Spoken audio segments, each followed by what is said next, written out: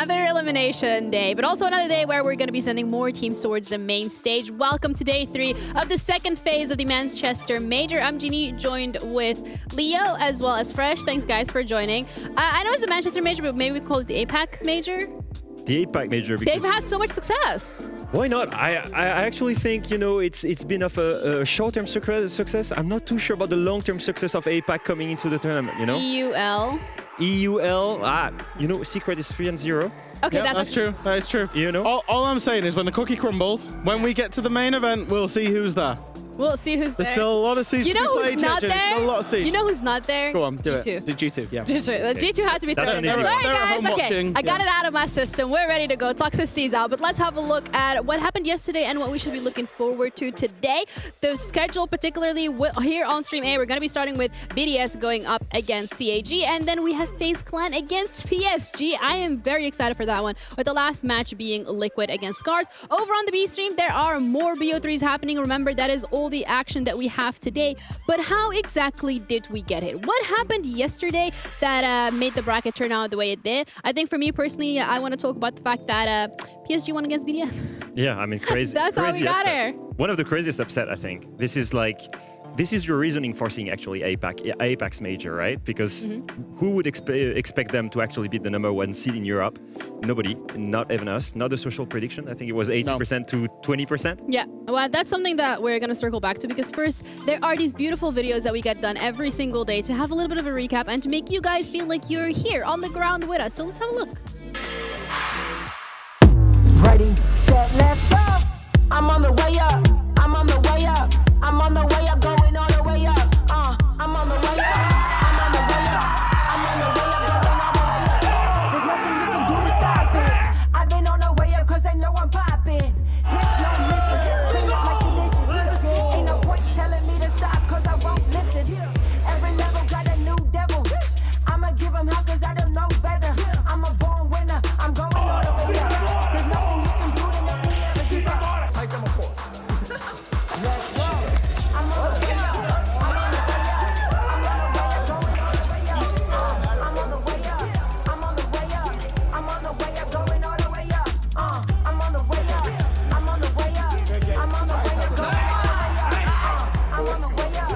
on the way up.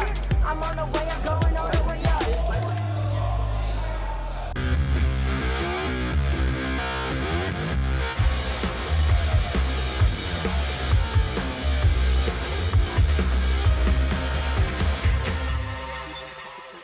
And that was yesterday, and today is today, you know, that's kind of like how it works. We're in the present this time around, but we're going to be looking back at the moment, particularly yesterday, the game that caught everybody's attention and sent some of us into more of an emotional roller coaster, and that was PSG winning up against BDS. Coming into this particularly fresh, there were certain expectations from PSG, and those were not necessarily coming here and winning. Not even winning a game, Ginny. That's the thing. I think, you know, I spent a lot of time with Fabian. Very, very fortunate. You're close like that. We're close like that. We spend a lot of time in each other's proximity, particularly on the EUL desk. And when he qualified, there was a couple of weeks of EUL that we did, and he said, we shouldn't win a game. We are not a team that is in a place to be competing at a major right now. I've only just taken over this team. I've only just started coaching. We have so much to go. The big thing was making the major to get a 2-week boot camp inside of Europe. They did that, but still had zero expectations of winning a game. And not only that, they then go on and they beat BDS, EU's super team, EU's only real hope, I think, before this major at winning it was BDS, and they get taken down by PSG's Talon. And for me, it's not even the fact that they actually beat BDS, but it's also the way they did it, you know? Like, yes, BDS made some mistakes, but in general, PSG Talon was in control of the match. They were always strategically having a clear win condition and setting themselves up for success. You know, one could think it's only BDS not playing well. Yep. I actually think it's PSG Talon playing well themselves, Yep. deserving that win by being proactive. Absolutely. I mean, the thing with super teams, particularly in esports in general, it's not just like specific to Rainbow Six Siege. If you call a team a super team, that's like you curse them, okay? Like, you are setting them up for failure. I'm not saying that BDS is failing. They have a match coming up today, and that is going to decide whether or not they're going to stay in the competition. Something to look forward to as well. But yesterday, when we're looking at EU and we're looking at EU's last hope, Team Secret, particularly Joom, having a phenomenal performance on those games yesterday. is by far, I think, the best player on the team so far. And that's a big thing to say when you see how much talent there is on that lineup. But I think when I say this, it's not only in terms of fragging power, but it's his impact in everything, in the comms, in the energy. Look at this picture. Look at how energetic he is. Like Not on the desk, though. Yeah, not on the desk. But what matters is in game. What matters is in that. game. And he's ruthless in game. And yeah, he has some amazing moments, some big clutches. Really stepped up as, I believe, a leadership figure in this team. Yeah, and when we're looking particularly at yesterday, clutches were the name of the game when it comes to Joom and how he was able to secure some of these rounds for his team. Bliss and Fisher, guys, tearing them a new one. There's one left standing, and Joom, he's had a great game so far, but to bring it back 1v3 here might be a step too far. One hanging out towards his right-hand side, another off towards the left, but they are giving him nothing. I'll say that's him. They've given it across to him. It's one man left. Vendetta's out, sees his man, can't quite find him. Joom has pulled out a 1v3.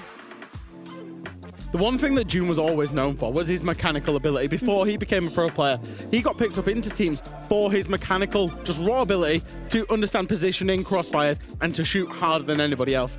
We saw that yesterday. He, like you say, Leo, he's become such a key figure inside of this Team Secret team.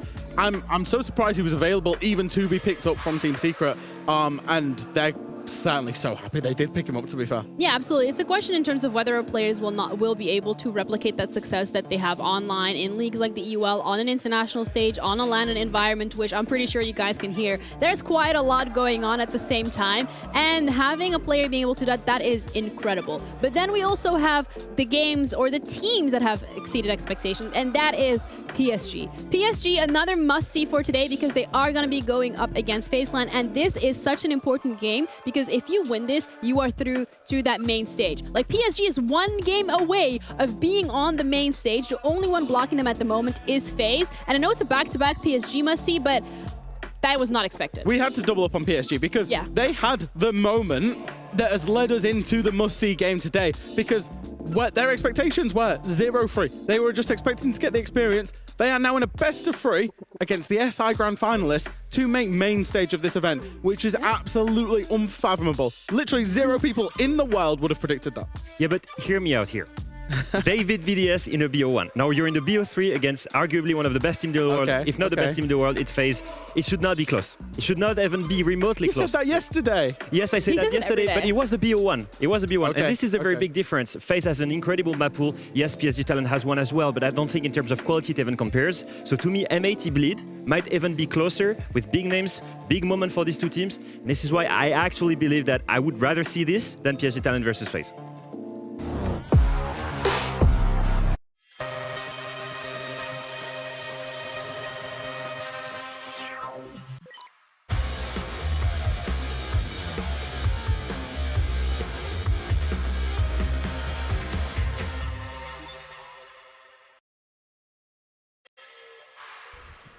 Thank you very much to Ginny and the guys on the desk for that pre-show. Of course, we're here on the B stream. Welcome to Rainbow Six Bravo, or if you're watching on YouTube, welcome there. I'm Dev, and Carter, we have quite a few banger games today, don't we? We do, and I mean, honestly, the first one, I'm already getting hyped because I can hear Beast Coast. They're on like track number 4 of their hit EP, covering a lot of songs from ABBA to the Star Spangled Banner, as a North American team that potentially might find themselves to be the second NA team eliminated after SSG yesterday. Yeah, we actually we have quite a few NA teams up today, and first, of course, is Beast Coast, the champions from the North American League. But what unlikely champions they were, Carter. Nobody really expected this gang of misfits, these players that were dropped from various other teams, to band together and actually win the North American League, let alone still be standing here in Manchester. Do they realistically have a chance of making main stage? That's the question that we're yet to answer. I mean, I think based on the struggles ITB have had, which haven't been debilitating or damning, but have still shown a bit more cracks in their system than I think they showed us in the later portions of EUL, I think it's possible. Likely, I can't say, but possible there is a way through, depending on how the seeding pans out, especially with, you know, teams like PSG Talon that have been performing really well, but I still don't think a lot of us are expecting to actually make main stage. Depending on who Beast Coast play, it could happen. But that aside, I want to hit on something you said, which is they were the unlikely champions. I predicted that they would make Manchester only through the LCQ spot. I thought they'd get knocked out either in playoffs, maybe even in the group stage, but I believed in the capabilities of this squad to qualify for the major. I didn't expect them to win the entire NA League in the process, and I think the same could be said for ITB, honestly. Getting second in EUL with teams like G2, Wolves, and Virtus Pro in the mix, both these squads beat expectations wildly in their regional leagues. They've already done so, but we're talking about an elimination game at the moment. These teams are both 1 win and 2 losses in the Swiss, which means whoever loses this best-of-3 series goes home. And for ITB, that might not be a very long trip, but that would make it even more gutting, of course. We've got all these Brits on this roster. Kendrew, of course, a former Pro League champion from way back in the Na'Vi days in 2019, and a whole gang of up-and-coming players. This team has been one to watch, and I personally didn't pick them to come through Manchester, but what a shake-up we had in Europe this stage, right? With teams like VP and Wolves struggling, it opened the door for these guys to walk into that breach. And it opened the door for a team that not only, being, I think, the only majority British team actually at the major, Azure, Creeds, and Kendrew all British. It also opened the door for a team that doesn't really have a star player, but instead it's the system that got them that second place spot. The closest you could say is maybe Creeds, right? Really good reputation, this being his first Pro League stage, hot up-and-coming young player.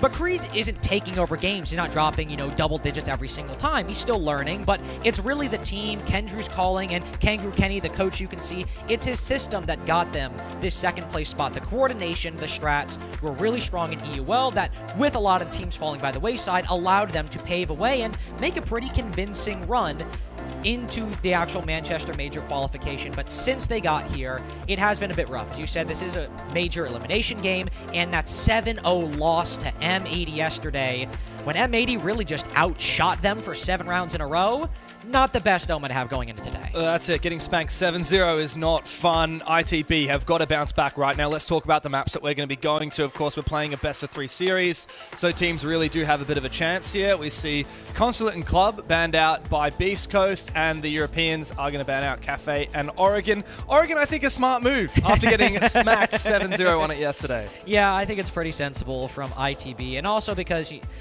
Oregon also being a very standard map, you don't really want to play Oregon in a best-of-3. It's very even ground in a best-of-1, but in a best-of-3, you don't want to necessarily play even ground, especially as one of your picks. Maybe the decider, but yeah, after that 7-0 yesterday, not really. And these two picks, I think, make perfect sense. ITB, they like Bank. They haven't played it a lot, but from what I understand, it's a decently good preference map for them. Nighthaven Labs, it is the map that really started Beast Coast run, the bounce back from a really abysmal start to the stage. They got a very perplexing, to be fair, win over the Sonics, who looked completely lost on that particular game day. But then it was this map that they have then played. They beat CAG on as well earlier in the tournament. So I think these picks make sense from both teams. It's maps they like. Yeah, very much so. I mean, for Beast Coast, I actually have Nighthaven Labs as one of their best maps. They're currently on a 4-game win streak on it. They absolutely love this map. They beat M80 on it previously as well, which is quite a big scalp to take, not to mention CAG, a comfortable 7-3 win over them yesterday. ITB, though, Bank, I have this as their favorite map by preference in terms of it's the least banned map they have this year. However, they have actually lost it more than they've won it. Yeah, so it has been a bit of a mixed result, but most recently in the EU League, they did defeat Team Secret 7-5. Obviously, Secret's already qualified for main stage, so a pretty big team to take down there. And also, the other team they lost to, G2 on Bank, it's one of G2's best maps until the Fearex took it away from them in Phase 1, which...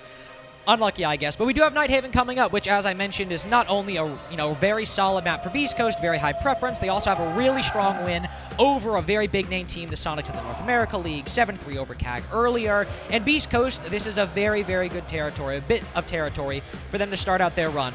In the phase game yesterday, one of the big players we saw was Gavini, able to hop in, and even if the roam clear wasn't solid, get huge individual plays. And on this map, when they played it against CAG earlier in the tournament, he was given a lot of leeway to find gaps, make plays if he wanted to, while still melding into Hot and Cold's overall system. Very much. Well, it's time to dig into the first map in this elimination best-of-3 here at the Manchester Major. It's a classic, North America versus Europe. Only one can continue and an attempt to fight for a spot on the main stage this coming weekend. Nighthaven Labs, it's Beast Coast's map pick. It's one of their favorites. ITB need to bounce back after losing it just a few days ago to Bleed in a close 7-5. Let's dig into this ban phase as it's just flown by us quite quickly. Carter, that Monty being banned out very early on from ITB. They don't want to let Beast Coast keep that in play. It's the easiest bit of prep work I imagine Kangaroo Kenny and the support staff have had to do all week. Beast Coast, I mentioned various components of that run to end up winning the NAL. You know, the start with that victory, I think 7-1 or so against the Sonics on Nighthaven. Another big component was putting hot and cold on that Monty, going for these set Monty-based plants and executes on basically almost every map they've played, Cafe to Nighthaven in some cases, all over the pool. And in this case, you don't want to give Beast Coast that same tool. But I also think at this point, the Beast Coast squad are going to be expecting this. They know how prevalent their reputation as a Monty team is, and not only will they expect the ban, but they also imagine they'll be putting in the work to avoid it. In particular on this map, they didn't really play a whole lot of Monty, and they still beat CAG 7-3 with some really solid plant-based executes as well. So I'm pretty sure Beast Coast will be ready for that. They've also repeated their ban phase basically from that CAG game, so no surprises for anybody, I think. 10 seconds left before insertion. So we start off on this top floor, ITV getting the side choice. They'll go defense. Quite comfortable for them. And yeah, I'm not too blown away by anything here. I think the Azami is going to have a huge impact in this game, particularly for holding on to positions like where Azza is at the moment on the rafters. Yeah, there's no one that really can replace Azami. No, and the only thing that can somewhat substitute for that is putting a mirror on that single panel you see right behind Azur, but nothing can allow you to directly hold it. You just hold it indirectly, contest it with a black mirror, maybe a castle as well, but it's the Azami that allows you to actually play there and hold the control. And if you have a bandit, as we see Noah sitting in front of the IT breach right now, can also go for those bandit tricks, but he's only got one in pocket, and I didn't see the actual wall electrified, so I think he's mainly, has those on the connector breach instead. Could go for the bandit trick if he wanted it. Oh! Big bit of a rookie mistake right there. Places the hard breach charge in the middle of the wall, which means Noah can just walk over, place wherever he wants, and detonate it. But then again, the time of those charges is so long, you could have probably got it in. Yeah, it's not so easy to get away with that these days against a bandit. I mean, there's so many ways you can counter a bandit, but we're going to end up going with the Maverick here from Hot and Cold. Maverick, you got to be careful these days, and as we see Hot and Cold dancing back and forth, he knows full well he's very vulnerable to those C4s. Thankfully for him, not too aggressive from ITB. Well, not too aggressive for ITB. Beast Coast actually running back, I'm almost certain the exact same strategy they did with this second floor bomb site. And if it is, what they did was they mav'd open that front wall, then they mav'd open the connector wall, then will likely open a line in the actual connector wall separating the site, and then Selma open and try to go for a plant around the pillar position. Maybe they'll change things up, of course, with the Deimos and the Grim. They've got a lot of abilities to find intel, vertically or horizontally, so they have a lineup with those two big operators. There's a Roma. Wow, okay, that's... All right, talking about intel, I guess Creeds has been unread in the basement for the whole round. Yeah, funnily enough, he was right about to use that death mark with Spirits, so it's not going to end up having any success whatsoever. We won't get any information based on that.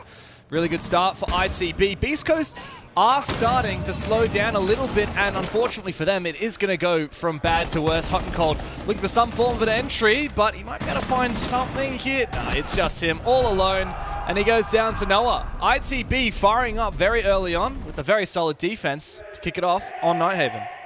A very solid defense indeed, and I think putting Creeds down below in the basement really quite smart.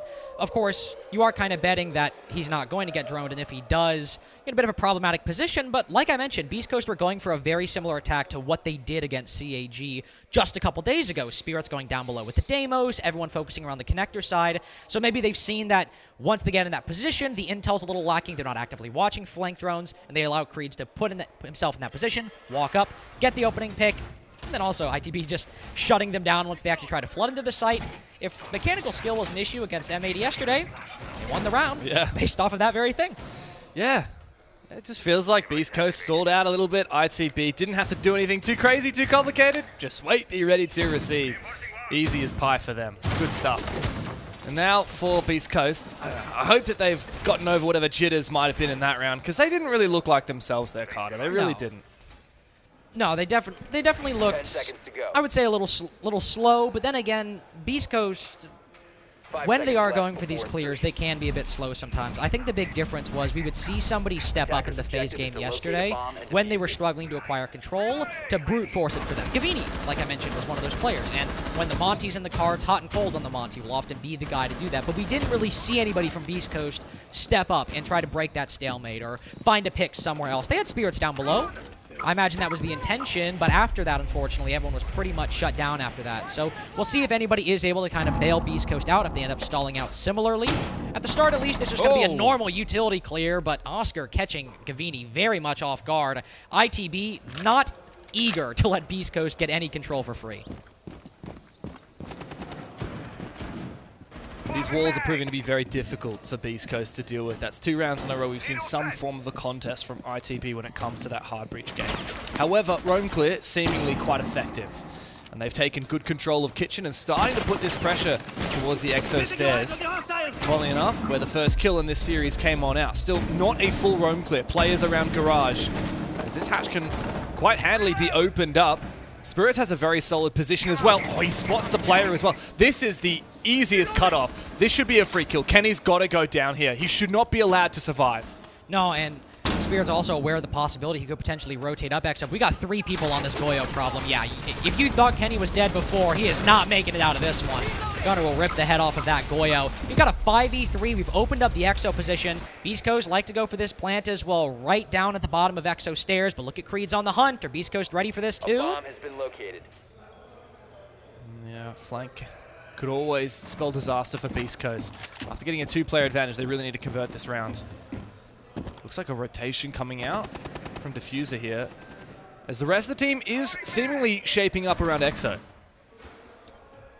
One thing to note as well, by the way, Azur's got vertical holes on the exact plant spot Beast Coast want to go for. So if they commit to this execute and not clear him, this could be the end of the round. Oh, wow. I quite like that as well. Vulcan canister attached to the castle barricade. Diffuser has found his pick on Azur now. That was the guy that you were saying should be the one to deny the plant in the late round. Creeds has rotated over to that position and might be able to fill the role. But realistically, ITB are very short on players. Beast Coast have a 3-player advantage, and that just gets further now, all up to Creeds. The only chance he has is to try and deny the plant. He has been read and dispatched with perfect from Beast Coast, and they are really firing up. 1 round into the game, they're very happy about that win. You can see how heavy the counter strats from ITB are. Beast Coast went for that same execute, go down through the bottom of Exo, plant inside of assembly, right on inside of that single doorway. And what do we have? Vertical holes on it with Azur watching from cargo, a castle barricade on it with a Vulcan pack on the opposite side once Beast Coast detonate it. So very good prep work from ITB, but we see the proactivity from Beast Coast. Not only do they have that 5v3, Kenny just unfortunately, even though the hatch is open, maybe caught on a timing, already committing to the play bottom XO. He's basically a dead man and has to go 1-for-1 at a minimum, but given the opening pick, it's still a very difficult position. But then Beast Coast have a minute 40, minute 30 seconds, and they don't waste it. They realize Azur's up there, they rotate around, they take him down, they have control of that position. Well played gunfighting in those opening picks, but also good reactions to ITB's counter strats. Yeah, really solid. I'm excited, Carter. I think we're in for a good game. I've seen good stuff from both teams now. It's like the best start imaginable. It's like, wow, we've had a good defense with good ideas, a good attack with good reactions. Hopefully it's not a stop one way or the other. Well, to be honest, like after that first round, I was like, oh, is this really Beast Coast's map? They didn't look fantastic. They got caught off by roams. They didn't have a lot of teeth moving in the bomb side. But that second round was totally different. Like, so proactive, so full of ideas. Even when initially it looked like the breach was not looking too hot for them. Great map control, great late round pivots, good conversion of their early advantage. I want to see more of that. I certainly do as well. I also hope we see a bit more of this Deimos. I feel like Deimos is kind of all or nothing with teams. Some teams just don't want to play him at all, and then it feels like some teams have 4 Deimos players, right? Like, Liquid's a good example. Everyone except Lagonis will pick that operator. And right now, Spirits loves him, Diffuser picking him up as well. I imagine it's mainly Spirits who wants to play those or use those Deathmark trackers at times, but I want to see some good usage out of this operator, especially if we're going to have Creeds maybe solo roaming on multiple of these bomb sites. That'll be a key operator to hunt him down, which I imagine is probably one more reason Beast Coast feel compelled to bring him, is just to try and hunt down that Valkyrie. See where Creeds is. He's definitely one of the best fraggers on ITV, so getting control or intel in his position would be very, very helpful. What's this from Gavini? Very early. Hello. Oh, beautiful. Not enough damage done, but he does find the second He didn't one. even mean to kill him. Dangerous peek from Creeds. looking to try and protect Noah. Ironically, Noah gets away with his life, but Creeds does not. Beautiful start there from Gavini.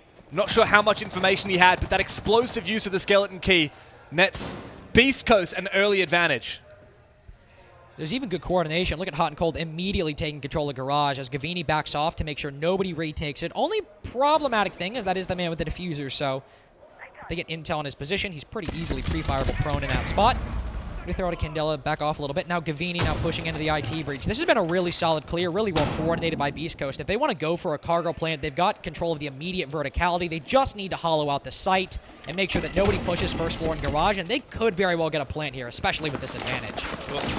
Still players upstairs to worry about. Hot and Cold does take down Oscar, which makes things a little bit easier. And the plant is indeed going to go down. ITB showing very little resistance here. Kenny's going to go big, but he is shut down. Good angle from Spirits. All up to Noah, 1v5.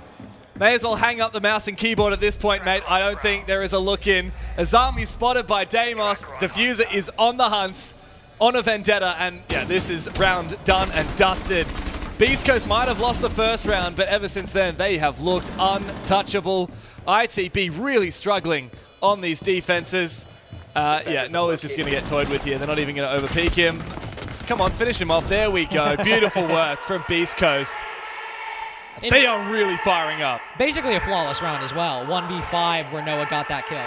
Holy who is that? That's a that's Fettuccine R6 on TikTok. It was. Well, I assume it was Fett. I was just looking on the cameras to see, but we didn't happen to see. This is the matchup of loud coaches. Both Fett and Kenny love to get really loud, hype their team. Fett does a bit more trash talking, I'll say, than Kenny does. Kenny's exclusively focused on hyping up the boys. Did you see the post on Twitter the other day that Kangaroo Kenny made where it was like Kenny intimidation tactic and he was eating a banana in front of M80 and then he got 7-0'd by them? I think he'll have to look a little bit deeper into the strat book for this game. I think Noodle clapped back. He's like, I think you'll need to find something more effective next time. Yeah. But that was just a really solid game plan from Beast Coast. They say, okay, we want to go for a cargo plant, so what is the minimum amount of control you need? IT, so you deny the vertical angles, Garage, so you deny the retake, and then somebody to actually hold the vert and hold the IT breach to make sure nobody takes that control away from you. And that's exactly what Beast Coast got, and not an inch more. Really good identification, good initiative from Gavini and Hot and Cold, and that Garage clear. Nothing to complain about in these past two Beast Coast rounds from them. 5 seconds to insertion. Now we got the Blitz and the Ying. Damn. I'm As honestly, if they didn't need any more ideas. I genuinely cannot believe Spirits has let another human being pick Blitz. He's been the Blitz guy on his team since, like, Challenger League. Yeah, well, he gets the Ying, which is not too upsetting. Damn, if Kenny had prepped this door, he would have been able to go for a cheeky run out there. They were not ready for it. No, they really weren't.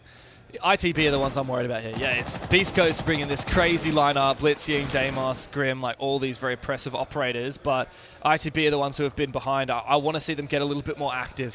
Well, something I forgot to mention, actually, you know, ITB did play Bleed earlier on. You and I casted this game. It was on this map, and the defense was their better side, went up 4-2. Yeah. It was their attacks that were the big issue, and they've had time to work on it. I imagine, you know, Kenny probably figured Nighthaven was a pretty high potential map for them to go to in this series, so we'll see if they've worked on it. But to not replicate that same success in your defense against Bleed, who, I mean, they were 2-0 yesterday and only are now 2-1 because they lost to the world champs and went 8-7. They're not exactly a bad team, so not seeing them replicate the same success is a little concerning. They could always bounce back, and whereas we saw a lot of great progress from Beast Coast last round, we're still waiting to see them this time.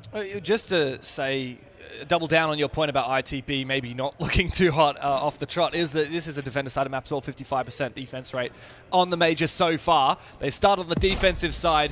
You expect a lot more out of them than what we've seen thus far. And it's concerning to see. Interesting push early from top blue for Spirits, but kept at bay by the Gas Babe. Hot and Cold's position about to be revealed. They know exactly where he is. You need more than just one push here for Beast Coast. He's going to have to walk through a hallway of death, and you can see that ITB are very ready for it. They're very ready for it, but we've still got a minute 17 seconds, but now we're starting to face some problems. Again, this Deimos dies down below when attacking the second floor. Spirits has used so much of his utility. He's got to get around these Kibas. This is going to be a tough one. It is going from bad to worse here for the attacking side. Beast Coast fall to pieces, and Spirits the last to fall. Finally, a moment of reprieve here for ITB as they get back on that horse. They find their second defense round quite convincingly at that. Quite convincingly indeed. And I think one of the changes that makes that a little more difficult is I mentioned how if a zombie's not in the cards, you have to bring a Mira really to even hold Garage indirectly. Well, we see the addition of the Azami and the Mira this time, and what they've done is, okay, half the round's gone. We have these Kiba barricades set up. They haven't really cleared it that much, and they're pushing Aqua. Let's back off. Let's focus on that side. And guess what? When you place that Kiba on top of the rafters that you saw Spirits hit, they can't hop in that window and immediately walk forward. They either have to break it or go prone, as he said, and that heavily delayed the execute, while the Aqua players were all tripling up on the two-man push on that side. It was 2 Aqua, I believe 2 IT, and maybe 1 trying to push Connector, maybe 3 Aqua. Either way, ITB had the privilege because of that setup to heavily focus their resources over on the Aqua side, deal damage there because the Garage push inherently, based on the utility, was going to be stalled out. 10 seconds left before. I'd like to hear something interesting, Carter. I'm a big fun fact guy, 5 seconds to go. so it better be fun. Every round so far, the team that has won the opening pick has converted that to a round win. That's not too unusual, right? We Yeah. always say there's a lot of import on these opening kills. Into the Breach is the worst opening kill team in the entire tournament. In terms of getting them or converting them? In terms of getting the opening kills. 33%. That's only 10 of the 40 opening kills that they've had. 10 of the 30. Yeah, it's 10 out of 30. Yes, 10 out of 30. Pardon me while I bear with my You know maths. what's ironic about that? What is? It was kind of, I mean, not like inherently the opposite, but Secret in the EUL were the worst entry team, and they've been a lot better about it this stage, and they've qualified to promotions off of it. So it's funny that ITV have, well, it's not funny, it's actually sad for them that they've unfortunately kind of taken that mantle away from Secret as a really poor entry team, but 2-2 right now, and at least so far, I think, you know, finding that Deimos down below consistently on that second floor is going to be a bit of a problem. But I mentioned the counter strats earlier. Beast Coast also went for this Osa plan in their game against CAG, so we'll see what they have prepped for Bomb has this. been located. We got C4s and 1 impact from Azza on the board when it does come to that Osa eventually coming on through. We've seen a lot of contests of the Maverick with those C4s, but I think here it's probably wiser for Oscar to keep that in pocket for a little bit longer. I think he's still playing very cheekily close to the breach and will likely die if he does that. He does indeed. That was quite unfortunate for Oscar. He's the only player with a C4, the best player to try and deny the plan with the eventual Osa shields coming on through, and he loses his life and loses his opportunity onto Gavini as well. Oh, look at this drone in sight. Watching he's the retake cooked, from mate. Goyle. This is so Jover. Kenny's dead. Again, he's found out in a really awkward position, this time with really good intel. They're not going to kill him. Instead, hot Swing him. Rotating Swing him. back over. Oh, there's Vert they got to worry about. There's a player above. Interesting to see how cautious Beast Coast are being here. And also the change. Look at this from ITB. Oh, I like this. Rotating immediately over to Animus. Good call. Oh, but now they have to sledge open the castle. It's all right. Kenny, again, in a really cheeky position. This is so strange. ITB, they're relying on all of these cheeky risk-making plays, and I don't have a lot of faith in it. I mean, there is a possibility here that Kenny, if undrone, no, Never he's mind. taken down by Spirits quite easily. Like, that's the problem. Incredibly high-risk plays here from ITB, and they are still a player down. Beast Coast have got quite a lot of good control. There's a player above, there's a player on a backstab, and Azza is the main player here from ITB to have an impact, but he has been taken down. Good work from Gunner above. And that really puts the pressure onto these 2 remaining players from ITB, neither of which are on the site. Noah must look for a retake here as Creeds makes his way towards Exo. Noah's going to drop on down, but this is a very ambitious rotate outside. They know where he is. He doesn't win that fight. He doesn't lose it either. He gets away with his life, but he is now trapped. His position revealed. There's players above him. The Sharks are circling. I don't think there's much chance here for Noah, but hang on. All right. Very nice shot. The breath taken out of Spirit's lungs. 24 seconds to get through the site. Find these 2 last players and get onto that diffuser. Creed's taken down. Gavini springs up, takes his head clean off. A good trade from Noah again. There is time to make this work, but Gunner is above, and all he's got to do is wait. Noah doesn't have a chance. Beast Coast firing up here on Nighthaven. So I've identified that it's Fett doing the majority of the yelling. I can see that. Look at the discipline from Beast Coast there. They are sitting outside of that breach the entire time. They're like, we are going for an Osa plate. We're dedicated to it. And they're constantly moving back and forth, clearing util, getting intel, moving into assembly, moving into Animus. I will say sometimes that dogmatic focus on an execute can really cost a team, but Beast Coast were constantly making steps on either bomb site to progress, be it taking down Oscar on that breach, dealing with the vertical in or on top of assembly with Gunner rotating up above an IT, or on the Animus side, taking the time to check that prone angle that Kenny was holding, destroying the castle barricade. I really like ITB's setup, with the castles, with the Goyos to stop either of those default breach executes, but Beast Coast have been very diligent in dealing with it on either side now. Yeah, I'm going to be real, Carlo. This is very scary for ITB. They're down 3-2 on their defensive side. I don't think they've got much chance here. And they, ironically, had a better showing than Beast Coast recently on this map. I would have expected that ITB would have a lot more to show on Nighthaven than what we're seeing today. And to build up off your point, it's not been the same internationally, but Beast Coast were the strongest defense team in the NAL during the regular stage. I've mentioned this a couple times already on different games, but they would literally go 1-5 on their attacking side and then come back, win 6 rounds in a row, 4-2, win 5 defenses in a row. It is unequivocally the better side. At the major, it's more 50-50, but it's only been a few best of ones. This is the first best of 3 Beast Coast have played, and that's going to happen sometimes. And if I can build off that as well, Carter, ITB, in the last 2 times that they have played Nighthaven, they've had a 75% defensive win rate. That's really good, right? Only 33% on attack. So they're already on defense. They're already struggling to go 50-50 against Beast Coast. Moving into the second half, I think that ITB is going to struggle to even find a round.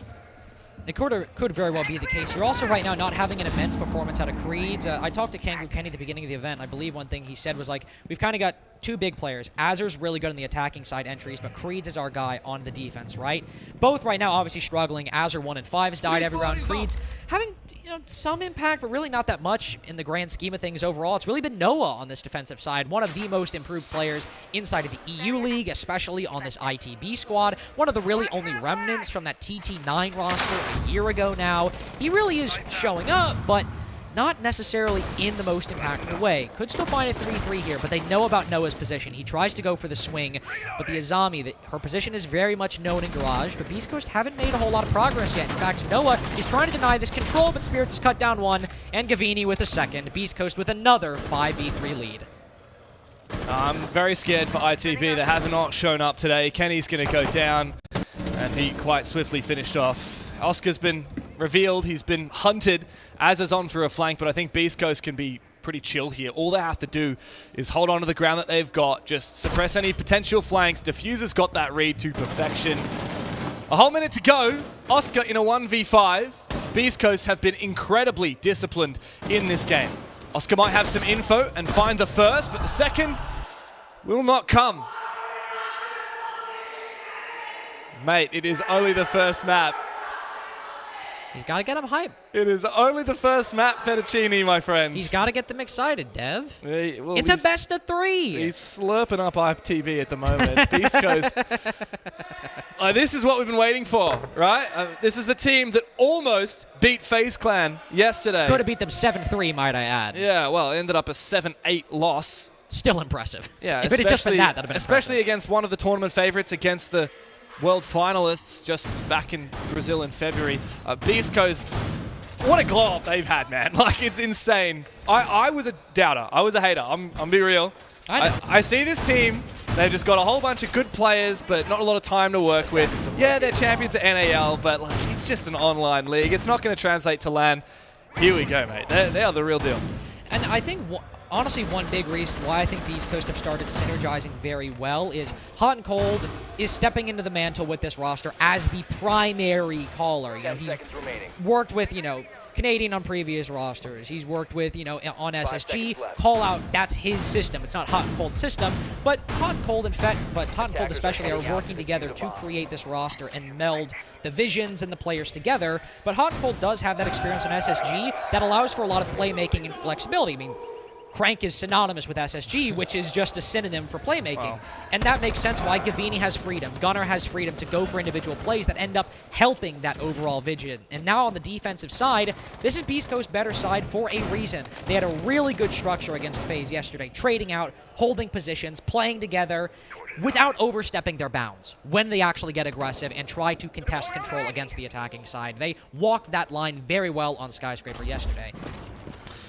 So, Carter, the best similarities between Beast Coast and Space Station. Sorry, where are SSG at the moment? Are they still in the tournament? Oh, only All-American squad. Like, did you have to do are you that? trying to hit the problem? To do that? I think you might have identified the problem. I was just uncalled for. I can't even fight back. Blister 2-1. Well, if you like American teams, here we go. Beast Coast is looking very hot at the moment. Yeah, they might not be quite all American, but I think that you could certainly claim the for American players are just Spirit's lonely Canadian. I'm sure that he's happy to join the NA bandwagon for this one. And yeah, what a game it's been so far. Moving on to defense, this is where we expected ITB to struggle, and they're going to be playing from 2 rounds of deficit, so they really need to fire up now. Very few second chances. Yeah, Beast Coast going with the heavy breach denial strat. They like to run on Nighthaven, Cade, Tuberal, Bandit. Just what an annoying lineup. And the Azami and Garage. Like, yeah, but Mavericks and Thatcher's in. Like, you got the options. You do, but you even still have the Tuberal right there that can Zoto canister off the different walls. Oh, he's dead. What? No, apparently Kenny's dead. I thought that Gavini was dead to rights, but Kenny was caught with a Candela in his hand. And Gavini's very confident. Good swing from Hot and Cold, but ill-advised perhaps. Good trade, though.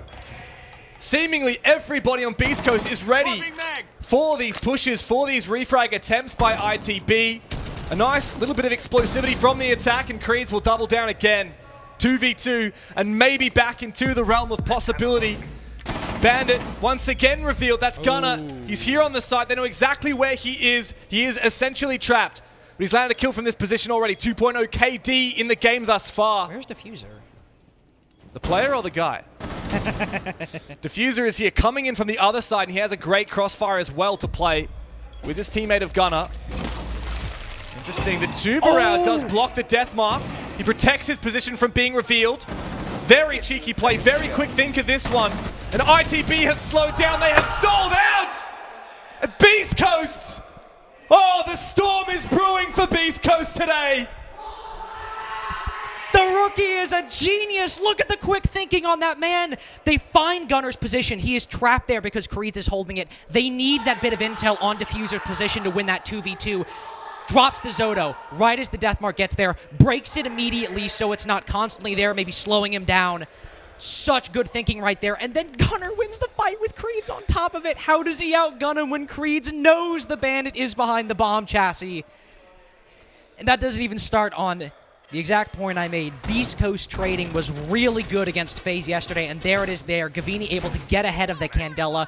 Swing Kenju, who I think disrespecting that window a little too much, getting a bit careless with the utility in his hand, not playing it safe, like we saw Spirits do. You know who you're versing right now. Like, these Beast Coast guys are not afraid of just cranking off, just peeking. You hear the energy out of Fett. You can't disrespect a window like that. No, you can't. And Beast Coast punished him for it, as they should, and then traded that advantage down, as they should. ITB, at least we knew the vision, but still struggling on the attack. Look, they managed to get it close, to their credit. They managed to get it very, very close. They were not afraid of just sending it. Once they saw an opportunity, they just refragged out Rafters and looked better for it.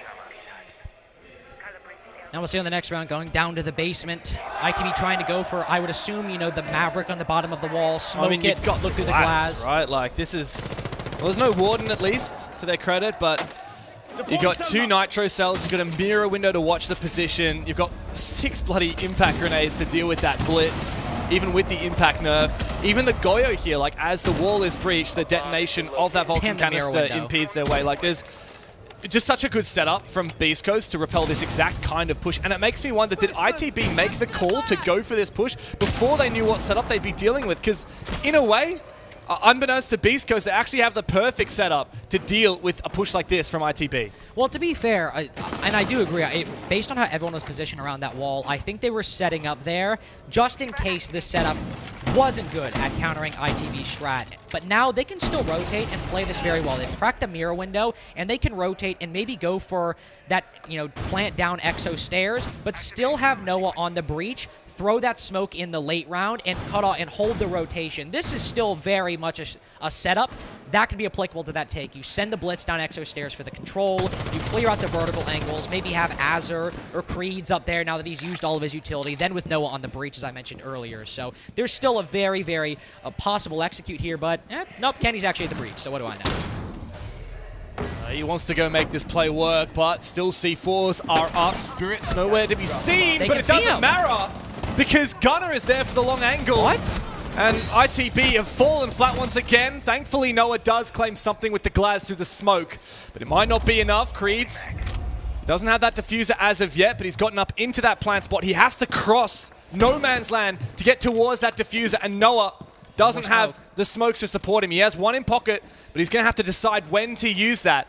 It looks like ITB are second-guessing themselves once again. That diffuser is still cold on the ground, and they haven't grabbed it yet. As you said, though, they use so much utility. They don't have any flashes to try to take down Gavini. It'll just be a raw 1v1. That smoke could be great, but he tries disrespecting the window. Beast Coast have the winning setup, and Gavini's winning the fights. Big one from Gav. ITB, here we go. Through the vertical lines. Good work from Noah. It's winnable once again, but there is another player above, and there are so many angles he's got to worry about. Creeds is not in a position to come and support. Looks to contest. He drops on down. Barricades will reveal his position as he takes them down, but Noah can look to get aggressive now. Bearing in hand, doesn't check the angle in Exo. Hot and Cold punishes him. Creed's in a 1v2 now. The stave off match point, but Spirits fires up. Beast Coast continuing their form. ITB cannot keep up. Cannot keep up. Unfortunately, can't read either. We see them go for that execute, go for the front side take, and I say, okay, they've cracked the Mira at least. What's the vertical looking like? Well, they never got it. They were waiting for Gavini to retake the angle, but that means without that vertical control, Gunner can still play the Mira. He can't, sure, look through it, but he can back up, hold that long angle, and because Kenny went right instead of left, he went right outside of the smoke, Gunner can just see him for free. Gavini still is protecting his vertical control. Gunner's not concerned about pushing it. And sure, it might end up baiting the trade, baiting the kill, but the diffuser's now dropped inside of the site. You've got to rotate. Gavini's still got the vertical angles. You've used all your utility and haven't got a plant off of it, haven't got site control off of it.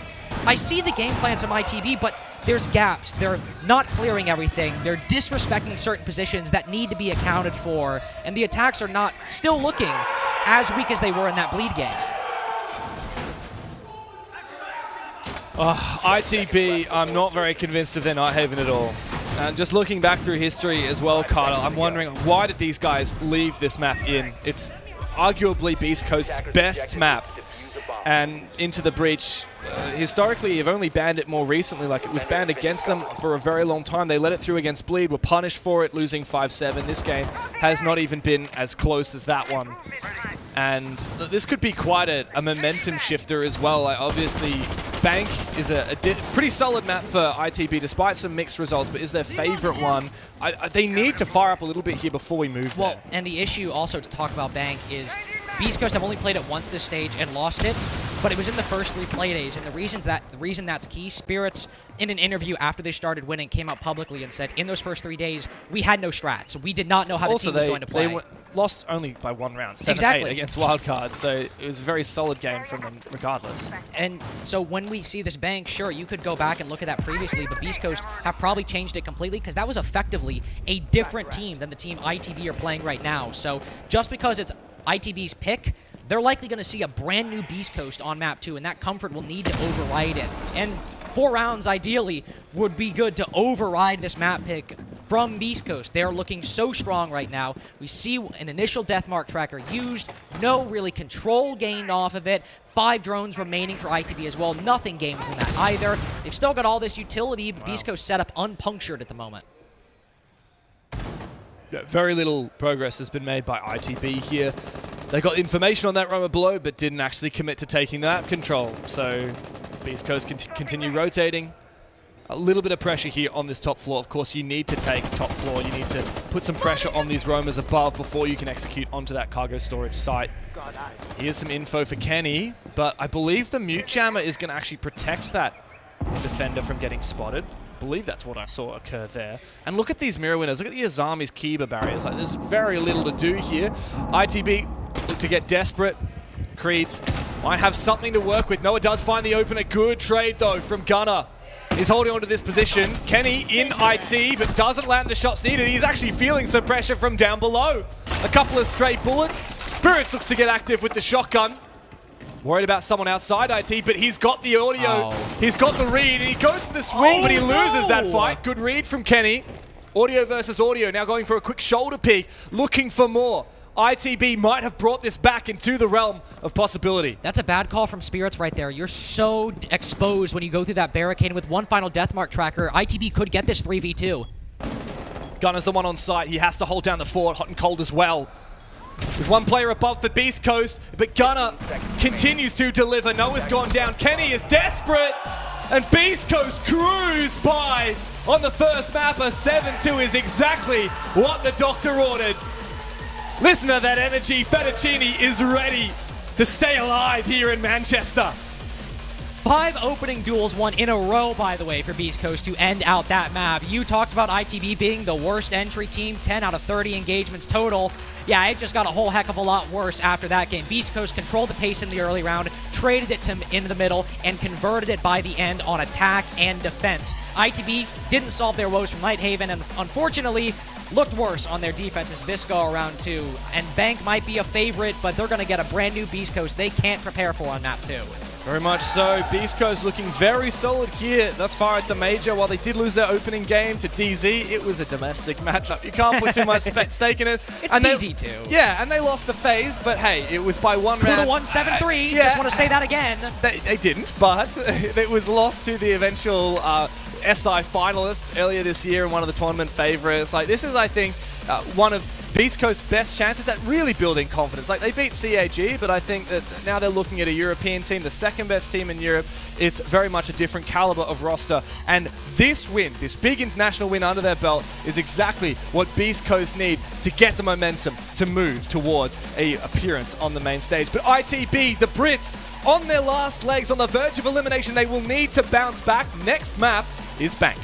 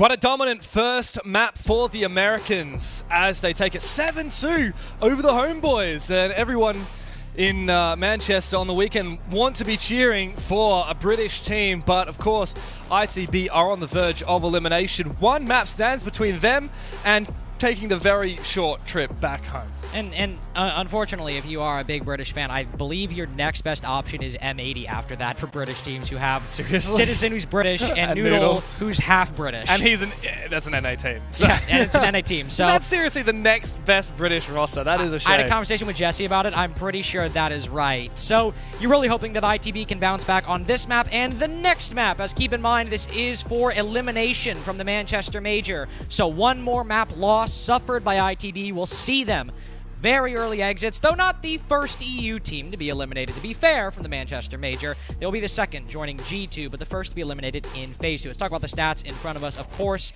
everyone on Beast Coast having a positive game. 2 dropping double digits with 11 kills, but everyone having an impact in some shape or form. Yeah, and when I have a look at that entry kill stat, we talked a lot about how ITB are currently the worst entry team in the league, in the competition, only finding 2 entry kills in that entire 9-round game. And of course, that was the 2 rounds that they won. And it goes to show how impactful those opening kills can be. Clearly something is going very wrong with ITB. The only times they found opening kills, it was on their defense, and it was really just by an attacker walking into a room and not really knowing where one of those defenders were. When it comes to having to get active, having to get proactive and put yourself in the building, make plays, it was all Beast Coast. It was absolutely all Beast Coast. And something we actually haven't really highlighted all that much is Beast Coast are the most plant-focused team at the Major. They've planted in 55% of their rounds going into this game, and they only planted twice that game, so only a third of their attacks. Got to pump those numbers up, really. But seriously, Beast Coast love their plants, and you talked about not getting aggressive, not contesting. Well, they basically allowed Beast Coast to get that win condition, and think of, I would say, kind of the most impressive setup that I saw to try and counter the plants. It was the castle barricades and the Goyos.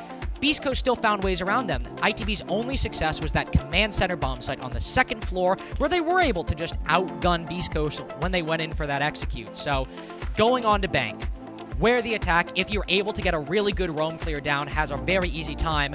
ITB, it's not just that they should get aggressive and try and contest that entry. They need to if they want to have success on that Bank defensive side. But of course, they are starting the attack, which didn't exactly go off them on Nighthaven, did it? Yeah, very much so. ITB not the greatest attacking team. Look, the only glimmer of hope for them is, Bank. It's their map pick, and it's been all right for them in the past. It is their least banned map, so in theory, their highest preference, but they did lose it to G2, particularly. Close games and win or lose. Yeah. I mean, they lost to a team called FBC in the Malta Cyber Series. I personally don't know who that is. I'm sure the European fans will know them, but...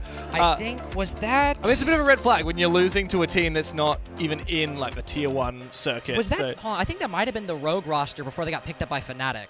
Was it? Because Jigsaw's tag going into the stage was .fbc instead of .fnc. Well, we are getting into the second map here. Bank will be the battleground and the last stand for Into the Breach. Have a look at that social vote.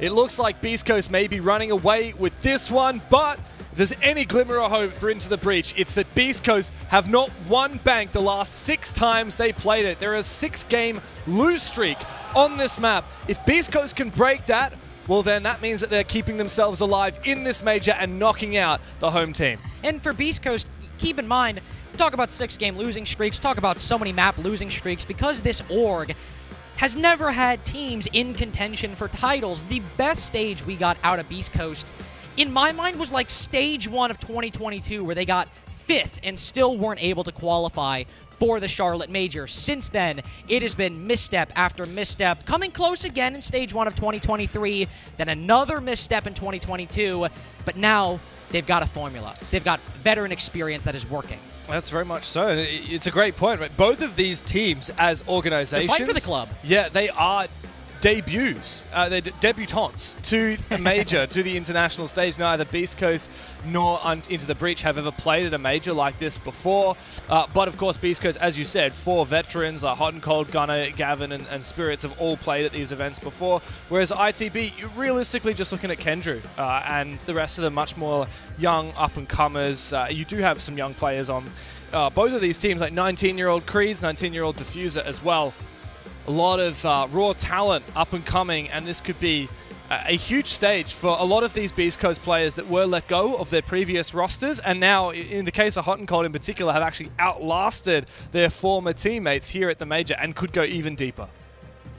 Could go very deep. Also, Gunner, even though the Sonics for a long time were the highest performing NA team, still never won anything, still lacking that major trophy. Diffuser, as you said, also new entry. Spirits, a journeyman player going from top teams to the middle teams for the majority of his career, out of Pro League entirely. Beast Coast, not only as an org, want to make the deepest run they can, but these players who have had so much potential, Gavini even as well. Don't forget about the guy that was on Dark Zero for quite some time. Exactly. The rookie they tried to bet on and unfortunately lost faith in after Stage 2. Fighting for quite a bit, and on Bank, they won't win it. They won't even make main stage, but they'll at least keep that run alive. Starting on the defense are Beast Coast. I've already talked about... I just noticed something. I've already talked about how they are very, very strong in the defense. And I said that when Beast Coast last played Bank, it was like a completely different team. They had no strats. Well, one thing that was very, very synonymous with Beast Coast defense that game was Vigil, Boss G ACOG, ran by Spirits, and what do you know? It somehow made a reappearance here. Cheeky Boss G ACOG has really come into popularity. We've seen a lot of it at this stage, for better or for worse. But at the moment, it seems like our attention should be focused up a little bit here on Tunnel, where Kenny on the Montaigne has tried to poke and prod at this server position. But a good read from Beast Coast and good early use of a gas from Hot and Cold. In fact, 2 gases. I mean, that is some that's late, a little concerning. Yeah, it is a lot of late round util chewed up, but if it does allow Beast Coast to reposition and be prepared, then that could be quite good. There is information here on Azza, thanks to that bulletproof camera that the defense has got. It's just such a huge win, that smoke utility, because there's no C4s. And it's not like, I mean, you can, of course, keep control of the hatch, and if Beast Coast can either keep control of that, you know, small office hatch around open area or retake it later on in the round, then it's not as big of an issue. But with all that utility used right now, Hot and Cold even repositioning, getting aggressive. One gun behind Kendra at the moment. Final smoke canister threatened by Hot and Cold. We are running out of plant denial utility rapidly in the early round for Beast Coast. And there it is, detonated. No more smokes to get that lineup from Deep Gold or the Red Hallway. He's going to forfeit as well. I do feel like that is a little bit early. As you said, losing a lot of plant denial utility, but perhaps the plan is not plant denial. Spirits does find a kill with that Boss G ACOG on a Creed. It's likely a spawn peek from outside, perhaps a player rotating towards Dirt. And Hot and Cold, however, is traded as Noah and Kenny start to make their move. Have a look at this. No more smokes, no more presence on the site. And it does allow an aggressive play here. Diffuser up above, but he's about to find himself head-to-head with a Monty. That's a fight you're never going to win, especially not with Noah coming in to support. All up to Spirits now. He had a stylish Boss G kill, but in a 1v4, he's not likely to find much more. He can't even find a single kill. Big from Noah, and a great start from ITB on Bank. A great start indeed. Just, oh, yep, I was about to say, Kenny dropping the Who's Smoke in chat. And to be fair, how much utility was extracted? Look at Beast Coast operator lineup that round. It is meant to deny map control, contest the roam. Or, in all fairness, that's a sensible strategy. But look at what was actually on the site. Only smoke canisters. That was it. No C4s. No Goyos. No mirror windows as well either, if I remember correctly. So, really nothing for ITB to worry about. They can just push into the site, go for a plan if they want to, especially because the actual manpower on the site was very lacking as well. So ITB making a good read, but Beast Coast, that setup had a gaping flaw that was only taped over with 3 toxic canisters. Yeah, not a good read from Beast Coast, not a good start here on Bank, a map that they do historically struggle on. But of course ITB are the ones that need to fire up now, so I'm glad that we're seeing a little bit of energy out of them, because very much on the first map it was Beast Coast that were perhaps disproportionately energized. Let's be honest, like a 7-2, you really don't need to go as nuts as they were. I went to talk to the desk as the BDS game was going on, and they said, "Can you tell Gunner to stop yelling?" And I was like, because you thought it was Gunner too, and I was like, actually funny you mentioned that. That's Fett the coach. Yeah. Well, Gunner usually is a bit of a vocal one though for Beast Coast. He's more vocal before game. Like I said, singing, yelling, mostly singing. Well, ITB are really looking to pump up the pressure this time around. We've got Lion, we've got Sen's Glaz. Yeah, that's what I was looking at. What kind of an executor's cooked up here? We've got that pre-placed. It is an open area defense, as you can see. We see a lot of, I feel like, these set plays on the CEO bomb site, either the propel rushes or Monty plays up main stairs. But here, where are those ROU projectors going to go? That's what I'm curious about. Maybe around beepers, you throw open the ROU to allow you to run behind the desk. There is a warden on the board, unfortunately, so wherever if Beast Coast figure out where that execute is coming from or figure out that Ascends is on the board, with Kenny using the LMG, if they hear that sound, they will be able to realize that Ascends is on the board. Gunner with the rotate, caught out by Azur. Not killed, though. Azur very strong when he entered the attacking side, so look to this player to get active in the early round. I like that. Oh, here we go. Some smokes going in. Is this going to enable the jump from Noah? Indeed it does. Nice, Spots I out one love player this. and takes down Hot and Cold. Good trade, though. Spraying through the smoke. Gavini on the warden, the perfect operator for it. However, he wasn't able to save his teammate. Beast Coast recomposing. ITB don't get any map control as a result of that push. All they get is a kill onto that player in Cafeteria. Now that does potentially succeed map control, but with Azur going down to Spirits here, it's going very poorly. Almost an opportunity as well to refrag onto Spirits. The nade goes out, and he is traded back again. Perhaps a possibility to find an opening here for ITB. Perhaps is the key word there that is still doing a lot of heavy lifting for the remainder of this round. Kendrew has those ROUs, and Creeds has those flashbangs. So getting into the site, there's a very real possibility, don't get me wrong. But the perhaps is likely really only with Diffuser inside of Tellers right now. If Creeds can work his way down square, use the flashbang and get the kill, we've got the 2v2, and then you can use those ROUs to get into the site, and that's going to make Beast Coast in a very difficult spot, only really relying on that C4. Good flash. Oh, they're double teaming him. This is nice. Position gave away. Yeah, he does. Not only by the barbed wire, but the beepers itself. Just a facet of the map.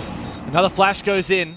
I like the way that ITB are looking to support each other, but they don't have nearly enough information to make this work. Player spotted, but Diffuser gets the better of Kenny. Creed's now in a 1v3. ITB might have fired up in the first round, but it's not looking so hot here in the second. Beast Coast recomposed. Diffuser finds both of the final kills and looking extremely confident, extremely chill. Not at all worried about that.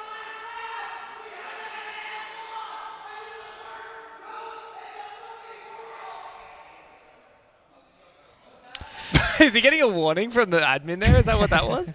No, I think it was a tactical timeout. As you can see, ITB hitting the pause button. I want to talk about that 2v2 actually, 2v3, excuse me, between Kendrew and Creeds. So I imagine it's probably going to be something similar to what Kangoo Kenny is talking about, which is the coordination from ITB in the past couple games, past couple maps in this series has really not entirely been there, and I think it's exemplified by Kendrew and Creeds. They have the flashbangs, right? They're sending them in. I like the overall idea, but then Kendrew stops because there's barbed wire and beepers. Okay, you don't want to go immediately after that because it's going to telegraph your play. But then Creeds uses both flashbangs, and Kenny's not in a position to capitalize off them. So by the time he takes the fight with Diffuser, he's taking a raw 1v1. That's it. Diffuser has the advantage. He's holding the angle on land. You can react in time and gets the kill. I think the communication between the overall team is not really there right now. And when ITB's strength is not one player taking over the lobby, but the team as a whole operating efficiently, and you're not communicating and coordinating properly, that's the death of the system right there. That's the death of the team. And sure, they've got one round, but it was off of a Beast Coast strategy that gave ITB a very easy read. So what is Kangoo Kenny going to be talking to ITB about now? That tactical timeout was called very early on this map, right? 2 rounds in. You almost never see a tactical timeout called that early. It's very proactive, and I think it is, you know, like I just said, I think probably talking about that they're not communicating, they're not coordinating effectively, they're on different pages, you know, that flashbangs and the 2v2 or the 2v3 that I just mentioned, but also another big example, you know, on that roam clear, we see Noah hop in. I really like that individual play, by the way. I think that's really nice, but we don't see anybody taking the control after that. They're very concerned. They still back off, and then Diffuser obviously winning the fight. Maybe another raw 1v1 given over there. I think just players on ITB on different pages, even though the overall idea is good. Yeah, what's more, there was a warden on the board there. I'm surprised that it was Noah run on the gloves. I'm surprised that he even found 1 kill while there was a warden up. ITB, I mean, you gotta commit now. You gotta double down on that tactical timeout, because if you lose on the back of that, I'd be very surprised, because I had decently high hopes for this team. I think that they've already kind of struggled to live up to expectations, and they've struggled to bounce back from that 7-0 loss yesterday. And they're on a bit of a loss streak at the moment. I mean, the first game they had, they played SSG. Great, 7-4. It was a really good game, too. Really great game. They looked really solid. They looked like, okay, maybe these guys are the real thing. Maybe they weren't just here as a little bit of a guest when Virtus Pro and Wolves have dropped off. Maybe they are actually capable of competing at the top level. Then we saw them lose to Bleed. We saw them lose to M80, 7-0, and we're seeing them really struggle here. Look at what I mean, by the way. Azur's on Monty going for a main lobby push, and the ex-Kairos go on Kanto wall before he's actually checked that lone off his position. It's not super common, but teams will put Evil Eyes there to shock the ex-Kairos, but I guess they're just sending it on in. Oh, Kenny is? Yeah, and he's dead. So where's the support? I would love to know what the intention was there from ITB, but a huge risk goes extremely severely punished. And now Azza and Noah must try and pick up the pieces. Azza does find it down, but I like this. A bit of a retreat there from Gunner. He doesn't want to overstay his welcome. Noah has been able to pick up this diffuser. Man, what a messy round. It looks like Beast Coast are actually deciding to fall back. They got Spirits downstairs below with the Solus scanner. There's also plenty of plant denial on site that Evil Eye will thankfully be dispatched with. But I think that going for a plant here is going to be nigh impossible, especially in such a numbers disadvantage. It's surely not going to happen. I mean, Noah probably has a gunfight win here. Yup, sees the head, so he can get that kill. But look, everyone from Beast Coast has fallen down. They have a C4, they have the Solus. They can bait it completely. They've even got Evil Eyes in all likelihood on site too, so... You really should not lose this. No, you shouldn't. If you're Beast Coast. Borderline unwinnable. Attackers have dropped the bomb. But they do have the site. And it makes it so tempting, doesn't it? To just try and go for something, good impact. This is the only spot he can EMP. plant, by the way. This is the only spot he can plant. Somewhat safe to plant, but is it safe enough? A C4 enabled, but it doesn't land. Eventually it does. Thankfully, as it was low enough HP for that detonation to get the kill, and now Noah is in an unwinnable position. He has to try and duel both of these players through the floor. He doesn't even find the first one. Beautiful teamwork from Beast Coast. The impact to open the hole in the floor, the C4 to be flung up through it. And, well, ITB are looking completely stumped. Right after the tactical timeout, we still see communication seemingly not there from ITB. I mean, look at how quiet everybody is going into this round. Kenny, the IGL, not talking. Really nobody seemingly on the team talking, save for maybe Oscar at the moment. Is anyone talking right now? I don't know. Nobody's talking. Not a single player on ITB. Okay, here we go. Man, just not nearly vocal enough. Where is the leadership to try and get these guys back into it? What was that play, though? Well, that's what I was going to talk about. So we have a couple things. Well, and so I get the Evil Eye in Lone Office is not exactly a super common thing, but if this is your map pick and you're going for a main lobby play, you have to open Kanto to make the Monty pushing up main stairs great. That's honestly something you probably should at least check for on the off chance it's there. And sure, the initial X-Kairos go, they get zapped, that's fine. But once they get zapped, Azur's in main lobby. And either he doesn't hear it, and the X-Kairos gets sent because he doesn't hear it and doesn't comment, or he does see it and still doesn't comment. Either way, there was a huge gap there left that ended up burning almost all the X-Kairos, and then they just commit to the repellent anyway, which you talked about. The Ying repels on in, the Monty's pushed up the stairs, but there's nobody actually dealing with the players in sight, so they can just swing out, kill him, back off. And that's diffuser dropped. Yeah. No Player control, deficit, no comms. Diffuser dropped, yeah. Attackers It's grim. Like, this is not the ITB that we've seen during the EUL. This is not the ITB that we've seen so far. Not the one that beat Space Station. They've just been completely rattled. I don't know when that started. Did that start yesterday when they were 7-0'd by M80? Or perhaps it started when they choked a loss to Bleed, 5-7. Maybe they were kicking themselves thinking, why are we losing to this team that's from a much more minor region? Why are we choking 8-7s that we really could have pushed into overtime? Or 7-5, sorry, that could be pushing into overtime. Stay sharp. We need to see a bit of leadership, and we need to see them start to really step up. I like that. It's a funny little detail there. And Vulcan kind of say, hang on! Are you kidding me? What is going on here? Amidst the chaos, ITB are not watching their flanks. Honestly, that's inexcusable. We can see Creed's taking the line on Marble Stairs. That is a position he constantly plays on Bank for ITB. And he's on the staircase. He's always down there at a minute 45, and he's let Diffuser slip by, and now potentially winning a 1v1 with the Monty. At least they get the trade, but Valkyrie's got away with everything in the first half of the round. Yeah, and Kenny's now a bit low on HP. Hibana That dead. gets chunked away again, but Spirits does die. to that Vulcan canister. A bit of an error there from Beast Coast, and one that ITB will be very thankful for, as it does mean they have the lead. But that Monty is a lick of damage away from dying. ITB do have a chance here, thanks to Spirits dying to that Vulcan canister, but they need to make good on it, and it would take very little for them to fall in this round. This is a great correction by Beast Coast. They've gone back to the site heavy hold, right? They've got the Goyos, the mirror windows, the Wardens for the smokes. I will say losing Spirits and losing those toxic canisters and blue stairs is going to hurt you. ITB can get into position to move in, but all they've got is Noah on those hard breach charges. Because of the loss in the Hibana, you had to be very selective with what you open up. So I'm not exactly sure what the breach situation is at the moment, if they can get in, if they can't get in. And there's still the Vulcan packs on the site that they're just now detonating. The C4 prepped in gold. It's a 3v4, but Beast Coast have the answer to win it. This may be too late from ITB. As you said, the Vulcan canisters detonating. These will be a fire for the next 20-odd seconds. But there's no gases. There's only one C4 on hot and cold, and he's going to have to leg it a really long distance. They've only got the hard breach charge opening up that wall. If Kenny wants to gun for the plant, he's either going to vault in or walk in that single door. Desperate now for ITB. Creed has to go big on his backstab, but Noah's gone down. Kenny completely eliminated. All up to Creed's on his backstab now. He's found his first, but two more. Cannot go begging. He can't even find the second. Hot and cold is all hot today. Beast Coast. They're insurmountable. They will never give up. And it seems like ITB have breathed their last breath. It certainly seems that way. Only 4 rounds in. The life is completely gone from ITB. Again, nobody talking right now. Nobody game planning. Nobody trying to figure out the solutions. Kendra almost looking at a loss for words. In fact, he's certainly the only one talking right now as we move into round 5. Losing that Hibana, like I mentioned. Of course, it's an egregious operator to lose early on, but Creed's had Marble Stairs control. He was around that position.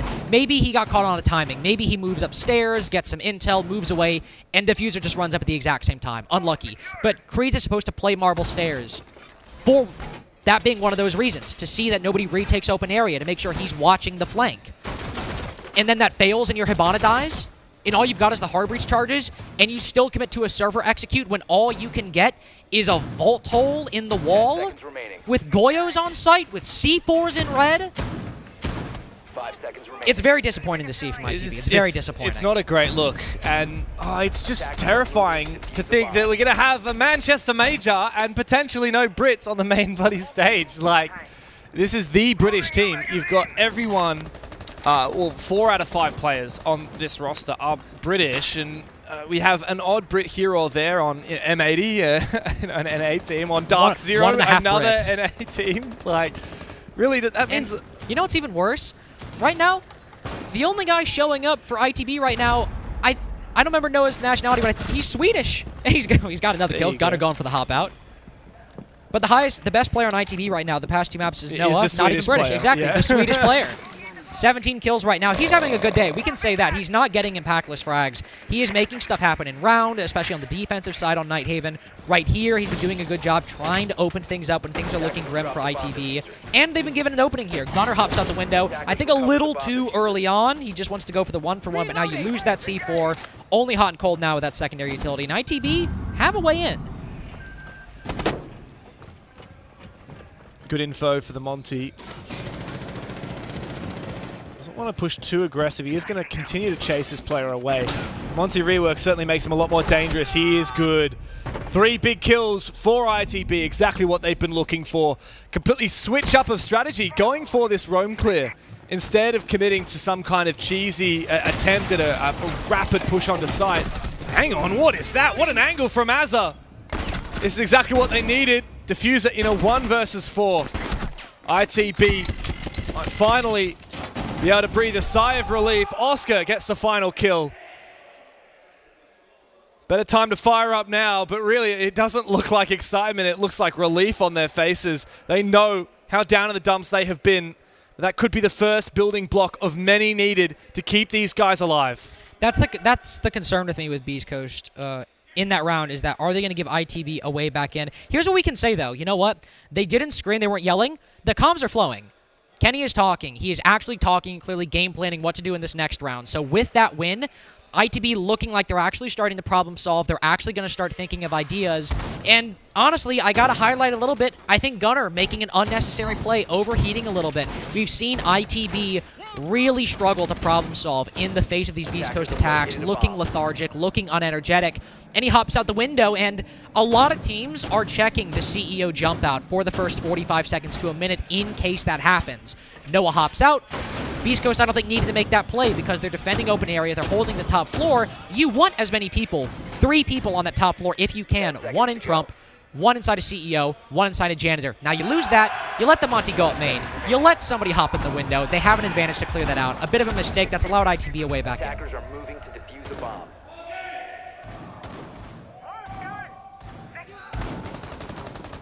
One last chance now for ITB on their attack to come away with a little bit of success. Even is the best that they can hope for, which is still, I think, a bit of a loss, a bit of a red flag. On their map pick, on Bank, which is one of the more attacker-sided of the maps in the pool. It's a must-win for the mental, too. Yeah. I mean, they lose here. I don't see them come back from it. I don't either. I mean, we've talked about their woes in the attack, so maybe, they bounce back on those defenses. We see Creeds maybe power up a little bit more as that kind of defensive player that ITB like to rely on to get aggressive in those early rounds. Noah as well, still maintaining a good individual performance. So you have workable pieces there, and ultimately, on the attacking side, it's more important to have that communication and coordination flowing. It's still important on both sides, but that's a good find. Kenny trying to hunt down that Yokai. A little bit difficult, but not out of range, so we'll find it. That is a really, really nice find from ITB early on. And now he can take control of that. He can... I guess he can stun the defense. I've never actually... You can actually deny the counter defuse. You can watch around. I didn't even think about that. Yeah, it's pretty gnarly. But Gunnar says, hey, steal my Yokai. I'm going to steal your Azza. Big kill. Oh, almost finds a second one. Gunnar is just running amok downstairs underneath the bomb site. Surprised it's been unaccounted for, but Spirits has come into support as well. We might be able to two-time this guy. Oh, no. Gavin's come into support, but who is that? Trapped in open area. Yeah, Oscar is in a real lick of trouble at the moment. Caught between quite a few awkward positions, and Spirits takes him down. ITB looked like they had a great start to the round. They found the first kill. They hacked a Yokai. They had seemingly a solid setup. And then Beast Coast got active on that defense once again. Oh, all right. Kendra, unfortunately, trying to hit a gap. Doesn't clear the shield, sees the player top marble, but now it's all on to Creeds, unfortunately, Dev. I think he gets this one. If he's lucky. Oh, he's got the Yokai. Stunned. Yeah, I mean, this is not pretty, man. Like, how have ITB gone from looking so solid in the EU League and having some decent wins at the Major thus far to whatever this is? At this point, Fett's got plenty of energy, but Hot and Cold and the boys barely need to fire up. Like, this is just so staple for them. It's just round after round, the same old story. ITB cannot get themselves into it, and just the pure look on their faces, it's dismay. It definitely looks like dismay. One thing to talk about in that round, I mentioned that Azure, really good attacking side entry for ITB. He was actually, I think, plus 17 inside of the EU League, or plus 18, something like that. He got 1 entry kill on that half. 1 singular entry kill, and it was immediately traded back. Actually, a bit of an unfortunate timing. I feel like this is just kind of, this play was insult to injury. We see Kendrew hack that Yokai, then move it up main stairs, perfectly fine. But then as he moves it up main stairs, that's when Gunnar rotates under and trades out Azure. Like, brutal timing. ITB are being given no favors in this matchup when they're already underperforming, already low energy, not really communicating all that well. And then after that, Oscar's trapped inside of Marble. 3 players were around there, and then Beast Coast get another kill, and they're like, all right, Spirits, that one's yours. Just hold the angle, see if he peeks up, and I'm just continuing with good comms. Like, every time Beast Coast has a bit of information, oh, this guy in open area, he tried to cut me off. Okay, I'll get active on him. Yep. I'm not going to get too active. I'm not going to go swing him, but you just wait for him to move, and Beast Coast always have an answer. You want to hear a real damning stat, Carter? I feel like we'd almost be rude at that point. We've been very unkind to ITB so far. Should we, though? Yes, okay. We should. In the last 3 maps that ITB have played, they have won 4 rounds. Oh. A combined 4 rounds. 1.3 rounds per map. It's brutal, man. It's really, really brutal. And it's a shame because I really enjoy this roster. I think everyone on this roster. I've played a lot. I played a lot of ranked with Creeds throughout this stage. You're tight like that. Yeah, I've talked to Kendrew. He's a really nice guy. I think this roster has a lot of potential. Noah especially improving so much from last year. All right, hot and cold. Bit awkward indeed, but this is the time for ITB to bounce back. Okay.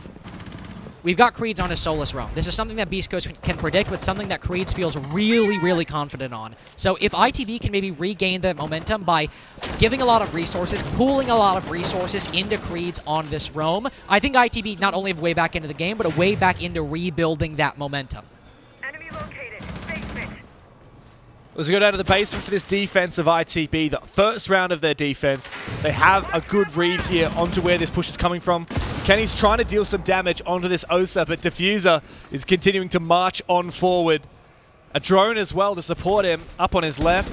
And he's got almost the angle to take down that player, reinforcing that wall. Thankfully for ITB, they are just able to reinforce that up. Also very ambitious sprint across from Kenny. Very ambitious. Diffuser with a good position holding this line in garage. We can actually see there's no explosives aside from that C4, which you're going to save for the post plant. So he will likely be able to survive quite long in this position. Gunner finding a bit of a gap, but I believe Creeds has hurt him surely. Oh, this has been awkward timing now. Oh, he's dropped downstairs. And how does Gunner win that? Shut up. Get Kenny, out of here. You need to be winning that. And now the side presence has been completely ripped out from underneath ITB. Creeds dropping back to side, finds nothing. Azza left with it all to do. Very, very slim chances. Never should Beast Coast be allowed to get away with what they have just done. It's been a daylight robbery here in Bank. Azza can't even find a single kill. Beast Coast in disbelief at how breezy this game has been. You know the most annoying part? I think Gunner overcooked there again. Like, I don't think he needed to drop that hatch. He's finding a gap. It doesn't matter because these guys are just winning everything. But that's what I'm getting to, which is I don't think he needed to drop that hatch. He finds a gap. Obviously, we know that ITB are aware of it. We see Creeds there. That's also a common position, I think, that ITB will play when they're defending that middle floor. But Gunner walks in, thinks he's escaped, but odds are somebody's probably going to watch that hatch, especially since it was opened up. And then he wins the fight anyway. He literally hip-fire headshots Kendrew with a DMR on the flick. And as you said, they basically get a flawless round anyway. They do get a flawless round anyway. 5v2. I mean, what are ITB to do at that point?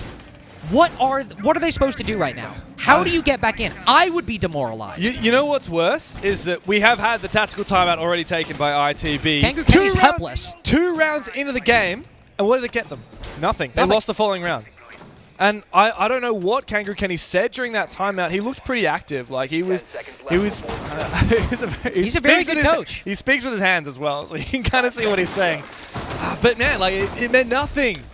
Where is the leadership been on this team? Like, I don't claim to know these guys that well, but of course we're talking about a lot of young up-and-coming players, and Kendrew, who's been in the scene forever. Like, he is in theory this leadership figure that needs to be directing the team. Every time we see him, he looks in utter dismay, and the rest of the team just look defeated. That's what I'm curious about too, because I mean, Kenny, a lot of the players have praised Kendrew as this very strong leadership figure, big brother for the team, and like you said, the comms, especially when they're losing, aren't there. Unfortunately, the performances for ITB as well, not really there. Azzer has bounced back a little bit, now 5-5, but it's not been meaningful. Yeah, and also, can I just say how quick 40 seconds into the game, this entire roam game around open area from ITB has been dismantled by a single Montaigne walking with no support, simply just into the room and scaring off the only defender that was playing there. And actually something, I want to talk about that Montaigne actually, because think about how they banned that Monty on Nighthaven on Beast Coast pick, but now they banned the Deimos here, which I think is a sensible ban, but the Deimos had little to no impact on Beast Coast attacking success. In fact, 2 times. What? It was the first pick. What was that? Was that a C4 toss-up through the red hatch and somehow managed to destroy? Oh my god. Okay. I mean, he's lucky that didn't take his life. Okay, I'll give ITB that. That was a very nice idea. And hot and cold, unsupported again.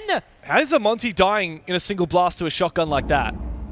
Beast Coast are starting to make unforced errors. Yeah, they're giving ITB's ways back into this game. One of the first unforced errors we've seen from Beast Coast. However, a good setup now from them as they look to try and pressure this player in blue stairs. A flash goes out, well timed with the EMP, but Noah finds a kill while blind. Oh. The second not to be, but still massive value out of his position, and it might be enough to get ITB across the line. I think it absolutely will be. We've only got a minute left. We've still got Vulcan packs on the site, the toxic canisters. Azure, sure, might have used his C4 to destroy utility. He doesn't have it for the post, but there's so much utility for ITB actually on the site. I'm curious how much work Gunnar has done shocking these Vulcan packs, so we'll see how much that is. But if they execute with 30 seconds left, as long as Oscar's got those lineups, that's 30 seconds of denial for the plant. Beast Coast will have to adapt in all likelihood. Look at that, 3 Vulcan canisters. 3 Vulcan canisters. And 2 Evil Eyes, 2 bubbles staring them down. Gavini goes down to that bubble indeed. It is the end of the road for Beast Coast in this round. ITB finally found a leg to stand on. Spirits in a 1v2. Maybe it's winnable. He's found the first of 3 needed. There's information on his position as well. As he goes on forward, he's getting pinged out by that Evil Eye. Desperate. Don't overpeak here. Don't give away this chance, Oscar. Kenny's low HP. I think Spirit's about to walk straight into the SMG-11 of Oscar. Much needed. Could it be too late? Perhaps for ITB. But every comeback starts somewhere, and that's exactly what Kangaroo Kenny is telling the team right now. Put a fire underneath their asses. That is absolutely where a comeback can start. That's what I want to hit on, because you almost foreshadow it. You said, well, you did foreshadow it. The Monty, by himself, completes the roam clear in 45 seconds. And then the Monty, by himself, dies to the player at top server with the shotgun, and Beast Coast only go 1-for-1 after that. You can recover that round if you lose that Monty, but then take down the server player without losing a body. But given the low time, getting a 1-for-1 there is an absolute loss. Noah found 2 kills on that Warden in Exactly. Blue Stairs. Noah found 2 kills, and then Beast Coast had done no work shocking the Vulcan packs inside of the site. So they have to speed up the play. There was a twitch, by the way. They had a twitch that whole round. How'd they not clear any of those? I'm not sure what happened with Gunner's shock drones, really, because you're bringing the twitch for those exact Vulcan packs. Exactly. And so they then run through the site. They're taken down by the crossfires. It was a good round for ITV, but Beast Coast, same with Gunner's hop out earlier. They're making plays they don't need to make, or making mistakes that are giving ITB ways to win rounds. Yeah, uncharacteristic. Beast Coast do need to be careful here.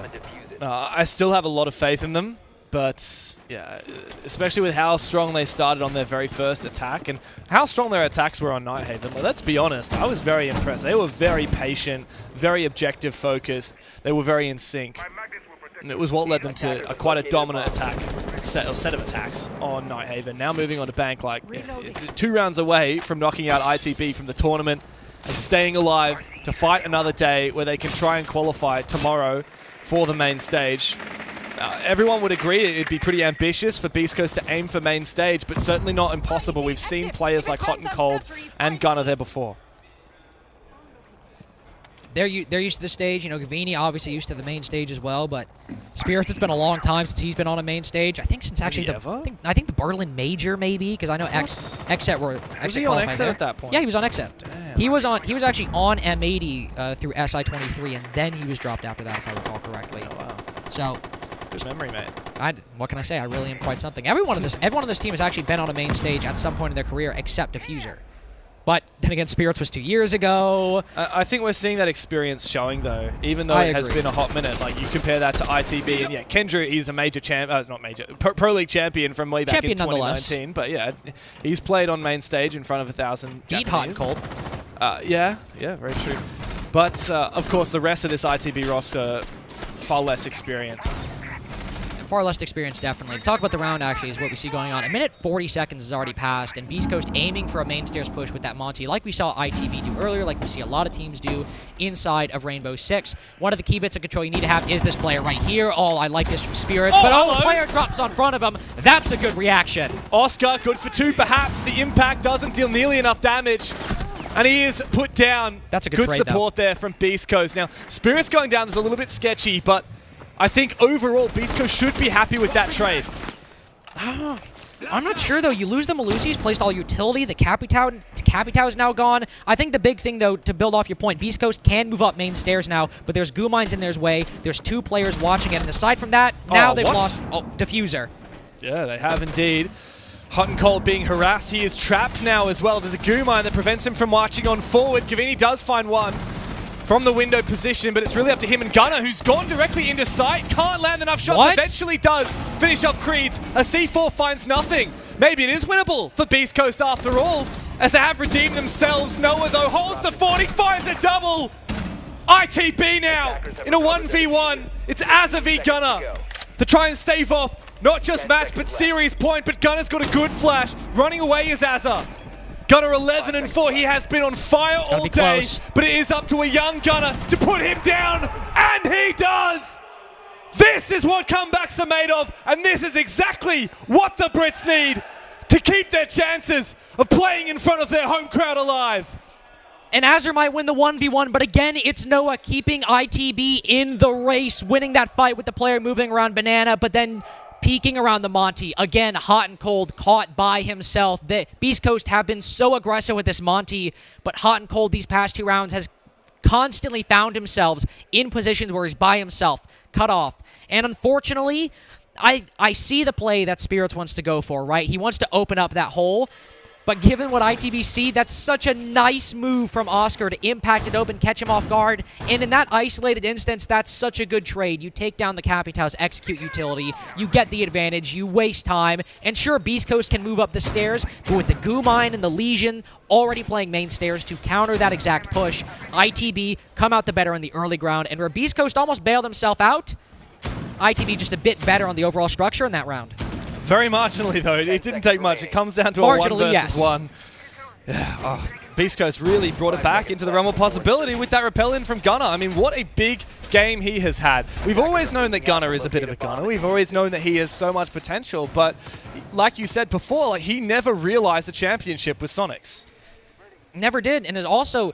He's always been a player that has been really, really good, but unfortunately with some very obvious flaws. For example, that hop out on the defense, he can sometimes make plays he doesn't need to. Yeah. Dies in the 5v5s, overcooks a little bit. He's a high-octane player. That's what you expect. It is what you expect, and he's the best and the worst of that. Creeds, this is the kind of play I want to see. This is a trade. This is absolutely a trade. Oh, this is a strange standoff. Hot Cold's like, after you? He can't afford to go aim down sights. He'll lose his life, so he has to try and get close, but well played there. Creeds does go down to, believe it or not, Gunner, who came in to support. I believe that was off the repel onto ATM, so well played in the end. I guess worthwhile for ITB as it delayed a lot of time, but of course Creeds now, his util is gone, and he's been a far cry from the superstar that he was promised by our British colleagues. 4-10 right now, but I like to see that ITB are trying to make plays like that. I mentioned that the CEO hop-out can sometimes be a little risky, but he's got the Solus there to inform what Diffuser's doing, see if he's on his drone, and make it a little bit more informed than Gunner hopping out the window with that Mira. He goes 1 for 1, but he's disrupted Beast Coast attacks, and ITB are trying to take the initiative. They're not rolling over and taking it like they were in previous matchups, just being asleep at the wheel. They're at least starting to cause problems, but the vertical control has almost entirely been given away. There's just one player on this top floor, and if Hot and Cold actually has support, maybe they could do something about it, but he drops down. So ITB now holding the site. Beast Coast have a minute 15 seconds to use that verticality, try to convert it into an execute. But will the site hold be strong for ITB again? With Goo Mines and C4's dev, I think it could be. Especially because time is very much on ITB's side. Not a lot of vertical pressure onto the site yet. They're still looking to clear tellers and archives, which is a lot easier said than done. I mean, that in itself takes a huge amount of time. I think that Beast Coast may be running out. I think they might. The one thing that maybe Beast Coast could use are those flashbangs. But specifically, if Azur's in that position, if they try to go for, say, a play, I was about to say, a play through a good nitro, but if they go for a plant through beepers, Azur's meant to counter this exact position, so any flashbangs used here might be nullified. Well, Hot and Cold is actually going to look to try and make a play through admin, but he needs his wall to be open, potentially by the buck above, but no, Gavini has run away and has no skeleton keys left regardless. He's likely to be vulnerable, but he just goes straight on down. He's lost the first Azur's not watching him out. Looks for a second and gets it! Beast Coast continue their form! How do they steal this round? There was no world where they should have had it! But they ripped the rug out from underneath into the breach! Match points now firmly in the hands of North America! I was so confused about where that diffuser was going, but Beast Coast, ironically, given their very plant-focused nature, they were winning that round on kills because they hopped the Monty into admin, as you mentioned, into small office, but it distracts them. Multiple ITB players rotating, but more importantly, Azur looking that way once he hears the Monty in that position where he's playing behind the desk on top of the hatch. You have to watch two things. One, the beepers double, and 2, the stock hatch. But when he hears that Monty, he looks. He's concerned about it, and as a result, Gavini can drop down and get both of those kills. A massive misdirection from Beast Coast to draw Azra's attention away, allow Gavini to get that pick and recover the momentum, but I think more importantly, stop the momentum building for ITB. 2 more rounds is what they need, but after a flip of a switch like that from Beast Coast, I don't have a lot of faith in ITB. Ever since the first map, it's just been slipping further and further away. We've seen brief moments of greatness from ITB, but as you said, it's often because the door was left ajar by Beast Coast. It just feels like this has been inevitable this whole game long. It feels like it has been that way. And it's not that ITB are so bad a team that when there are gaps left in front of them, they can exploit them. When Beast Coast have made mistakes, ITB have capitalized off of them. We will give them credit for that, and I will give them credit for that. When Beast Coast have made mistakes, ITB have realized them, and not only capitalized off them quickly, but done it very, very well. Think of that CEO round with that Gunner hop out. But at the same time, it hasn't exactly been a game of IGL versus IGL, but Hot and Cold has been calling really good adaptations, that round in particular, to catch ITB off guard, whereas we haven't really seen that same problem solving, that initiative taken by ITB consistently from Kendrew's calling on the side of ITB, but really anybody. The comms have not been flowing across the board. This is not the fault for one team. ITB live and die by their system, and the system has kink after kink in the connections. 1 minute in, Hot and Cold back on this Monty, and I bet he's going to be really happy to find out there's nobody playing on top of server stairs. Look at this. Quite like this, bit of a fuse, but that's C4. No, it's not a C4, it's Noah to come up. And an impact on the floor above. He finds a double kill. The trade comes through eventually from Gunner, but damage has been done. Noah back into it. I love the switch from ITB, putting Creeds on site and giving the solace to that 13-8 player, but also the player who has so consistently been making plays, who doesn't feel like that demoralization is affecting Noah. We see it in Creeds, Oscar, Azur, Kendrew, that quiet nature, kind of tucking in. Noah is there. He's talking at least, more than the others in the timeout, as much as a Swede can after all. But 13-9, he's got 2 big picks, cut down Gavini and Spirits, but Honkel moving his way on in. They're going to plant behind this Monty. And it might work for it as well. Little bit of damage done, but nothing as of yet. He's angling the Monty. It seems like Beast Coast is going to be able to do it. Eventually, Gunner goes down, but the plan has been confirmed nonetheless. ITB on their last legs. They must make this retake work. But they do have the numbers. As Azza finishes off what was left of Gunner. It comes out of Diffuser, the newbie, the rookie. Look at all of them. Every single player from ITB funnels up the main stairs. And they trade it all out. Up to Hot and Cold now to try and finish it right here, right now. But ITB are not done just yet. A good retake keeps this game alive. A good retake, and Noah in the early round using that Solace to get the double kill as they open up the small office hatch. If that play from Noah doesn't happen, I don't think that retake ends up happening. But Hot and Cold makes another call. Beast Coast say, okay, let's push quickly. Let's move on in. We're in a 3v4. Let's speed up the pace to catch ITB off guard. And they move in. And he's trying to angle that Monty. You can see he's trying to compensate for the evil eye to the left, but if he angles himself too far from the left, the player in Red Hall could very well take the Monty down and Gunner behind him. He's able to block it a little bit, but not consistently. If Gunner stays alive there, I think we have a winnable round for Beast Coast, because you've got a gun protecting the Monty and Diffuser up above. But once he falls, it's a very winnable retake for ITB. Very well played by that Maestro in that round to put Gunner to such low HP and make that round very winnable, but also Noah still keeping ITB competitive. Yeah, I mean, if it wasn't for that, I don't think it would have been a possible retake. The fact that Beast Coast could even get that plant down speaks volumes about how many holes there seemingly are in ITB's defenses for Beast Coast to exploit. One last round here in regulation. Will we go to overtime? It's the only chance at keeping this majority British roster alive here in the tournament. ITB, it's been such a troublesome major for them. Like, yeah, they started great, took down Space Station pretty convincingly. Ever since then, it's been devastation after devastation. And getting 7-0'd by M80 yesterday has now put them in this elimination matchup against Beast Coast, where they have to come through. But for ITB, 4 rounds in a row now. Just to talk about this, the early rounds have been really good. Noah, Oscar, and Creeds all showing up in those early rounds, and Beast Coast were so strong in the entries, winning the vast majority of them and converting every single opening engagement they won on Nighthaven. And ITB, the worst entry team at Manchester Major, finally starting to get opening picks and not converting them perfectly, but converting them in the past 4 rounds, 3 out of 4. They're looking a lot better. They're getting win conditions. They're getting ways into these rounds. And if they can do it again, a 5th round in a row on round 12, overtime is very, very possible. But who's going to do it? Is it going to be Noah playing the Wamai, likely holding a power position instead of roaming, or will it be Azur on this Oryx down below? Who's going to be the player for ITB that steps up and makes this a 5v4? Well, it's been Noah all day long. 13-9. He's the only player on his team to have hit double digits thus far. He doesn't know. Azur is right around the corner, but he misses his shots critically against Diffuser. And now he's forced to retreat, tail between his legs. Stuck down below, and they know that this Oryx is going to be down there. They've got to be worried about these hatches, of course, that Azur could flank up later. But they know there's only 4 players around the site right now. Connor put to very low HP. ITB trying to contest this North Rappel very aggressively. And on site, ITB are holding all the positions they need to. They've got 2 players over by the Spiral side, 2 players over by Square, any of which that I just mentioned could contest those North Rappel and be the culprit that put Gunnar to low HP.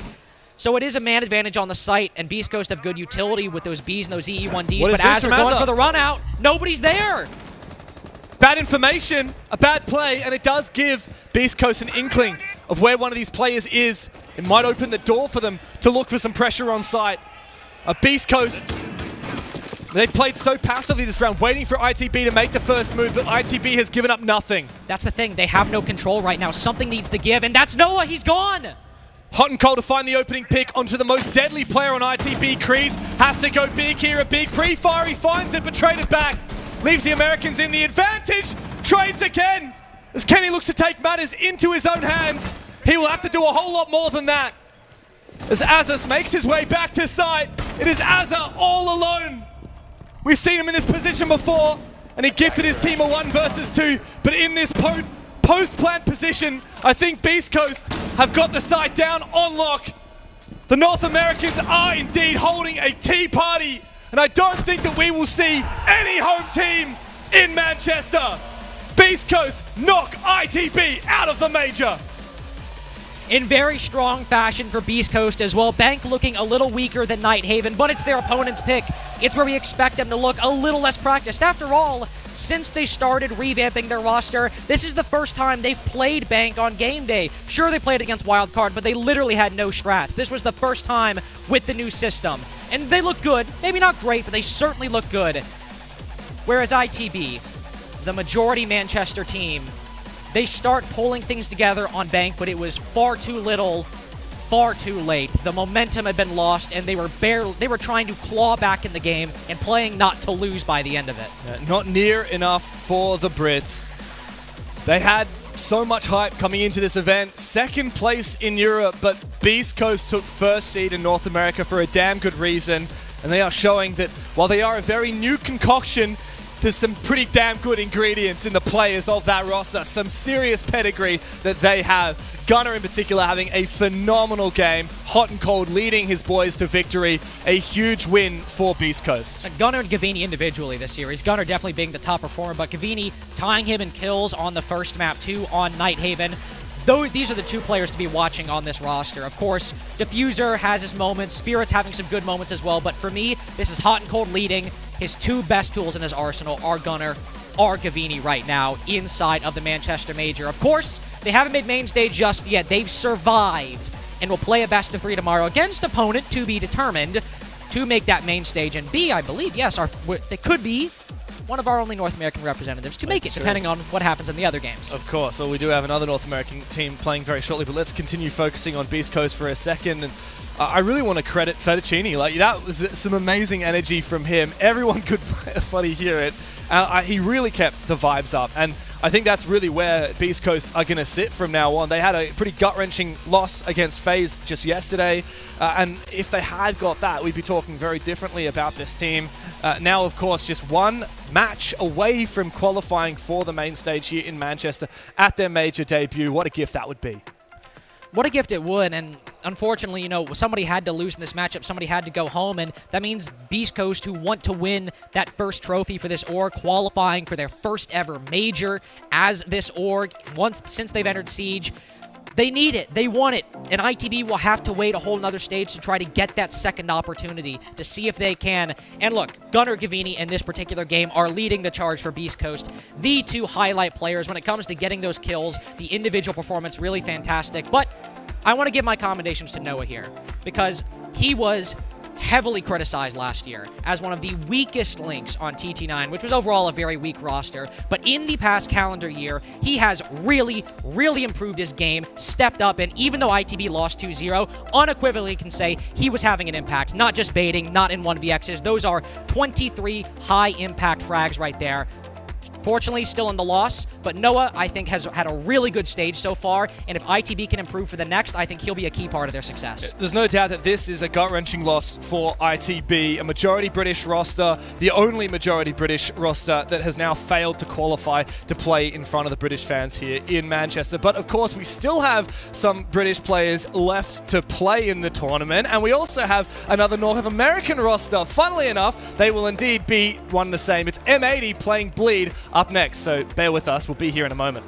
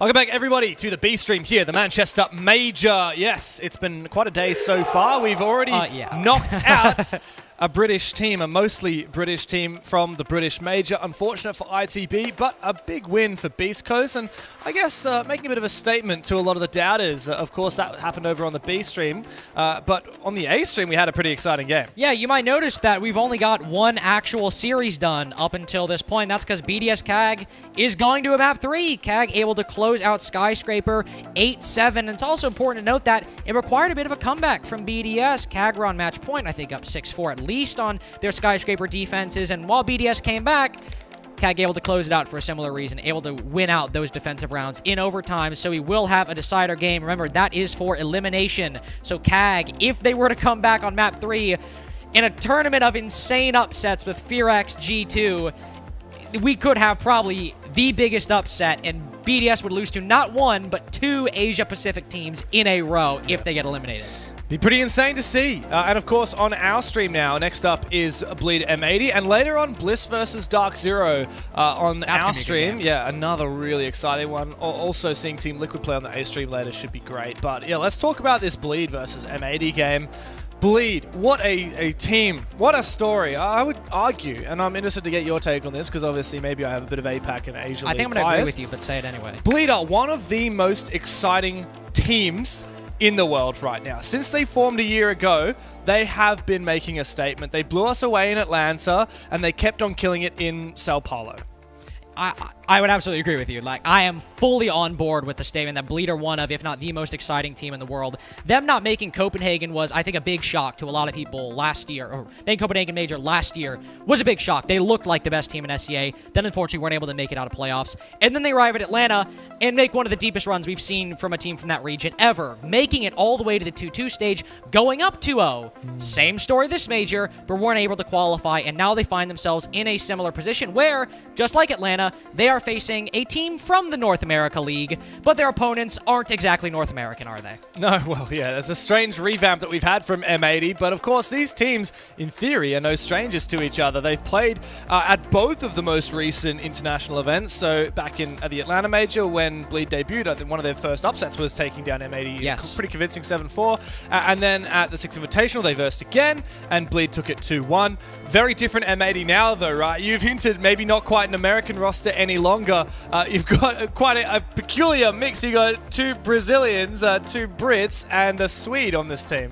But I think this roster unequivocally, I mean, considering the fact that they have, not to be mean, considering the fact that they have won games consistently so far this major, I think shows that M80 are in much better form. I mean, this is a promotion game after all. Whoever wins this isn't eliminated. They will make it to the main stage. And I think one of the keys to success is Cameraman is in a very similar position on this roster that he had with the Los team that made a dream run at Atlanta. Cameraman, the IGL, had 2 insane players in remarkable form, Lobin and Maya. On this roster, he has 2 insane players in remarkable form in Spoit and Citizen. 2 of not only the best European players, but 2 of the best players in the world on their role. Spoit, a major winning entry, and Citizen, one of the best lurkers and flank watch in the entire world. So, Bleed are a very exciting team, don't get me wrong, and I really like that system and the players that they have, but they are facing some of the biggest and baddest names in Rainbow Six on the other side of the server. Very much. I mean, Spoit and Citizen in particular, right? Like, what a wombo combo of fantastic European players now playing for this North American team. In particular, Citizen, we're talking about a guy that was with Sonics for a really long time after he left Europe and never really found the success he was looking for there. Now with M80, it could be the key to unlocking his potential. And of course, Spoit, arguably the most famous player in Rainbow Six probably, at the moment. Even Kino, seeing him return onto the roster after being the SI Showmatch champion alongside me. So had to slip that one in, didn't you? Yeah, of course. I bumped into him before and he was like, hey, Showmatch champion, let's do it. Like, we're kind of tight like that. Like, you know, that's how it is. Kino's also, I mean, he's a really nice guy. We got the zoom in on Joel, I see. Oh, yeah. And that's true. We got Stitch on the other side. So the battle of the plushies. I guess. Is that a little bit of a cheat No, code that's actually, so Spoit is going to get coffee after this, and that's a list of recommendations for where to go. Right, and he's reading it in Russian. Yeah, he's learning Russian. Of course. You know, just like Aspas and Val, he's learning Japanese. Spoit trying to learn Russian. That's why his in-game comms are in Russian. you know, that's why. I will just bring us back to reality for a second and touch on something you said. Cameraman, sitting in the middle, what a leader he is, of course, a major finalist from back in Atlanta and a major champion back with FaZe. He is the oldest player at the tournament, the only player 30 years of age at this event, and he's still killing it. Like, this guy's been a pro player for 7 years now. He has been literally the biggest veteran of the Rainbow Six scene and has constantly been at tournaments, constantly been in finals, in contention. Has one of the biggest highlight plays we've had in the past year, that 1v4 against W7M in the finals of the Atlanta Major. Sure, they didn't win it, but they won that map in no small part because of Cameraman. He might not be the individual player, especially when you're playing with Spoit and Citizen, not much you can do to get kills half the time, really, but he can show up, it seems, in moments that he needs them, and he knows how to use superstar players well and how to set them up for success. And with Kino also, now not playing Shields, he's got even more tools to work with. Very much. Now let's break into the map veto. I think we have a bit of a clue of where we might be heading for the first map, but let's see the veto holistically. So Bank and Chalet banned by Bleed, Sky and Border by M80. I'm interested to see that Border ban because even though M80 banned it out, like, it is Bleed's least favorite map. So a bit of a game of chicken there. Where are we going to head first? It is Cafe, who would have thought? Oh my god. And Oregon next up. Yeah, Oregon next up. Well, we've seen Bleed play this map in Phase 2 so far. Was the map they had a really close game against Talon on, and probably their weakest performance, I would say. Well, they didn't look great against Furia, the first map of their best of 3, but that's also the world champions. But probably the second worst performance I think we've seen from Bleed so far inside of Phase 2, almost dropping that at Talon. Variable winnable game in there, but a map they are nonetheless extremely comfortable on. A map that they actually beat W7M at SI 8-7 on just a few months ago. Cafe being M80's pick, only played it once this stage, in Nighthaven Labs as our decider. If this goes 3 maps, as both these teams did at SI, you and I will have another Nighthaven Labs game to cast, and hopefully we'll have at least one more round than the Beast Coast game earlier. Hopefully a close affair if we go through. I do have a feeling this game will be a close affair. I mean, looking at the first map, a bit of a red flag for Bleed is that the last time they played Cafe, they got smacked 7-0 by Space Station. Ooh. But if you look a little bit further back in history, back at the 6 Invitational, Bleed beat Los, so that's when Cameraman was on that team, 7-2 on Cafe. So Cameraman has played against Bleed on this map before, and he knows how good they are on it. Oregon, pretty solid map for both teams. We've seen some good wins, some pretty devastating losses. M80, for example, 7-1 loss against Beast Coast in the North America League. But of course, we're about to get into it. Cafe is the very first map in this series. It is a grudge match between APAC and North America. Bleed look to continue their undefeated streak in the fixture against M80. But of course, this is a very different M80 that we see here today in Manchester. An M80 fortified with 2 British players that would love nothing more than to play on the main stage. The winner of this game will qualify to play on Friday in front of thousands of British fans. Let's dig into the first map. And for both of these teams, getting to that promotion, very, very well deserved. Starting out on Cafe, for either of these teams, a really good omen for the rest of the series. Both these teams, I think, relying a lot on momentum. Spoit with the individual performance, Bleed with the energy. Taking an operator like Ying out very early on for Bleed, I think very sensible for that exact reason, can really build up the momentum, not across a series necessarily, but certainly in a round when you're going for an execute. So, sensible thing to start out. Remember, M80 only played Cafe one time, and it was all the way back in the regular season of the North America League. So a lot of things to be changed. A completely new look could be given. And taking down the Blitz, we know how oppressive Shields are right now, but in my opinion, maybe the bigger offender, Monty, still in the cards. Yeah, a bit of a curious one there. I haven't seen a abusive use of Blitz by Bleed. I haven't either, actually. Yeah, perhaps M80 knows something we don't. I actually tend to see Bleed play a little bit more Montaigne than the Blitz, but perhaps M80 want to keep that open themselves. Of course, they do have Kino on the roster, very infamous Blitz and Monty player, not necessarily for the right reasons. I always bring this back up because it's genuinely one of the funniest moments in an interview I've seen in the last year. Jesse asked Kino during an NAL interview, what is one of the big reasons to your success this stage? And he very quickly replied, I'm not on Shields anymore. I swear he played Shields at the Major already, didn't he? I think he's played Shield a few times, but especially in the regular season, he usually had a gun in hand and was very consistently, often really helpful in the team for a lot of those rounds. Early on in the NA group stage, he had really strong individual performances and then kind of plateaued a little bit, evened out, but like we said, when you have Spoit and Citizen on the roster who fill 2 different roles and yet excel at them, you don't necessarily need to be dropping double digits consistently. Those 2 players can win games on their own and just need a little support from players like Noodle, by the way, that we've not really talked about, who struggled inside of the NAL, but is having a decent tournament so far, a bit of a return to form. Of course, Noodle himself made main stage in Atlanta with the GK roster when he was playing with the Saudi team as well. But for M80, of course, it's been a bit of a brief major so far. They've only played 3 best of ones. They did get a really solid win in their opening game against Team Liquid, which I'm sure would have felt great, particularly for a guy like Cameraman, who has always been neck and neck with the the big teams in Brazil. They won that 8-6. Then they went up against the Aussies and lost to Team Bliss, did M80. A bit of a surprise to a lot of people. And then their final game that they played thus far was against ITB, who we saw eliminated this morning, and that was the big 7-0, the big confidence builder for M80, and I think it puts them in big stead. But of course, they're moving into their first best of 3 series, and we haven't really seen many BO3s from them at all since they got this big roster revamp. Of course, you can look back into the NAL, but a very different beast playing a BO3 here on LAN. And yeah, the only best of 3s we've seen them play have been elimination games, or this org have played have been elimination games at majors. I think, going 1-3 at Copenhagen, 0-3 in Atlanta. Then obviously played a lot of best of 3s at SI, but still didn't make it out of the group stage. They were the only team eliminated out of their group. So we have seen them play best of 3s a while ago, and most of them didn't go well, but they've revamped their roster. They've come back, and now this is the first international best of 3 with this new squad, with Spoit, with Citizen leading the way, Cameraman guiding the tools. But Bleed, to talk about them again, you mentioned the GK roster, and I'm glad you said that because the 2 big underdog stories we had were GK and Bleed. Yeah. Who's going to make it? Are they both going to make it? Unfortunately, Bleed didn't. GK did. But with the changes they've had in GK rapidly falling off after Atlanta, Bleed are the heirs apparent, in my mind, to the dark horses in the world right now for these majors. That's so true.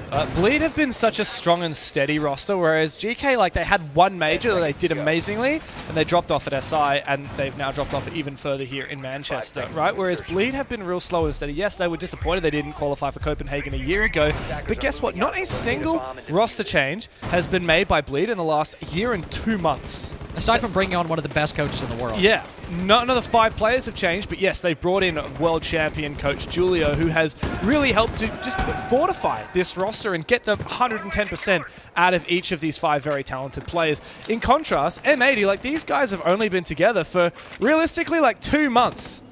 Not a long time. And I think that they're still trying to find their footing a little bit as a squad. They've never played a BO3 on LAN together as a roster. This is their first time delving into that.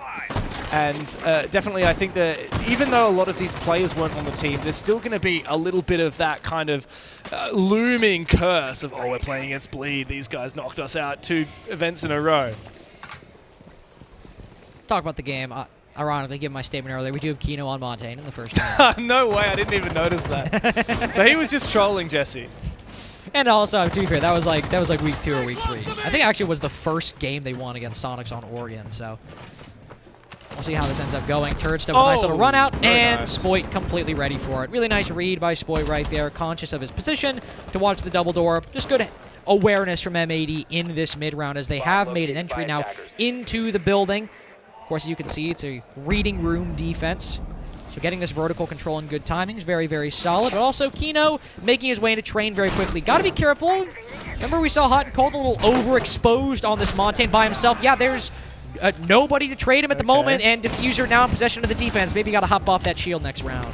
Yeah, well, Spoit at least thankfully takes down the Chinese sensation of Reaps, who's been one of the best players in the tournament so far. Cameraman finds his gap as well onto Hoven.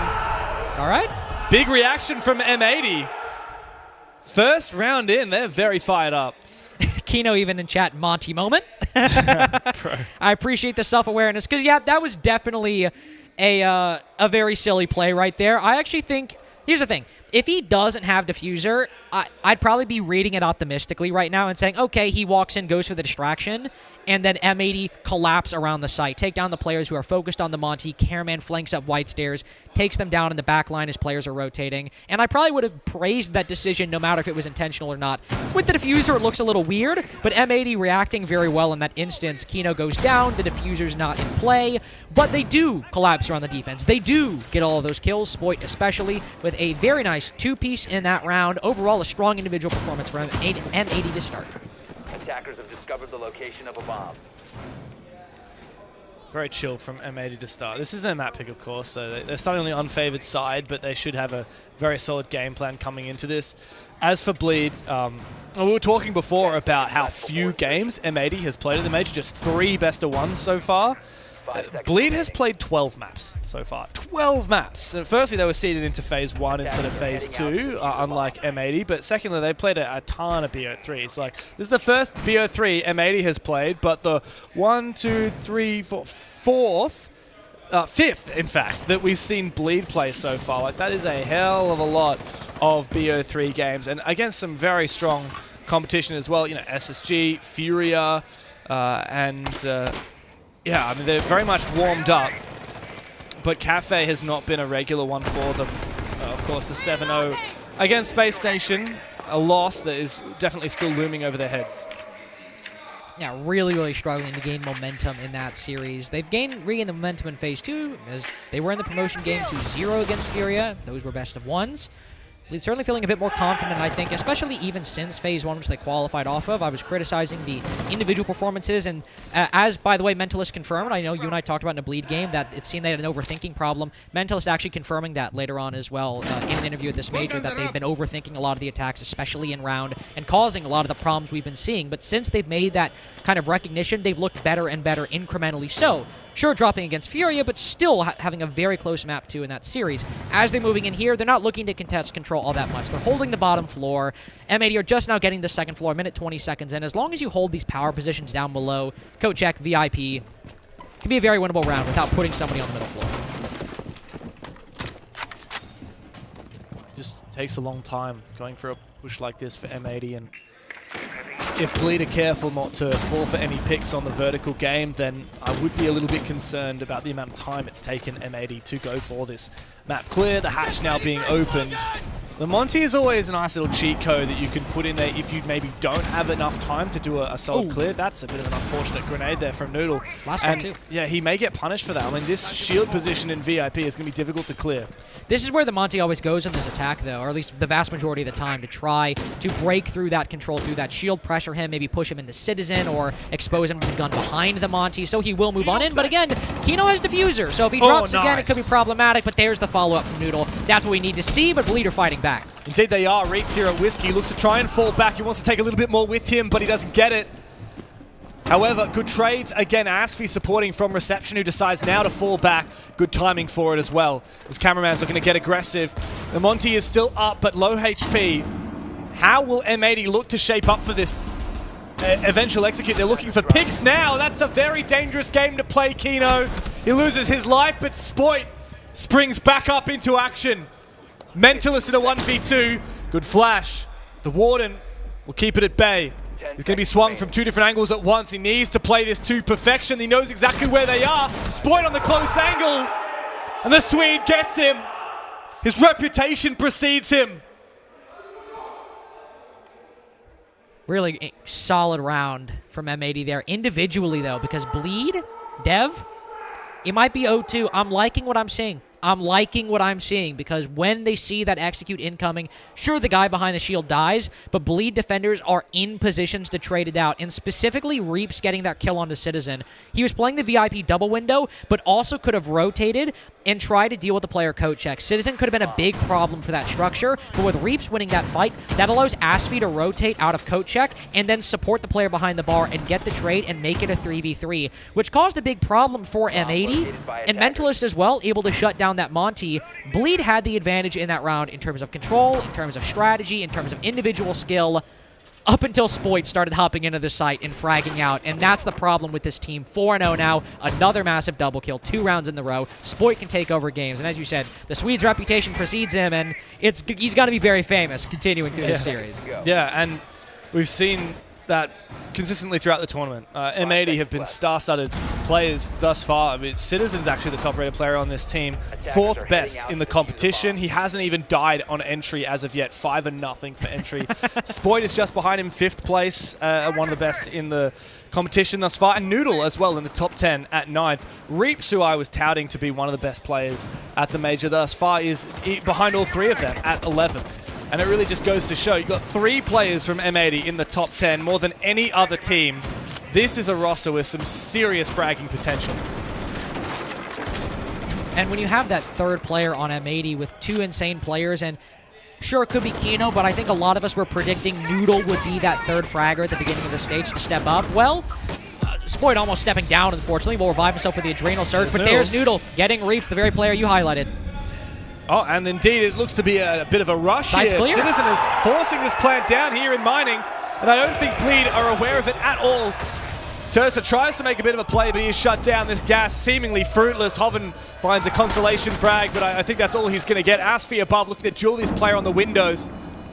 But there's very little chance of making this one work for Bleed. M80 have such solid post-plant positions. They've got the site on lock, and Spoit locks in the final kill.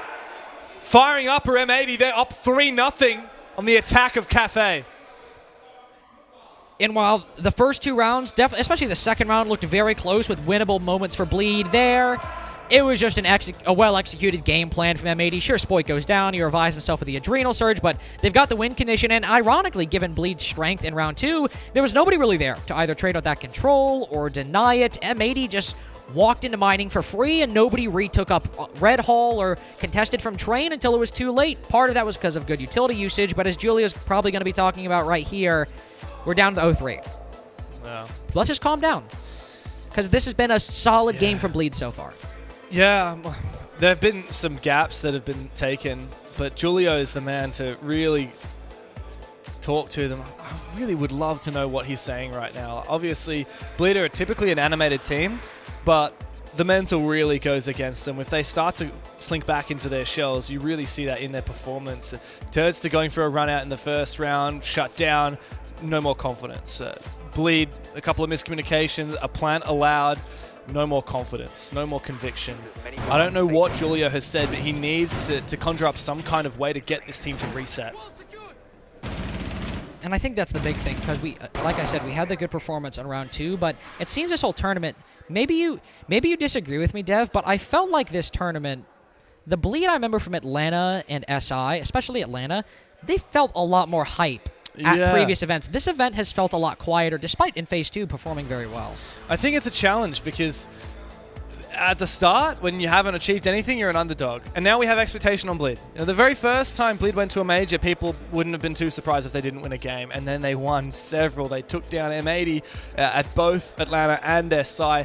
And suddenly, like, they are the favorites in this matchup to a lot of people. Obviously, this is a very different M80 roster, but the head-to-head doesn't lie. It's a 2-0 in favor of Bleed. If M80 win this game, that really changes the conversation quite a lot.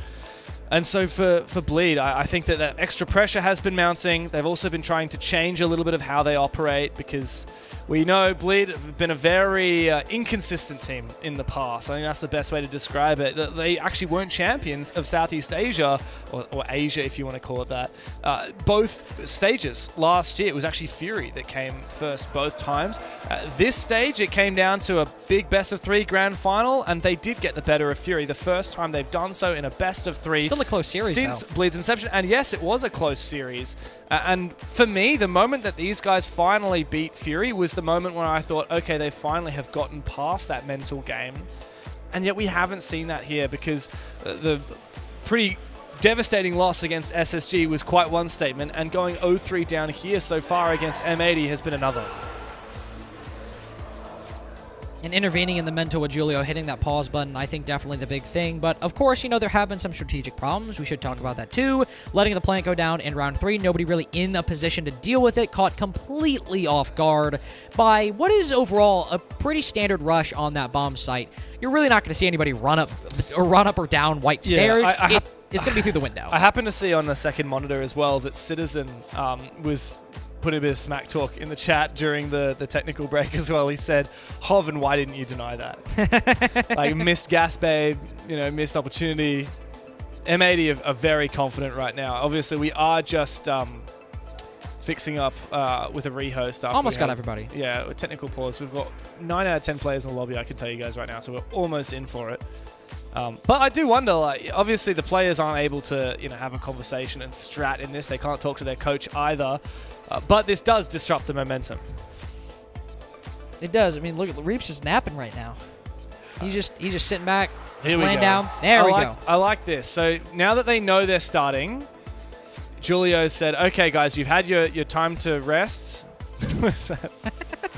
Is that a finger tap bump? I've not seen that one before. Fingertip bump. We've Yeah, seen that's new. the high five. We've seen the knuckles. We've seen the knuckle high five. Yeah, the ball. Yeah. Yep. And now we've seen, I don't know, I guess The finger tap. yeah. I was trying to come up with a phrase for it, but nothing came to mind. I don't know. Couldn't put my finger on it. That was smooth. Come on. Big dog. Big dog. Smooth, mate. What can I say?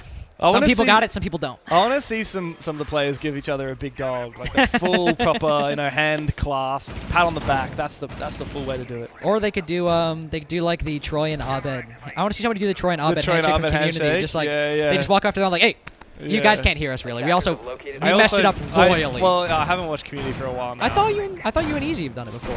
Yeah, we have, but I have a terrible memory. So. Oh, okay. It's well, like this, right? yeah.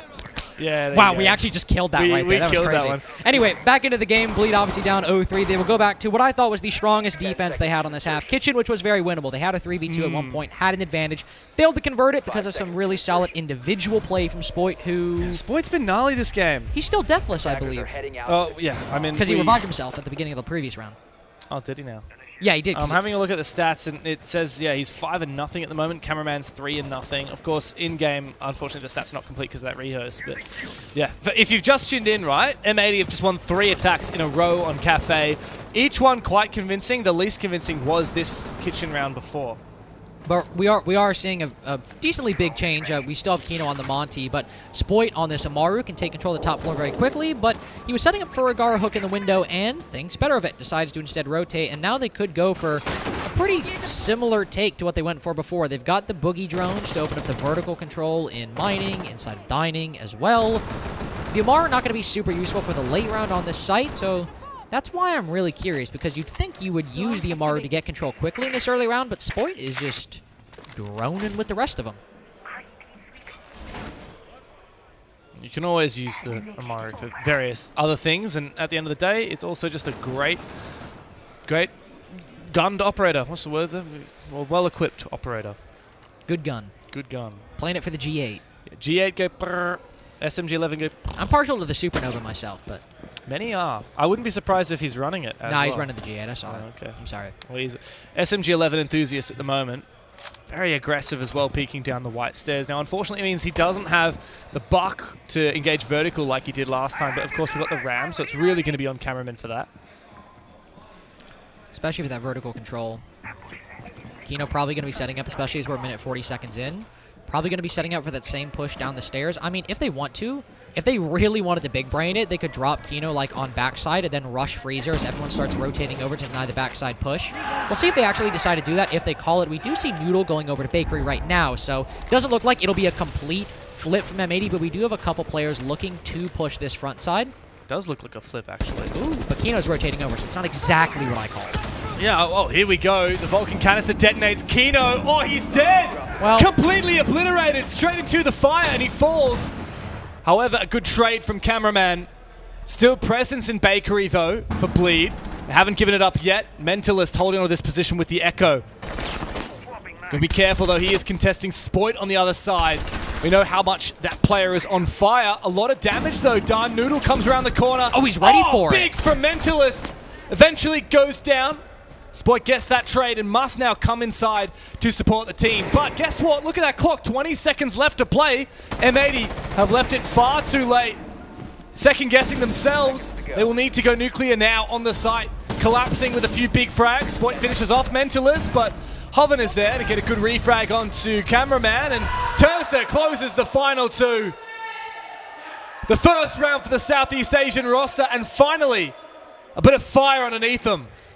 Really a bit of a silly rotation from M80. Not the rotation itself, but... Monty moment. No, they put in the chat. trust me, I'm about to have a Monty moment for the next 30 man, seconds. That's so Kino, bro. No, but seriously, like, you rotate Bakery, and you don't know there's a Vulcan pack on there, and then you commit to the fire when you walk in and don't just walk out of the door? He was like, oh, if I go deep enough, I'll survive, and he did not. No, the fire's not that small. It's not like a molly. It's got a pretty big radius. So definitely a bit of a huge mistake, huge blunder from M80 not clearing out the Bakery position despite rotating to it in the late round, and then a big individual mistake from Kino right there, and the round pretty much collapsed because of it. I still don't understand why they decided to switch up from the VIP take, which was tried and true the last time they did it. Just clear out the front side if you're going to commit, guys. I mean, if they're still up 3-1, it's not the end of the world, but that could have been 4-0 right there if you were able to make that extra big momentum shifter as well. We had a tactical timeout into a pretty long technical timeout into a bit of a questionable round from M80, and we saw it on the faces of Bleed. Like, they are fired up after that one. Asfi already entered all chat. Yeah, he's in the old chat. He's smack talking, giving it back to them. Still fighting from behind, which is not great, especially on Cafe, but if they can just get some momentum back, I wouldn't be surprised if Bleed can make this very competitive. For sure, and defense definitely being, I think, the side I have liked from them more in this. A 3-3 half is very, very possible with the skill, the ceiling that Bleed have. I'd like to see a bit more impact from Turgsta on this Solus realm. We didn't really need to see a lot from really anybody except the site players on Bleed last time, and obviously Turgsta still getting 2 kills since the rehost. So good performance from him, but previously he kind of hopped out of a window and immediately died when we saw him get aggressive, not on this bomb site. Classic Turgsta though, like he's looking for aggressive plays, sometimes they don't work. Your hope is that you get him like 55, 60 at least % of the time. And with that Solus, I mean, can very well inform his decision-making to get to that 55, 60 point. Smoke boat goes on in, caught by a magnet. Ooh, caught Firebolt in hand, but Noodle cutting down Asfi, and Reap's almost ahead of the play. Looks to try and escape. Oh, good cutoff though from Spoit. So quick on the reaction times for that one as well. That's the player they were looking for. A 2-player advantage now for M80 as Turgsta has rotated back upstairs and is looking to try and put some pressure on for this flank, but Noodle is somehow snuck into sight. It's not all fine and dandy, though, for M80. While they have got good control, they have lost a lot of players. Now, Turgsta is not really in a position. He could deny this from above, but he has no idea the plant's going down. Now he brings out that scanner, but he's not looking in the right direction. He doesn't know where the plant has been confirmed. Hoven and Mentalist together look for this retake. It's very winnable for them in a 3v3. They have to play together. They have to make their move together because there are 2 players on the attack hiding around this corner. First one for Hoven. Oh, he sees both of them. A hell of a lot of damage dealt, but not the kill. Mentalist looks for something as well. Turgsta's got to come and support. Mentalist finds it first. There's Turgsta as well. Swinging at the final moment. Jumping onto the diffuser. Just enough time for Bleed to get their second round. Very, very close retake right there. Very close. They're able to win the fights in the late round. It was a very good start for M80. They're coordinating on that top floor clear. Noodle gets the first pick, and then Spoit, as you pointed out, with that cutoff angle over by the cocktail balcony. But M80, continuing with it, find their way into sight. They do make it. But I got to highlight Hoven's individual performance. When Bleed have been lacking, when they were underperforming, it was Reap showing up, but it was also Hoven showing up, kind of making up for that lost aggression that we didn't see from Turgsta. Even though Hoven playing a bit more supportive and a bit more anchoring of a role, still getting a lot of those big picks showing up in the early round when Bleed were underperforming. And now that they've come back, that Turgsta especially has started showing up a bit more. At one point, he was the lowest rated player on Bleed at the tournament. He went 1-14 in the Space Station series or something. Something like that. But Hoven is still maintaining that performance, and now we have something more consistent from Bleed. So obviously, a good retake overall from the team, but Hoven has really been a rock for this team throughout the entirety of Phase 1 and 2. seconds left. Much needed round. Like if that had been in M80's favor, I think Bleed would be pretty worried. They succeeded 2 very early picks. The fact they could come back from a 3v5 and a retake with the plant down, it really does speak quite a lot to what Bleed are capable of here. Not to be trifled with. M80, though, still in the lead, though I have a feeling, Carter, that could very swiftly dissipate. I think a 3-3 is very, very possible. M80 also aren't going for the same quick play onto mining that they did before, so they're going to run into probably a bit more of this Bleed setup. Spoit caught lacking on the balcony. Reap sitting beneath the window will remove the head from the buck. And one of the best players at the entire tournament. So, you were hoping for that 3-3 half, Dev. You got a 5v4 to convert now. Yeah. It's not unwinnable for M80, but it's certainly going to be a challenge. Cafe attack can be difficult at the best of times, and Spoit has been quite instrumental. So instrumental, especially when he's hitting his shots, but Reap's able to get the better of him. Now what do we have? No, nothing but the entirety of Bleed's roam setup. 1 flashbang will move the player playing Shaiko, but still 2 players, and Reap's actually, I believe, still sitting in the ticket position right now. Yep. What? Surely they're aware of this, right? Like, surely they're going to drone this out, even with the mute jammer. I mean, we already saw a kill come out from this position, right? So you'd be very surprised if he's not able to be spotted. Cameraman does find Asfi, and Citizen has already snuck on past. Yeah, they have no idea. They check for it. It turns out apparently Kino did know, but I was a bit worried there for a brief moment because it seemed like Cameraman was unawares. Thankfully, M80 have turned that 4 versus 5 now into a 4 versus 3. I think Reap's overstaying his welcome a little bit there. You got your frag. You can roam back. There are already, 3 players on the top floor. You can pull back the white hallway and boost the overall setup, but he stays. M80 were in fact ready for it, and that's a pretty easy kill. The Monty rushes around the corner, turns to, ooh, a bit of a cheeky vertical angle right there. Almost saw the feet of the Monty, but Kino will dodge it for the time being. M80 still lacking a direct way into the site, I will say. They're clearly gunning for, well, I would imagine, in execute into mining itself. They could run down white stairs as well. They certainly could backstab. Yeah, they've spotted one. This is a 4v2 right here. That's easy. Wow. Tursta caught out of position. The Soulless getting droned and yellow pinged. There's always a red flag. A lot of fire happening on the A stream from what I understand, but this game on B is also just as impactful. It looks like M80 might be able to confirm a 4-2 split in their favor. Exactly what the doctor ordered. A couple of rounds got away from them, but they won the half outright on their attack. Won the half outright, certainly. Bleed also failing to convert that 5v4. They get the pick from Reaps early on, and then Reaps decides to stay upstairs in that position, and M80 thankfully do have the foresight. We were uncertain whether they knew it or not, especially given the beat jammer right there. Because Cameraman was walking around at Pixel, like he didn't look aware. Well, I mean, yes, he was walking around Pixel, but... And while they might have been unaware for it, it's the fact that they still thought to check it. It's not like Kino just happened on that position. He sprinted from the Sicard double around the corner. They might have just thought about it. They might not have planned to go for it. But Kino did think of it in that moment, did think to check, and he was rewarded because Reaps decided to stay there for a minute and a half. Then they catch Turdsta on the red stairs. There were a lot of individual 1v1s M80 were able to find. So just on that, I noticed that Turdsta in the all chat a few moments ago typed, "My scanner is bugged." Can I make a request for a second? Yeah. Can people stop making excuses? I mean, maybe that was the case, but like, why is talking in the all chat, what is that going to achieve for you? I can kind of understand a little bit of like friendly smack talk, because that's a bit of fun and in theory potentially like can be advantageous to you. What is the purpose of telling everyone in the lobby on your team and the other team that you, oh, my scanner's bugged or whatever? It's like just trying to excuse yourself, like, oh, I wouldn't have died if this. It's not helping at all. Just like focus on the game. Well, hopefully Citizen, I guess, will be able to look for flank cams as he's taking the helm of the Solus. But what if his Solus is bugged? Well, I mean, what if these roamers get bugged? I mean, what if Spoit and Citizen just find themselves stuck?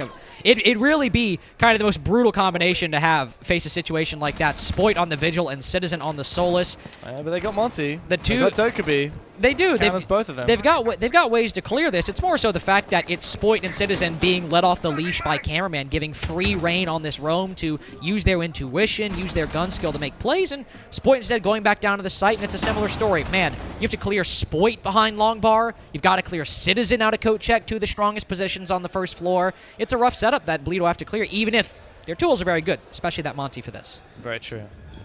Now, it looks like Spoit's actually retreated back to site. How is that Vulcan detonated? It must have been shot somehow or perhaps naded out of position. The flash has gone out. I'm not sure what progress Bleed have made because it does look like they've been reasonably timid on this round so far. They haven't really made a whole lot of progress. You mentioned the overthinking problem that Bleed have had this tournament. It's looked a little better, but how much thinking are you going to be able to do with only 2 drones alive right now? What intel are you going to find? The intel that now has been very great. Mentalist walks in, but there's a prox alarm right there, so he's got to back out immediately. There is nobody in code check. He will confirm that with those Grim Bees. So we need to see progress on this bottom floor. Noodle trades with Reaps. Really nice stuff, but Spoit in the smoke to catch the Monty on the backstab. He wants to go through that smoke, but Asfi is very aware of it. This could be a window open for Bleed, as they have made, despite a bit of a slow start, quite good progress here. Player now in coffee, I believe 2 potentially. I believe that is still Spoit here and Kino.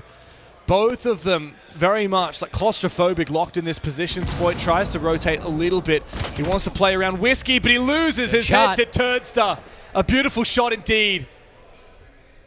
They now can push their way into the backside. Kino's the only player actively holding this. He can get support from Citizen and Cameraman. And I'm not sure what the Vulcan Pack situation is over here. There's still one. He's got to blow he can detonate this right now. Oh, but he blocks it. He still gets it, and now the Monty's trapped. The Monty has to go for the kill here. Kino has managed to fall back, and that does lose the position. He loses his life as well. M80 are on the ropes. Bleed looking very solid in their opening attack. But if there's anything to play for, it could be Citizen here. The hatch has not been opened. It doesn't give him a lot of options. Kino's still on the floor. 1 impact grenade is all that Citizen has. Bleed in a 4 versus 2 post plant. They're looking very solid now. Citizen's got no idea where to go, what to do. The Southeast Asian roster have locked in the site. They themselves have become the defenders. This Monty is going to harass Cameraman until the end of the line. There's just about no chance that M80 can make this work. Moving on forward. Not even going to be allowed a fight. Citizen does find his first one, but on a look at the clock, 13 seconds, 11, 10. It's going to take 7 to get that counter defuse, and he will not be afforded the opportunity. That is Bleed, another very solid round, getting within touching distance of M80. Touching distance, indeed. Solid Monty move. We're just spamming the Monty moment in chat from both of these teams. They are really going in the all chat. That was 3 Bleed players in the all chat just there. But it was good usage of the Monty. We talked about how they weren't making progress, and Bleed realized that. Say, okay, we got to clear this white shield guy. We got to push him back. And they do. They also smoke out the freezer doorway, so Spoit, if he wants to make a play, has to lurk in the smoke, has to catch a timing on the Monty. Doesn't do it, decides to back off, the safer option. But they've got a way in now. Even with that Vulcan Pack detonated, the more important thing is with the man advantage Bleed have established, they wrap around a code check. They're able to take down Kino rotating back into the site, and they ensnare the bomb site overall, even if the Monty was put in a difficult position. So overall, a good attack from Bleed. Took a bit to get there, but they certainly found the right solution. Yeah, they did indeed. And now they're within 1 round of M80. I still think that going up 4-2 in the first half is a nigh insurmountable challenge for Bleed to overcome. Like going down pretty desperately on their defense. Like they're quite a destitute half for them. They need to have an insane attacking side, and I just realistically don't think that's very possible for them. I hate to call it early, but I do think that if we end up seeing this be like a regulation 7-5, 7-4 win for M80, I think that we can really look to that first half and particularly those first 3 rounds and say that M80 really did the dirty work there. I think definitely the 4-2 half is going to pay off really big for M80, but we've seen how well teams can perform if they know how to work around this Monty. I mean, Beast Coast won the North America League off the back of it. Knowing how to work that Monty, hot and cold on it, and knowing how to play around it. We see a lot of SHIELD teams really doing well as well. Obviously, SSG eliminated, but when they are at their ceiling and Force is playing that SHIELD, they also move very well around it. Dark Zero. I'm just rattling off NA teams, I realized. I mean, everyone loves the Monty these days, more or less. Exactly. That's why it's strange that M80 actually decided to ban the Blitz instead. Yeah, and here, I think Bleed could find a very good way back in if they're able to channel that Monty just as successful. But also, if they can get their individual fraggers popping off, which M80 did successfully. Remember, Spoit 5-0 at one point on the attacking side. Reaps is certainly having a good showing at this tournament, and he hops down the window, catches Spoit again. Yeah, that was a very strange positioning from Spoit. Really caught off guard. Good reaction times from Reaps, and it's going to be a hard deficit to now claw back from for M80. 1 player down. Terz is on for a cheeky lurk here, and he's likely to find someone just around the corner from him. Indeed, Never mind. yeah, his the ACOG housing did not help him out there at all, and Citizen does give him that 1v1. Bit of an unfortunate turn of events now for Bleed. They still got the Monty that can maybe push up. Long bar would be the best option, I would guess. But what they really need to do is get some control around White Hallway, clear out the player from Bathroom, and then you can start getting a plant down either in Shaiko, maybe Trash if you want to as well, but this player in Bathroom has got to fall.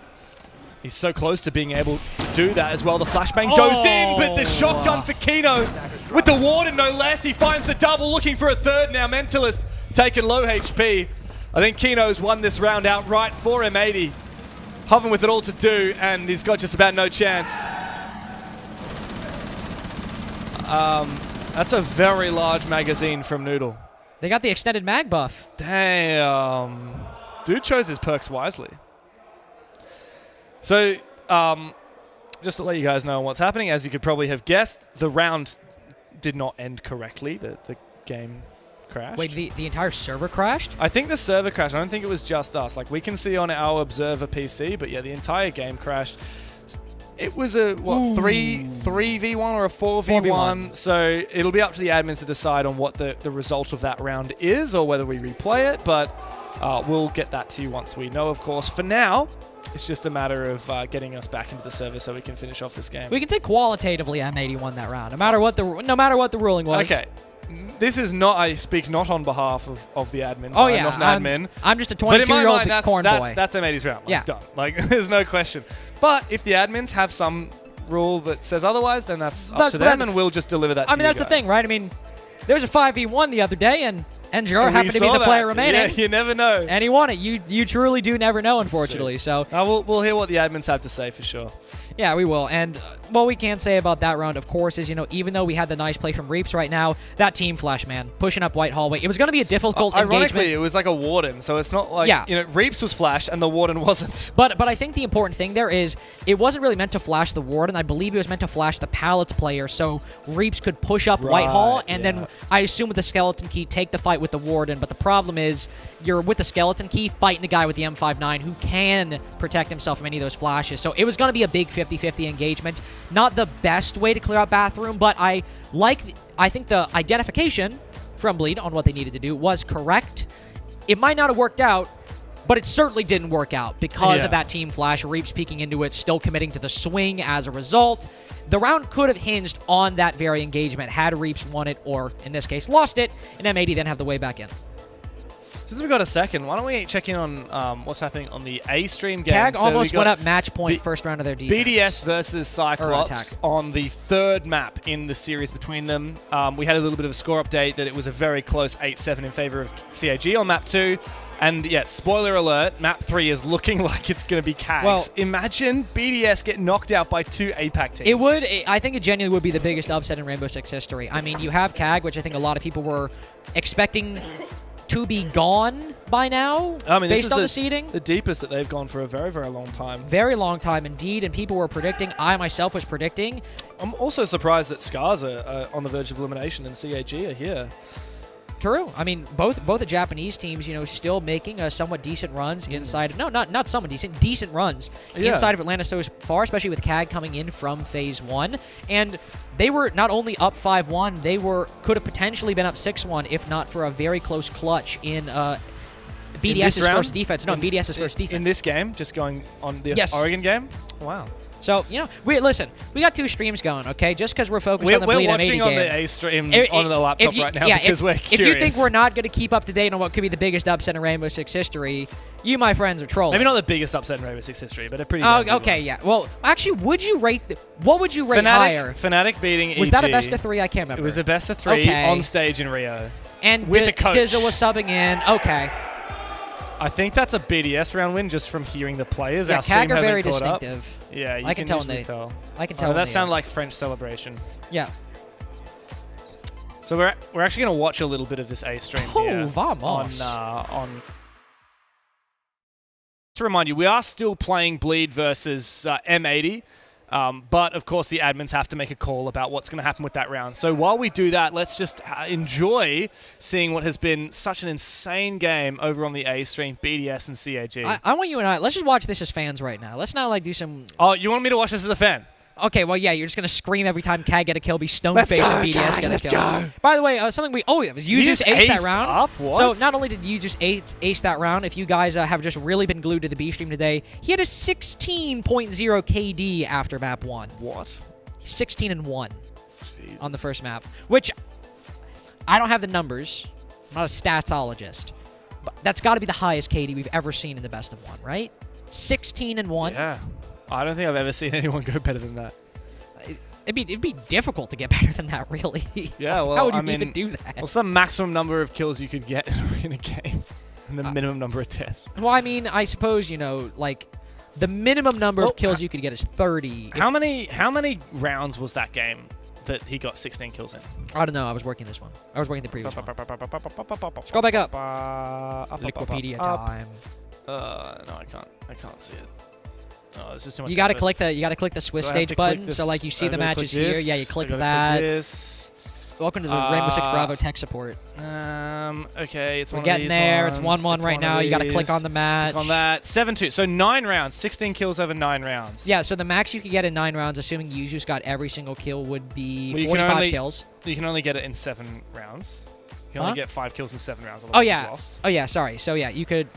So the max kills he could have gotten if it was a 7-2 would be 43 kills. Yeah. And he got 16. It sounds a bit ridiculous when you try and make that comparison, but still, like 16, that's insane. He got a third of overall potential kills for one player. Yeah, that is pretty. That's pretty impressive. Yeah, very. And now they're down 4-5 to CAG. Could have been down 6-1. All right. He's 12-5 though. Good player. Oh, what is this from Leak Effect? I don't like this. Come on, Sharif. This is a collide. No. Sharif, look behind you. Look behind you, bro. Look behind you. All right, well, that's just kind of poor from CAG. So you say, what is this from Licky Fact? He's always kind of roaming around on this map, especially over by the small tower side. It's all right. Shaiko down. Shaiko down. Shaiko's honestly been not having, I mean, when I say he's not been having the best stage, he's not been literally one of the best players in the world. He's just been good on BDS. Our standards are that high for Shaiko. I mean, he's literally one of the best players of all time. Like, yeah. He's graded on a different curve. Black Ray could win this one. Black Ray could win this 1v1. Solitov, unfortunately, I definitely think one of the weaker players on BDS. Strange because he was probably the best player on thought, M&M. Like, he was better than Usus back I in was the genuinely days. quaking in my boots thinking about the Solitov Shaiko duo. I was like, can you imagine? Solitov dies and Shaiko's baiting him going 1-for-1? Like, you might as well just give up the early round. Yeah, 90%. So, tell me, you're not from APAC, nor are you from North America, and it does look like it's going to be tied here, unfortunately. I am from North America. What do you mean? Sorry, you're not from Europe, so you don't have a vested interest in theory. I do have a vested interest. I predicted the FaZe BDS final. Okay. So my ego's involved, which means it's very important. Who do you want to win here? Not who do you think will win. Who do you want to win? Just bias, full bias. Just attack timeout. Who do I want to win?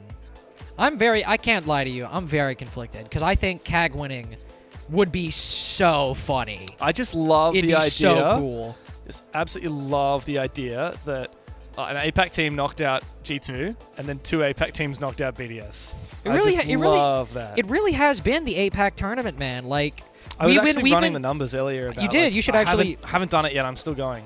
Oh, okay. Well, I'll let you crunch the numbers, flip them over before you send them to me. This really has been the APAC tournament. It's been super impressive. I mean, we've been talking about regions like OS, like Japan. Well, mainly Japan and Korea, but OS as well. I mean, especially after kind of Fnatic dropped off and went and became a Japanese team. Kind of always saying, these regions are going to develop, these regions are going to develop. But I think the perennial question was, when are they going to develop? And don't get me wrong, I still think CAG are not exactly in insane form.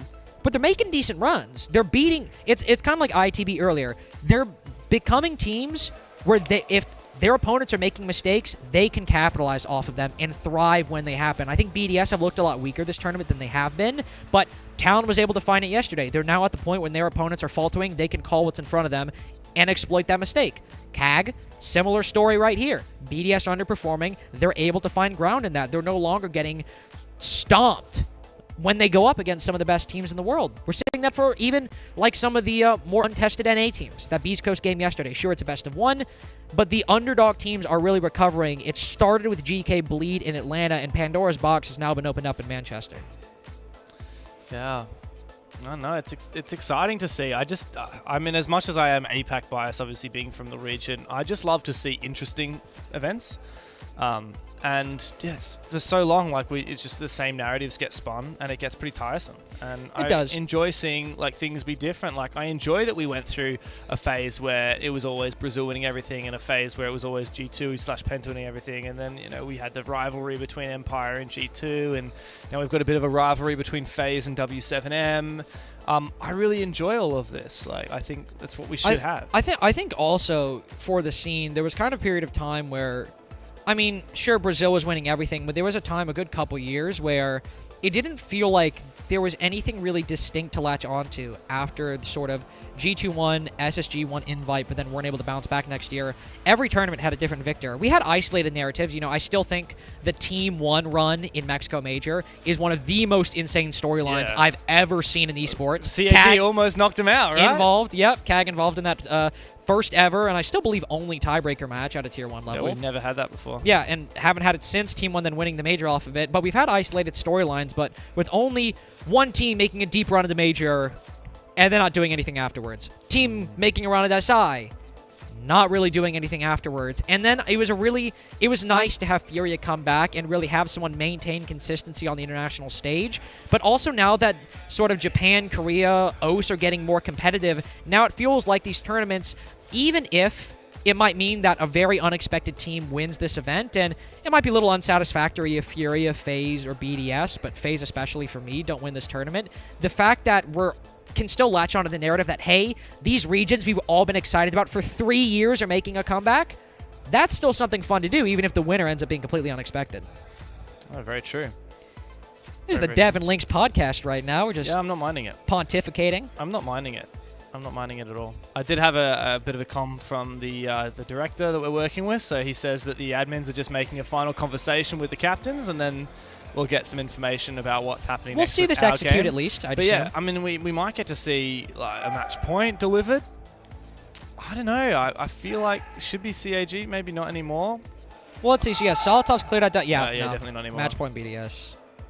Man, could have been 6-1 if they just clutched out that basement round. Would have been a 6-4 right now had they clutched it. Yeah, that's not happening, mate. He's not hopped in yet. No, it's just grim. Yeah, nah. Yeah. Oh well, BDS are looking very solid. I do wonder, like, how much can you guys at home hear the players? Because have you watched the stream? Yes, well, you might not know this, but I know you were traveling. I was watching FaZe 1. Ah, yes. From my nice little office, my nice little home office in Indiana.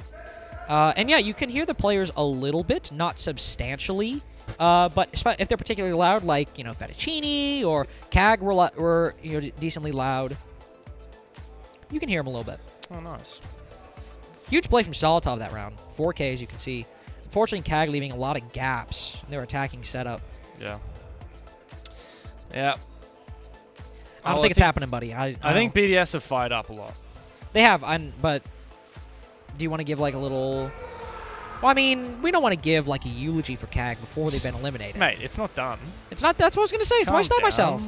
Dev, that's why I just stopped myself. Calm down, buddy. I caught myself, okay? Good. I stopped hating. As you should. Sheesh, listen to this guy. We've seen the player haters ball sketch from the Chappelle Show. I have not seen seen that. Oh, it's a great sketch. Am I missing out? Oh, it's a great sketch.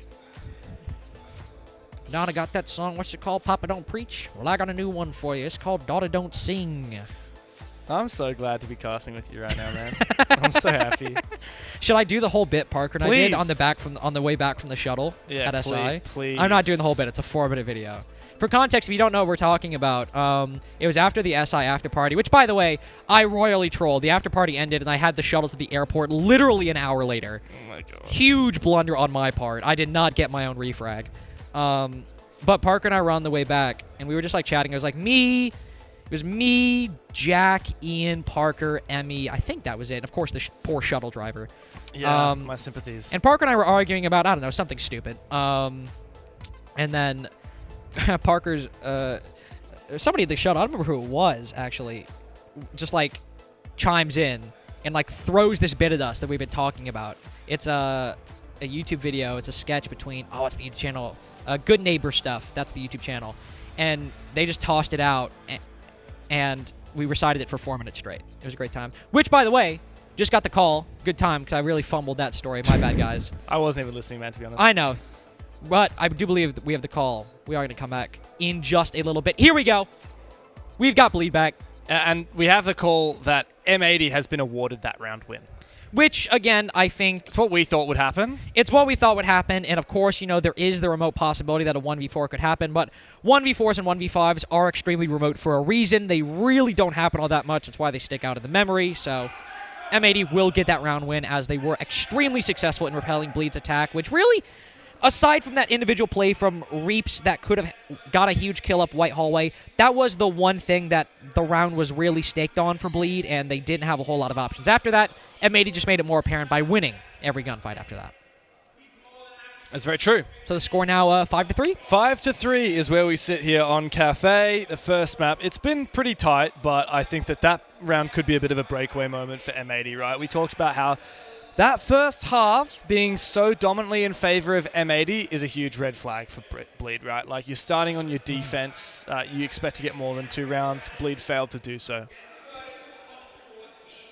You're just a hater. Calling it a 4-2, Dev, I'm a hater against of Bleed, SEA. I'm a hater now. I'm an APAC You are. hater. You're an APAC hater. So You're a Bleed Southeast Asia hater. So I get told that I'm incredibly biased and I don't have any valid opinions because of it, and then I get told that I'm an APAC hater. You're a double agent, man.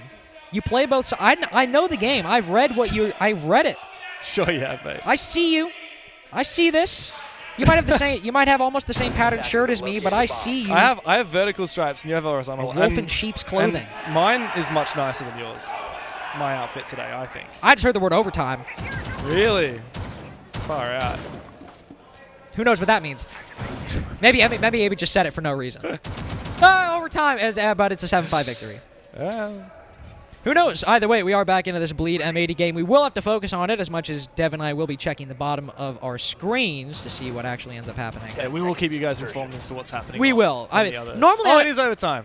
Yeah, normally I don't like talking about the other game on stream. Me neither, but I'm so excited. But considering this could be one of the biggest upsets in Rainbow Six history, I'll make an exception. It's also because they're into map 3 overtime and we're into map 1. We are on round 9 of map 1, and Dev and I casted a bit of a snoozer earlier with a very strong this ends showing up from going East Coast. this Bleed M80 game could well go map 3 overtime. It went all 3 maps at SI. It was a very, very close series. There's a real rivalry between these teams. Well, it's not really a rivalry. Bleed keeps beating them. But I think it's a rivalry. That was just a reference to a meme. That was okay. The meme is that this is not a rivalry. This team always beats us, I think is like the phrasing. That's quite funny. It is. I think it's pretty funny. For a long time, Beast Coast could not beat Mirage. Wow. So, anyway. Can I just offer a little bit of insight from the producer, from our director? So, apparently, while the admins were deliberating, Bleed offered to concede the round. And that helped the admins make the call faster because, of course, if you could make an argument that Bleed could have technically won that round. Of course. Bleed offered to concede it. That's pretty wholesome of them. Yeah, I mean, if Bleed. Yeah, if they did that, that's obviously very, very nice. And not if they did that. That is. Oh, it is true. Yeah. Oh, sorry. I'm telling you, the producer told me that's what happened. Oh, okay. Sorry. That's why we got to wrap it up. I thought you were raising the question. My apologies. No. Bleed did that. Well, either way, I should probably start talking about the round because things are happening. If you want, man. No, I mean, specifically me. It's my bad. We see Reaps inside a small bake right now, doing the glass play inside of the smoke, using the Monty to clear it out. We could get one. I was about to say, they haven't got a kill yet. All right, but now they've cut down Kino. So there is a way in for Astview, but this prep player and this Yokai is going to be a big problem. Ooh, I like and the Grismot, too. Look at that. Usage of the Grismot from Noodle to try and concuss the Monty. He's using it to try and reveal the Monty's shield. It's genius, but it hasn't netted a kill as of yet. And dangerous to go for something so creative instead of something like a smoke that more convincingly keeps that Montaigne at bay. Noodle is now completely out of his 3 Grismots, and he's in a bit of a rough slog. There's a long angle from outside a bakery, and so overcomes the Yokai from Cameraman to try and support, but Reaps will take down Noodle, and that pretty much puts M80 in the dirt this round. Pretty much puts M80 in the dirt. They need Citizen and Sploit to get these kills, but what do you know? Huvin's going for the clear. Yeah, he's made it work as well. It was a little bit sketchy there for a moment. The Spoiler's on for a big flank, though, and he might even find that he does get the better of him, but not without a little bit of damage being done. It's now Spoit versus the world, and while he does tease out a little bit of vertical pressure, he does indeed go for a rotate. Mentalist can go deep, look to force the plant, but what? Wait, hold on. What? What? Attackers recovered the diffuser. Oh! Okay, well, I'll explain that in a second, but for now, well, there you go. Round is over. Wow. That was a good catch from our observer who just told me over the voice comms. Thank you, Easy. But he's laughing about that. So there was a Flores drone in the drone hole outside that had been jammed by the mute jammer. Oh! So Mentalist jumps on over, shoots the mute jammer, and starts planting next to the drone hole. The Flores drone, no longer muted, detonates and kills him. That is ludicrous. That reminds me. I thought that was a bug. That is absolutely cooked. Well, that reminds me. I remember Jesse actually made a video about this on TikTok. There was a cafe game that DZ played, and Canadian was using a Rotero drone on the roof and like sent it into the building, but he drove it in and detonated the Rotero drone, but I think it like kept going or something. I can't remember what. Yeah, I think it kept going, or it got jammed on top red on Cafe on this map actually. Yeah. And he hopped down new balcony and walked up to the door, and in the time it did, he walked right as it detonated and it killed him. Oh, that's so amazing. it doesn't often happen, but Rotero drone mishaps like that are extremely funny. But that was the most exciting thing that really happened that round, I will say, because, well, I'm not saying it was bad. Don't get me wrong. I'm not about to hate on Bleed or M80 for that matter. We see a nice entry from Reaps into Small Bake. We see the follow-up pressure from the Monty. If the Grismont had actually killed the Monty, that would have been exciting as well. Cool, yeah. But they just pinch Noodle after that. They've got clearance into the site. They also send Hoven above for vertical control. Coming out of the tech pause, it was just a very well-played execute from Bleed. We're looking to leverage that Monty again now, but of course bomb site has changed. We're going over to reading. M80 are very close to locking out this game, but it's been a real tug of war back and forth. And Bleed have used the unorthodox technical break to reset the mental a little bit, and I think it's worked well for them, because that round that we did end up having to rehost, that was not a tight round, right? No, it was not at very all. much open and shut case in favor of M80, like a 4v1 at the end of it when the game eventually crashed. And so for Bleed to come back from that looking very much motivated, looking very reset, it's a very good sign for them. Now looking. Whoa, hold on. Looking. Hold looking. Very good. Looking. There we go. I'm looking to see what Aspie can do with this Monty in this round, because we've seen a lot of pressure applied by M80, by Bleed. It's been a mainstay for both of these attacking strategies, and he's using it very similarly right here that M80 did and Bleed have done previously, to push in, take control, pressure the players off-site. We actually have a similar setup overall that we saw M80 do, what's but this? Mentalist, I was about to say, repelling in. Nice pre-fire onto Noodle. Very effective there, but Spoit doesn't allow this to go down without a fight. Good vertical play from Citizen with the C4. Spoit finds a second and falls back towards site. No doubt about who's won that roam game. It was all M80. Really good retake by M80 there. Mentalist with that pre-fire, anticipating a very commonly held position. I like that play, but we see the players stomp up white stairs, and the fact that they're able to win those fights and then pull back down. Bleed at the control. They were actively taking control of Cocktail as a whole. Nice. Reap's able to find one of that vertical angle, so very, very nice. And as you can see, reading a bit clear right now. Nobody actually playing inside of it, and that is where the bomb site is. We see one white, we see one Jan in there, and okay. Now, no, Spoit actually down below. So M80 positioned not only for the retake of the bomb site, but specifically the retake of the bottom floor. Once Bleed commit to the execute, we'll see them use this man advantage and send Kino up top to retake this vertical control. No Gon 6, I suppose, for Reaps there. Very difficult now to try and clear out that position up top. There's always information here for M80. Kino's getting pretty aggressive here on the white stairs as well. He's so close to Reaps, and he does get the better of him as well. Bleed now down to just one. M80, after that break, looking pretty composed. Good nade from Turd, but the swing from Cameraman locks in match point for M80. Just consistently looking better, our M80. The gun's just a little bit sharper. The coordination also there. We've seen good of the latter from both teams. You know, Bleed in 2 rounds ago. M80 in that round pushing back up white stairs. But with that 4-2 lead, with just looking, again, a little bit more consistent overall, Bleed have these good moments, and then they suddenly have an extremely dominant loss. that Emity are just able to retake completely. We'll have another tech pause right now, as I believe it's Cameraman having an issue with one of his PCs, or not with the PC. It could be headphones. Okay, we're watching Could be keyboard. BDS versus CAG on our second monitors right now, and it is match point BDS. 2v3. This is... I can hear some cheers. Ooh. Where our feed is behind what we're hearing the cheers about. That's true, so we technically... Can you hear the casters? What are they saying? Well, no, I'm listening to you talk. I'm hearing slaps, so I believe that means BDS won. It was kind of deeper shouts. Okay, Ooh. Shaco's dead. It's Surely not a Brede 1v3. just Brede versus 3. No, I reckon CAG are going, we're going all the way. It's ironic that Ace isn't here to call us into ultimate overtime. I mean, yeah. there's no way Brede wins this. There's no way. Yeah, he doesn't. There you go. Map 3, 15 rounds required. CAG have pushed us the absolute distance. Absolute distance indeed. One final round. Literally, one round decides if BDS stays at the major or CAG go forward. That's You insane. you could just have... You know, we say, oh, this was a best of 3. Now it's a best of 1. We're up to the final map. This is a best of 1 round now. This is like the even worse thing, because you could literally have like a pretty great round from BDS, and then like, I don't know, Anaton just drops like a massive 4K and you lose. Yeah. Well, to be honest, I think BDS are the ones that are favored now because they've got defense, but presumably they'll be going to Dorms, which is an unfavored side, but we already saw a Dorms defense win from them a couple of rounds ago when we tuned in, so yeah. We still obviously have this technical pause. I'm actually not sure what this technical pause is for. Dev. This one. I'm a believer now. What? What?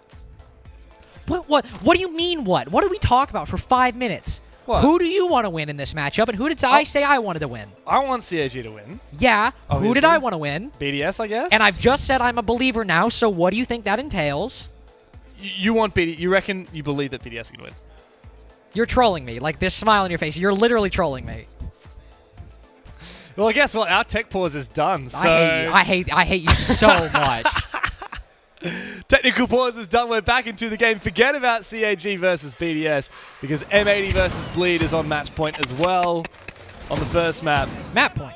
Map points. Yes, not match point. I'm be real. Like I am also going to be keeping my eye on the score of the other game and likely reacting to it during this cast. Yeah, and unfortunately, I think part of the reason why that is as I mentioned as we were going into the tech pause, this has just been a little bit better of a game from M80. They have consistently been the better team throughout this map. First half was so good. Yeah, which you would expect from their map pick. The first half was so good, and Bleed, to their credit, I think have looked decent on the attacking side. But it's just been a 60-40 game. M80 in the lead, not by much, but certainly in the lead. And now on the defense, we've seen Spoit, Kino, Noodle, really everybody so far this game has been having decent moments. I think especially Citizen, Spoit, and Noodle, the 3 highest rated players on M80 at the tournament, and the 3, I would say, most impactful players in this matchup for M80 so far. On this defense as well, if Bleed are going to be concerned about the players around the Monty Don and losing 1v1s to M80, there's 3 sharp players on this NA squad, or NA Team EU squad, that have just been hitting their shots in this series. I do feel largely like M80 kind of won this game in that first half, finding 4 attack rounds, starting so strong with 3 in a row. And now they're on their defense. It's not been all sunshine and rainbows, but it's been pretty damn good. Bleed have looked a little bit rough around the edges on their own attack. They had one really good one onto Kitchen, but it's not been perfect. No, it's not been perfect at all. Again, good moments, decent ideas, but rounds that also come down to very, very small things. Reap's trying to push up Whitehall, that really being the only solution Bleed had in that round, pushing Cocktail. Dominant losses across the board, that 4v1 we were talking about, that spawned the long tech pause, or the long admin deliberation. M80 just looking a little better. Minute 15 seconds in to mining defense at the moment. I can't focus. I'm literally, I feel jitters based on what could happen in the other game. Yeah, I mean, I can just hear Emmy like screaming behind us casting, and I'm like, our feed is so far delayed, and I don't know who's winning. Reap's back in Whitehall right now. Noodle.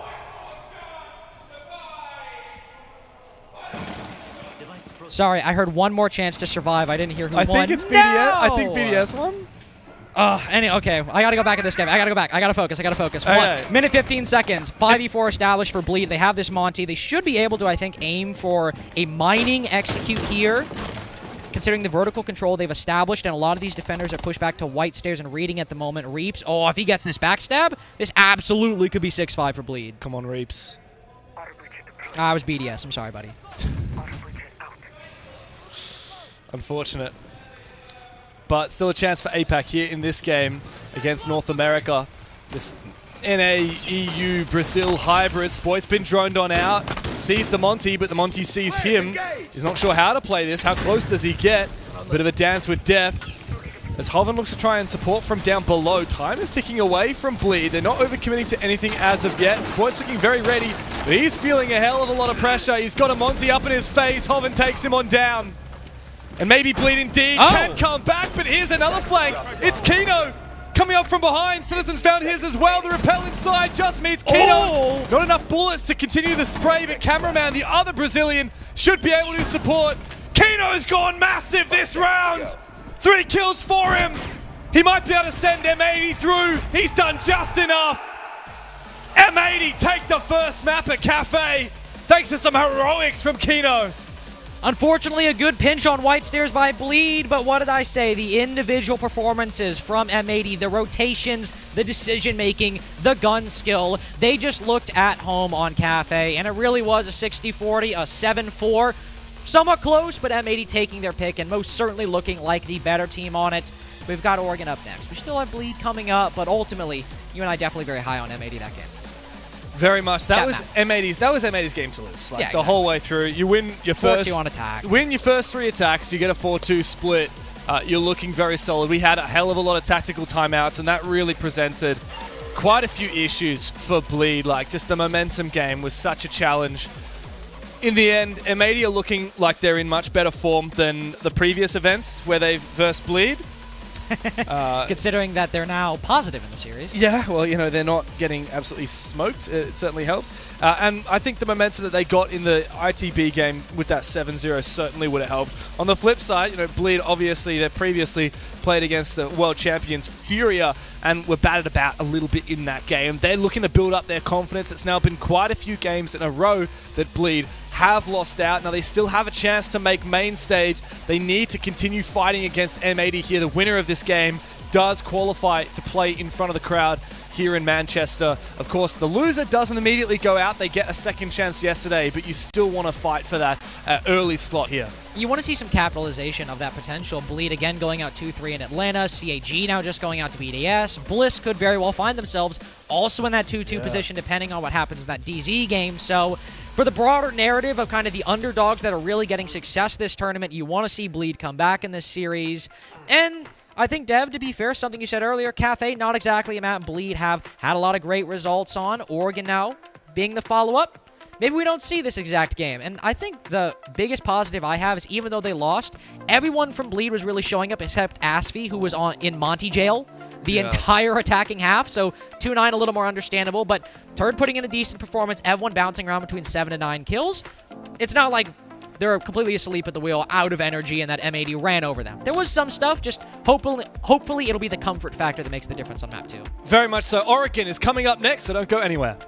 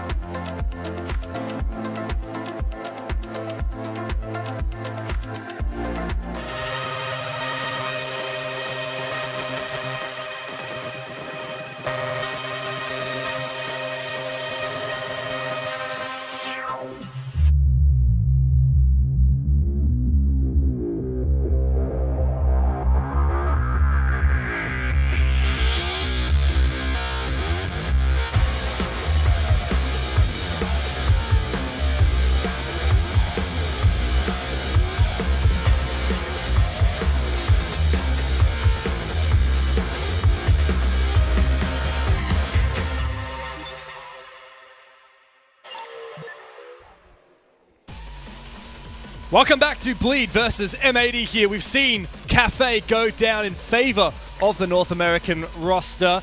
But of course, it's not a done deal yet. That was just the first map, and it was their map pick. Bleed do have a chance to fight back and continue their undefeated streak against this M80 roster. Yeah, absolutely. With their map pick of Oregon coming up, which they've got some really good results on in their history. Sure, they got a win over Talon yesterday. That was very, very close, but a really good showing against the world champs a couple months ago at SI.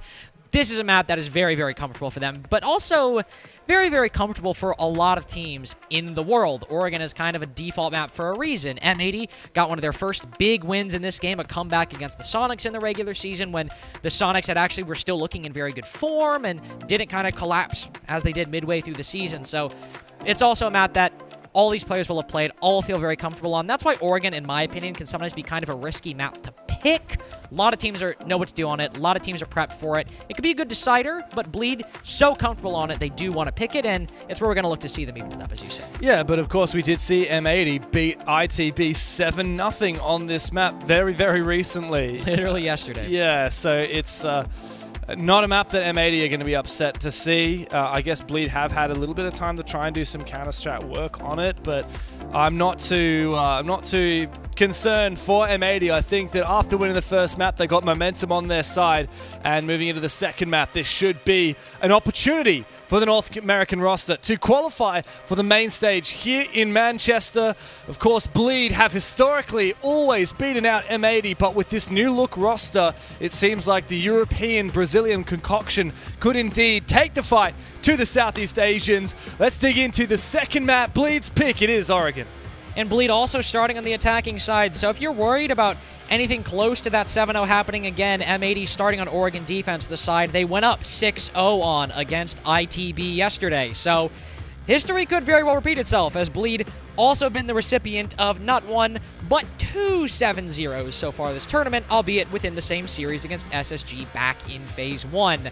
Still a bit of a daunting prospect, though, that they could face, especially if M80 not only could get a favorable ban phase, but also specifically if they just start out hot and shooting straight on their defensive side. In the game against ITB the other day, M80 banned Deimos and Fenrir. They've already changed strategy. They banned out the Blitz, which can get a lot of use on Oregon. Yeah, I mean, it's funny, though, to see that Blitz ban like 2 maps in a row now from M80, where Bleed were actually leveraging that Monty to quite a bit of success, which has, by the way, slipped on through. Historically, M80 are a bit of a fan of that Monty ban. We've seen it quite a few times, sometimes banned against them. ITB banned it against them on this map where they played yesterday. Now it's been slipped on through. Kaid going out. What's the final roundabout for? It's Fenrir. Okay, so Mira is still in. Azami still in, Solus still in. Solus is still in. Yeah, a lot of big hitters. Valkyrie. Azami really the big one for me on this map. Because, like, Solus, really good at roaming, but roaming, you got to have a really specific intention, really specific vision with it, or you overcomplicate sites like Basement. It's a smaller map. Yeah, exactly. And you overcomplicate things very quickly. Whereas Azami basically doesn't shut down an E-box drop, but makes it really hard, and can sometimes force teams into a front side take. On Attic, or on Dorms, really useful for holding the trophy position. Azami can almost do it entirely by herself, maybe with some magnets to catch projectiles, or a mute jammer to stop Rotero drones. Can basically make 2 entire bomb sites way, way better for the defense just by her presence being there. But of course, that's, I'm sure, one of the many reasons why M80 did not bring Azami in the first round, and that actually brought the Vigil, an operator that really you probably are going to use on the roam. Very much so. Bit of an unusual pick, but I wouldn't discount Noodle. I mean, he's been phenomenal so far in this series. On that first map, he was by far and away the best player, 129 EPS, really big hitter on the opening kills, got 12 kills to just 7 deaths overall. Yeah, like we said, 3 of the M80 players are in the top 10 of the tournament so far at Manchester. So M80, if a player wants to pick something and go for it, then I would 100% back him in. Plus, you got at least 1 round. You don't need to go 6-0 up on Oregon defense every single time. Of course, if Bleed do get a basement win by extension, that could very quickly spiral, especially since this is their pick. Ooh, Boss G Hollow. Interesting choice. Not the K1A. I'm surprised that people actually go for this Boss G. To be fair, I mean, I also am a bit surprised by it, but it is like a one shot down to the body. Yeah. Still, I mean, you've got to finish that off a lot of the time. That's the question, isn't it? Yeah. Oven going to be the main person hunting for him right now with those Inox scans. Kino put to very low HP as one player moving around the bunker double door. Noodle now dropping down the back tower stairs. I think this is smart. You hear the Dokkaebi call come out. And Reaps pushing down, shooting the freezer cam, backing out. Bleed, not really facing any problems with this roam. They scare Noodle back with the Dokkaebi call. He moves back down to the site. And this is where the pick of the Vigil can sometimes be a little difficult because you want to use him to have impact on that roam, but by bringing the Vigil, you've not brought an Azami. You've not brought a smoke. You now just have a guy playing on the site with not exactly the best gun in the world if you miss one or two of those shots. Yeah, I mean, especially with the Holo, like this is pretty average weapon. You really have to be quite good at it. Of course, like we said, Noodle's been great, so I won't fault him. And this is a very difficult bomb site to attack, even at the best of times. Now, Bleed, they've got map control. They're starting to open up these hatches. It remains to be seen where their eventual push will look to go down, but they've got a lot of options, particularly the Capitao. You've also got smokes on the Jackal. There is a Warden on the board with the Spoit, with Spoit picking it, so I would be a little bit concerned about where that's coming from. Kino just gets aggressive up the rear stairs and takes down Asfi. Now, that's the Capitao. That's the majority of your utility to look for an execute already taken down. Especially with the absence of a Grim, you want to use those firebolts to make sure nobody can push up long haul and shoot at Reaps when he's dropping down E-Box hatch. You also want to use it to stop the bunker position. With that gone, you're really just using the Deathmark trackers and the one Dokkaebi call you've just now used to try to make it, and there's still Goyo packs in your way. Oh, nice shot though from Turdstart. Long one, but Noodle's big for it. Him and Kino spring up, and it's quite an easy lockout for M80. Fired up once again. Very solid defensive round. Not quite a look-in for Bleed. And Noodle got a Boss G kill, so he justifies the whole thing. Of course. He brings the Boss G, gets the kill, and I mean, to be fair, in hindsight, he does justify it by getting that kill. M80 overall, just a solid defense. The tools Bleed had, coincidentally, given the presence of the Vigil, actually very good for a roam clear. We have the Inox scans with the Jackal. We've got the Dokkaebi I don't think calls. that was a coincidence. I think that was their intention. It meant that they lacked anything, though, for the execute. Well, but that's exactly what I was going to say. Like, sure, yes, it was their intention, but it's like, oh, they bring the operators, they scare back the Vigil, which M80 wanted to play. That's all well and good. And then once they lose the Capitao, it's like, no Grim. Yeah. All the Dokkaebis used, No, not a lot of flashes. Ying's banned. No No Monty. smokes, no Monty. Yeah, they were real. And so, and that's when I think coincidentally technically isn't accurate, but that's why I said it is, okay, they anticipate a heavy roam on basement, which to be fair, M80 were getting very aggressive in their game against ITB. One example, in round 1 on basement, Spoit was playing in dorms and took down one of the players in the roam clear. So I think they anticipated that same roam from M80, but then once it's not there, because you committed to that operator selection, you brought the Jackal and the Dokkaebi, what do you have when it's just a 5-man hold on site? Well, there's a lot of footage out there for Bleed playing this map. They've already beaten PSG Talon. They lost it to FearX so far at the Major. And these teams actually did play each other on this map at SI. It was a 7-5 in favor of Bleed. Obviously very different M80 roster back then. But historically, this has been one of Bleed's best maps. They're on a bit of a streak with it, with the exception of that FearX game. You know, if you don't count that, they're on a 5 or 6 game win streak. But, of course, M80 looking very organized. They've done some good VOD work. Spoit's feeling a bit of pressure now. He's highly away. He's also got some support from up in Big Tower to plays, but I mean, tactical timeout called by Julio.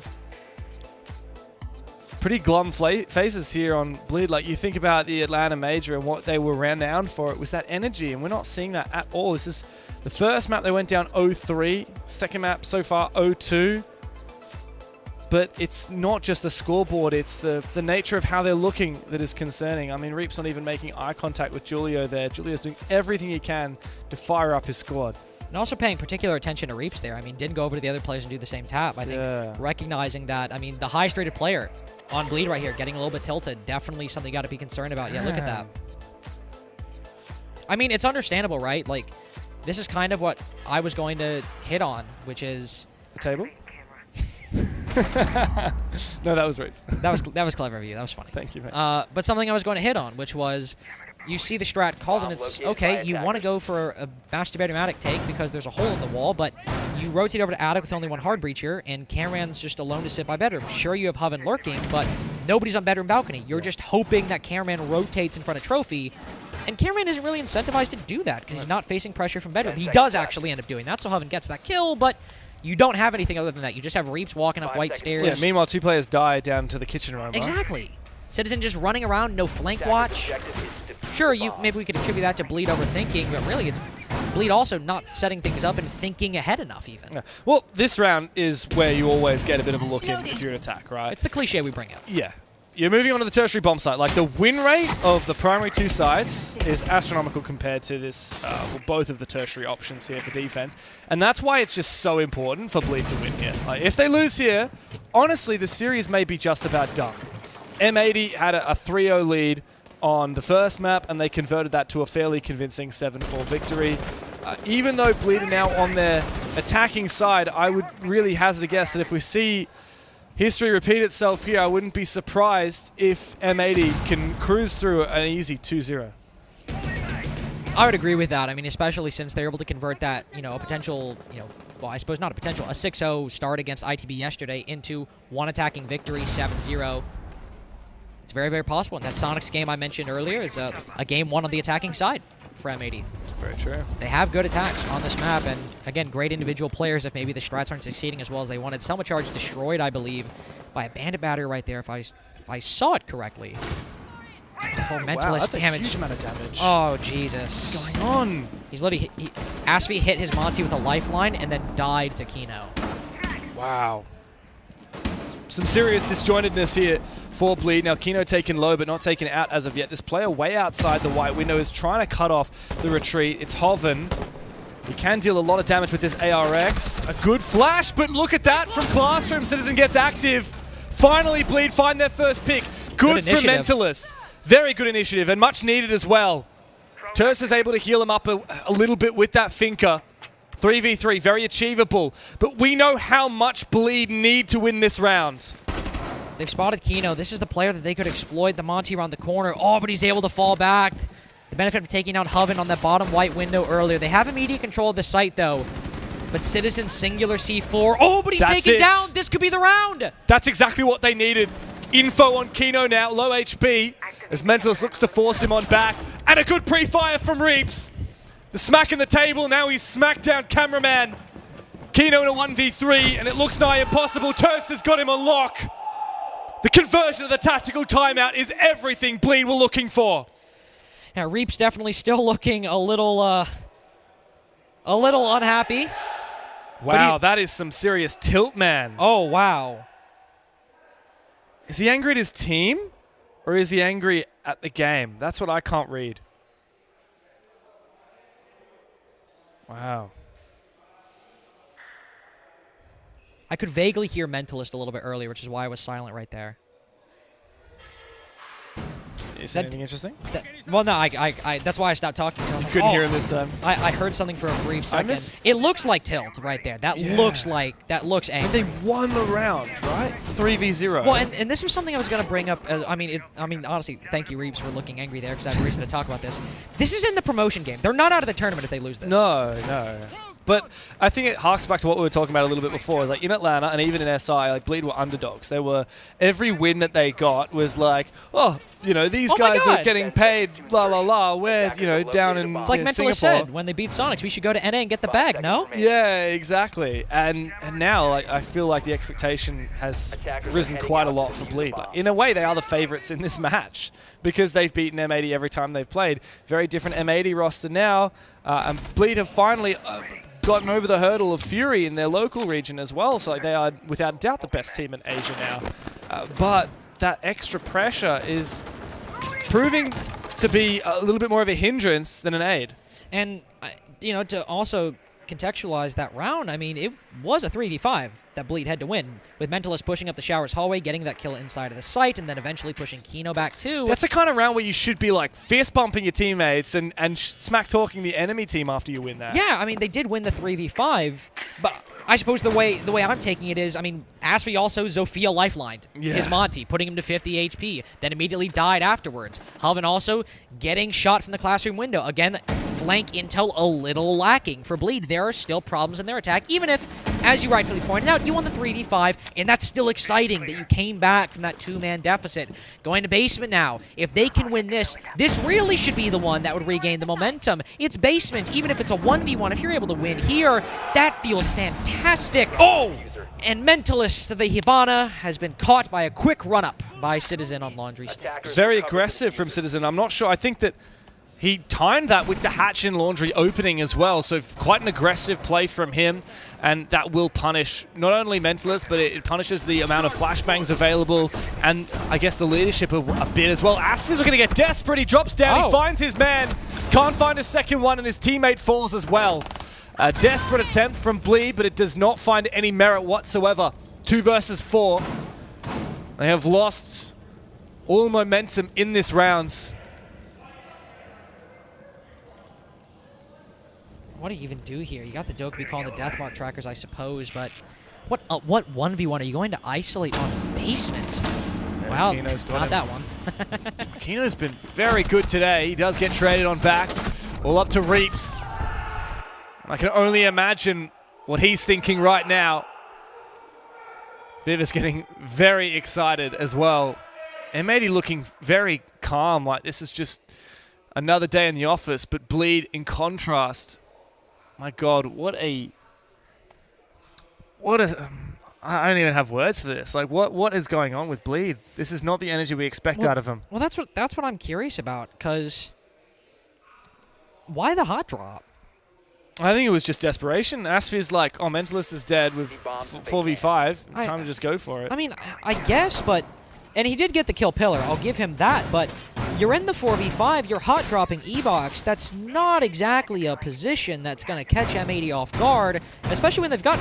You've got 3 players around that usually. Maybe 2 at a minimum. 1 long haul, 1 the bunker single door, and then probably 1 inside of sight as well. And then they're immediately traded out. I get the call to kind of speed up the pace. In isolation, I get that call. But M80's reading that. Like, that's what, exactly. That's what I mean. They're reading the E-Box drop. They're ready for it. That's the kind of play that works well against nervous teams. And M80, like you saw the face cams, they barely celebrated that round because they're just so chill. Like they're in their element. This is just another day in the office. Like there's a mental warfare. There's an inner game going on right now, and Bleed are winning it. Bleed are miles behind. Yeah, they're getting lapped in the mental race by M80 right now. And it's not even like M80 are doing anything to make that happen. No. They're just playing their own game, and Bleed are tripping over themselves. And specifically, M80 are playing their own game. Not in just that they're focused on their own defenses, but they're doing similar stuff, not necessarily strategically, but individually, that they did against ITB yesterday. You know, retaking positions, contesting Laundry Stairs, getting aggressive when the attack doesn't expect. This is just them playing to their strengths, playing their own game.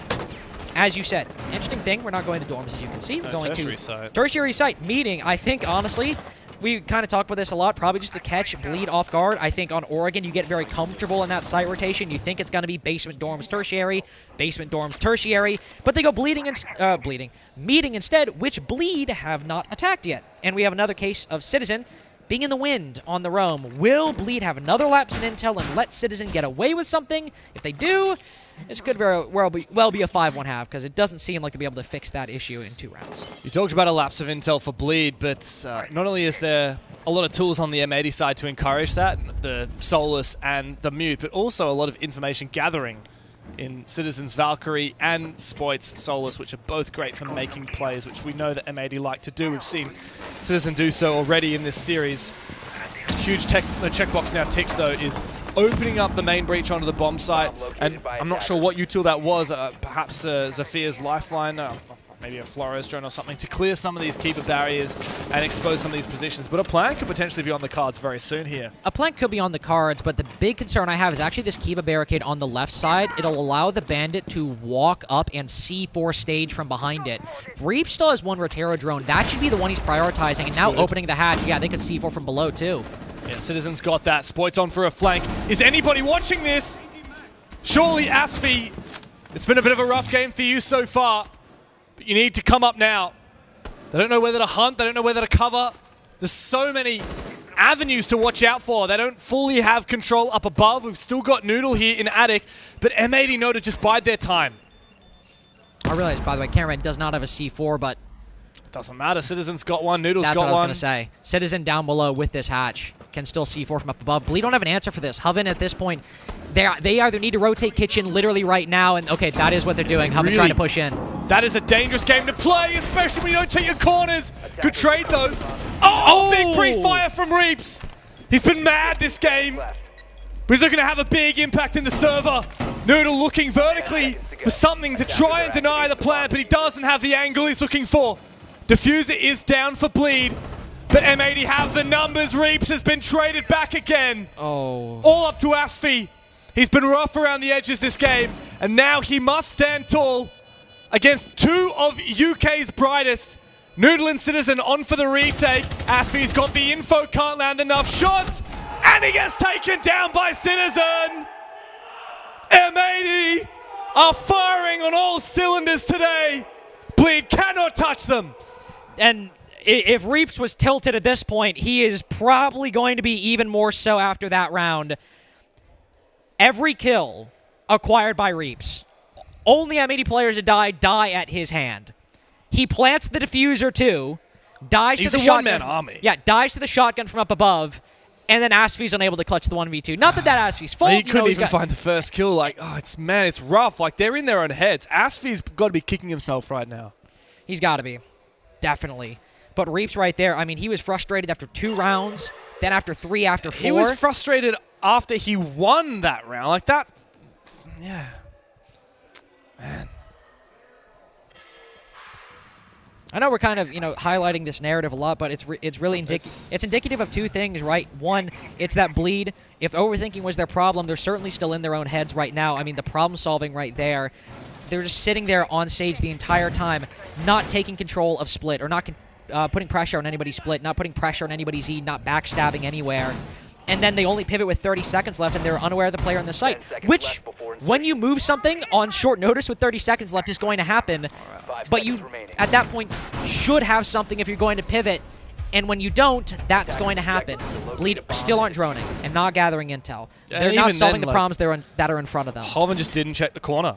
He really just needed to be a little bit more aware of that positioning. Kitchen, a little bit more cautious of it. Even if you had no information, you can't be turning your back to it when you're the Monty. Now, Bleed, I think this is a real case study for how dangerous it is to maybe start allowing that expectation to start creeping in. After you have become a renowned dark horse, everyone starts to say, well, what is this team capable of?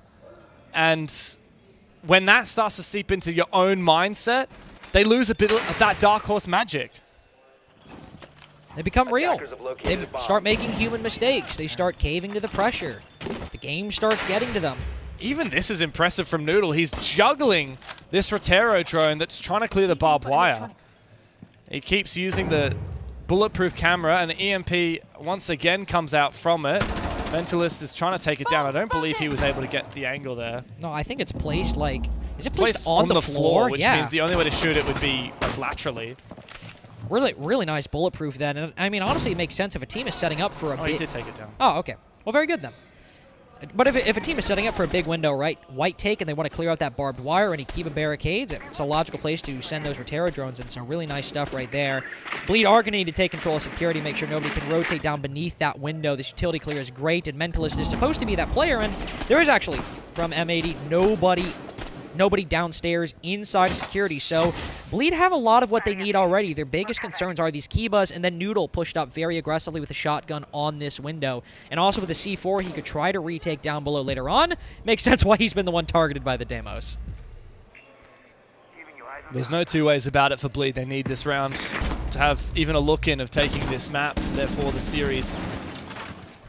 Cafe was a real challenge. You'd expect more out of them on their own map pick, but Oregon has been anything worse than what we saw on the first map. They need to find a second attack before we switch halves. Good Grim. As the Kawan goes in, but Kino goes for a big swing and takes down the star player from Bleed. Ooh. A good shot though from Asfi. He does lose his life for it, and not likely to get picked up anytime soon. Noodle getting aggressive. Time is ticking away. Bleed getting desperate. Still numbers advantage in M80's side. Mentalist low HP from his position on White Stairs. He needs to have a huge impact as he gets some support. Noodle doesn't find anything with that C4, but he is still holding fast here inside of Kids' dorms. Mentalist has got to erupt here from the top of white, but Hoven's gone for a massive rotation. He's going to get caught by the Banshee. Citizen is fully aware of it, and he will keep him at bay. There is nothing to be said. There's nothing to be done for Bleed. They have once again fallen flat. Waves ineffectually crashing against the wall that is M80. 5-1 on their defense, and the main stage is calling. And the story of that attacking half, really inconsistent problem solving from Bleed. We see it happen one time on Showers with Mentalist making that play up, also built incredibly by Reaps with that double kill. But aside from that, M80 are putting forth setups and sometimes catching Bleed completely off guard with really good flanks or rotations. But a lot of the time, Bleed are either trying solutions and not executing them well or doing so unsuccessfully or not coming up with the solutions at all. One example there of sort of the former, trying something and it not working, we have Turdsta on the Deimos. He deathmark tracks the Mute, but he's not able to get the kill from below.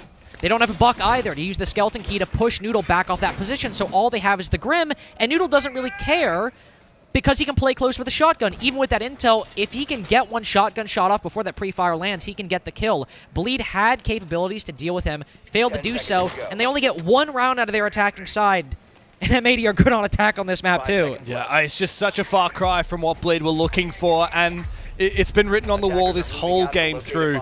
They have been chalked, and it just goes from bad to worse every single round that goes by.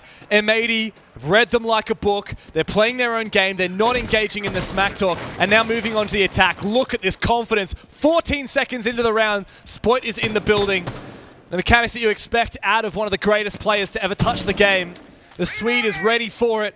He wants to go to the main stage. It's been a hell of a long time since we have seen Spoit on that main stage. Far too long. And, well, the first time he ever made his debut, he won the whole damn major back in Berlin. It's time for him to make a return. In this round, Spoit making a return to probably an old familiar position. We see a lot of aggressive players moving down the freezer stairs, shooting the default and backing out. Spoit is the guy on this team to do that very thing. He'll shoot the cam, he'll look for a gunfight, and if I'm the one who decided to get aggressive against Spoit, you probably better take me home because I am not thinking straight. R4C ACOG in hand. You'll just hold here passively, wait to see if anybody decides to retake and get aggressive. And I think that's the big win for this position right here, just making sure nobody can actually move up that staircase and go for that flank. As M80 will just open up all these hatches. 5-man hold on site from Bleed, going with a really strong operator setup, smokes and Vulcans for denial, C4s, and then the Kiva barricades and the mirror windows. The latter for the front, the former for the back. Really strong setup from Bleed. Put forth, really good setup. It's true, but M80 have got a lot of good ingredients to pick it apart, and they've already done so. Half the round is done. Look at all this util being cleared. Great usage of a nade there to get rid of that Vulcan canister. 20 seconds will elapse. Spoit's getting aggressive down here as well with his Ash charges. I believe he's now dispatched with both of the mirror windows. M80 are just paving a way for them to march forward. Interesting, no Twitch though, and while he has dealt with one mirror window, he's not dealt with the other one in Laundry, so if they wanted to go for a front side take, it'd be a bit difficult. It's very spread out right now, but I think they're coalescing around the backside. Monty coming down, the Kawarm going out. Yep, here comes the execute. The Citizen's been so good this series. Kino starts to go forward. Gas keeps him at bay for a brief moment. Look at this from Spoit. Down the ground, but he's been taken out. That's exactly what Mentalist needed, but he then cops a bullet from Noodle. The Brits are both springing into action, and he gets another one. Noodle snuck behind enemy lines. He's deep into the site, and now forcing the diffuser down. Kino is being an absolute menace. Takes a hell of a lot of damage, but it's not enough because once again, the Brits between the two of them find all 5 kills. M80 are just one round away from making their debut on the main stage. Such a weird phrase to say considering the high profile this team has had, the expectations, how long they've been at these events for the past year, but for the first time since this organization has entered Rainbow Six, they are one round away from qualifying to that main stage. Insane stuff that it's taken this long. But it's Oregon defense. It's a 5-1 half for M80. But it's a very different position. M80 had a map win before. They've had a great record on this map on defense yesterday against ITB. Bleed don't have that same momentum or history recently. Exactly. Wow. Oh. It really is the Reaps one-man shove. They can't see how Reaps has been taking this game, but No. that's probably not going to help. I mean, No, I mean, that's the last thing that anyone on Bleed wants to hear right now. and yeah, honestly, like, And Reaps is top-ranking the team, That's and what- not by a small margin, that's right? what I was going to say. That's It's- all he's got going through his mind. Everyone else on the team is, I don't know, mixed emotions of feeling maybe like, oh, I should have got more kills, or maybe a bit of resentment. It's like, I would have got more kills if not for X, Y, Z. Yeah. Attackers It's just objective to Reaps and, locate a Turch bomb does well, 4 and 6, but in 5 kills between Hoven, Asfi, and Mentalist. Remember, this isn't an elimination game. Bleed still have 1 shot, but this feels like the emotional, I suppose the emotional peak of Bleed has passed, and this could be, depending on what happens tomorrow, maybe not even the valley, maybe not even the bottom. But just look at the difference between this game and what happened against Furia, right? Like, Bleed got smacked on the first map, they had a laugh, they came back, and they almost beat Furia on the second map. 7-8 loss against the world champs, ridiculous. Yeah, that's something that you can't cut yourself up about. But going down like this to M80, where the first map wasn't great, but at least it was somewhat competitive, and now the second map has been an utter devastation. This has got to have ripple effects for the rest of the tournament for Bleed, and their chances of making it through the main stage are looking very, very grim. M80 just exuding confidence. Look at the way Kino has just gone straight up into Big Tower and made his way down to get aggressive on the stairs with a shotgun. This is the face of a man who's just ready to take it. They're ready to take this fight when he wants, and it's another basement defense, and we have Spoit already pushed well, not pushed aggressively down Freezer yet. It's actually Kino on the backside. I believe I saw Reaps earlier. Position at the bottom of Freezer stairs, so M80 might be telegraphing a backside take a little bit, but this is the benefit of basement, ironically enough, even how difficult the site can be to attack. You can open up all the hatches, and you can decide where you want to go very flexibly and rotate very flexibly. But actually committing can be a bit difficult, but this Grim was so helpful for their peace of mind last time. No Monty to brute force the control, I will say. So not having that makes pushing down a little difficult. That Grim and that Doke beat becomes really, really important to inform the decisions taken by Spoit, by Kino, by anybody that's moving down to the bottom floor on the side of M80 to win those fights. They were able to do so last time, but when the Monty was disrupting them and when it was in their face. Oh, here's the drop though from Noodle. And Spoit does find the opening kill. Straight on into it. Reaps, though, the one-man shove. Ooh, dodges Gets the better of C4. Spoit. That's a big dodge, but Bleed are not going to go down without a fight. Numbers back on their side once again as Turd has found his. Cameraman is still up, though. These 3 players from M80 look to go forward. Noodle finds a pick, and a big one at that. He's got the Grim and long haul, too. They might have man advantage, but they've got this intel to get the diffuser down. And so Noodle will do that. Information, no doubt. Bleed have to make their move, but they do so together. Noodle takes a bit of damage as he falls back, but he deals it again. Reaps continues to shove, but it's up to Cameraman to take down the demon from China. The UK will have 2 homeboys to appease the crowd. For the first time since their inception, M80 make their main stage debut. Long, long overdue. Picking up that old XSET core, having a year of utter failure in 2023, let's be honest. But then revamping this roster, keeping Spoit, bringing back Kino, and signing some of the best players up and coming in the case of Noodle, veteran in the case of Citizen, and then the most veteran you can get with Cameraman leading the charge. Finally, a year and 3 months since their entrance, M80 are on the main stage of a Rainbow Six event. Spoit is back on the main stage of a Rainbow Six event. And the curse seems to be over. Bleed were the demons for M80 in Atlanta, and they did it in a BO3 in Sao Paulo for 6 Invitational. But it turns out that the secret for M80 in the end was just being a European and Brazilian team after all, right. Playing in North America. A big win for M80, and you just look at the faces of these guys. This was just another day in the office. The Cameraman, a return to main stage after what he achieved in Atlanta, making it to another major final with Los. Now he's back with a new roster, a new look for this team, who are seeming very promising at perhaps being a contender for the trophy and bringing one home for NA. I think that's actually, I'm glad you brought that up, because BDS have been looking a lot weaker than we expected. FaZe have been looking a lot weaker than we expected. Fury have already qualified, so they're still very much a contender. But the triumvirate, BDS, FaZe, Furia, it's not so much a triumvirate right now. It's just Furia really showing up. There's an opportunity, depending on what happens, for another team to slip in there. Will it be Secret? Will it be M80, who are now one of the new teams qualified to the playoffs? There's room for a surprise dark horse run now. Yeah, very much so. What a series this was. Bleed completely pushed aside, and a great game from, in particular, Noodle. I think that he's the one that I really want to focus on. He was quite a controversial player back in the day when he first made his debut with Heroic.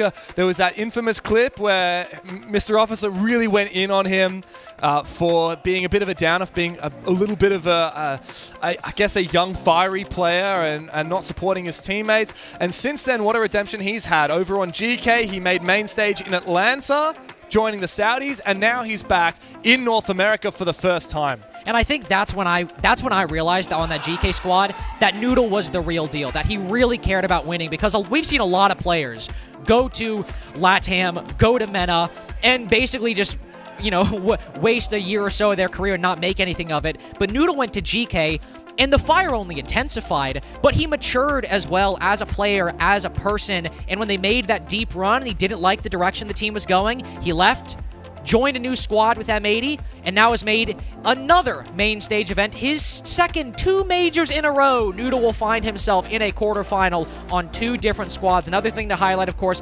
Cameraman, the second highest rated player in that series, 2 majors in a row. He'll find himself on the main stage again, but on Bleed, we knew it was the Reap show, but even then, he wasn't taking over the game. Still negative by the end of it. Turd's the only positive player, but it was a team loss from Bleed. And at the end of the day, you can't rag on individual players for their performances with Bleed. Like, it's a team effort, it's a team game, and really it came down to the mental game. It did. And that is the biggest weakness of Bleed as we've seen them at the moment. This team is capable of so much when they play at their 100%, but half of playing any professional competitive competition is learning how to get to your 100% as much of the time as possible, and that has been the real demon for Bleed in these last few years. Now that there's finally pressure on this dark horse because of the expectation they've set, they are starting to fail. Now they have one last chance to survive, and that's all it takes. But of course, we have put our third team from the major onto the main stage. It is M80, and we have a few more that are going to be fighting for it later today, so stick around. More action here at the major coming to you very shortly.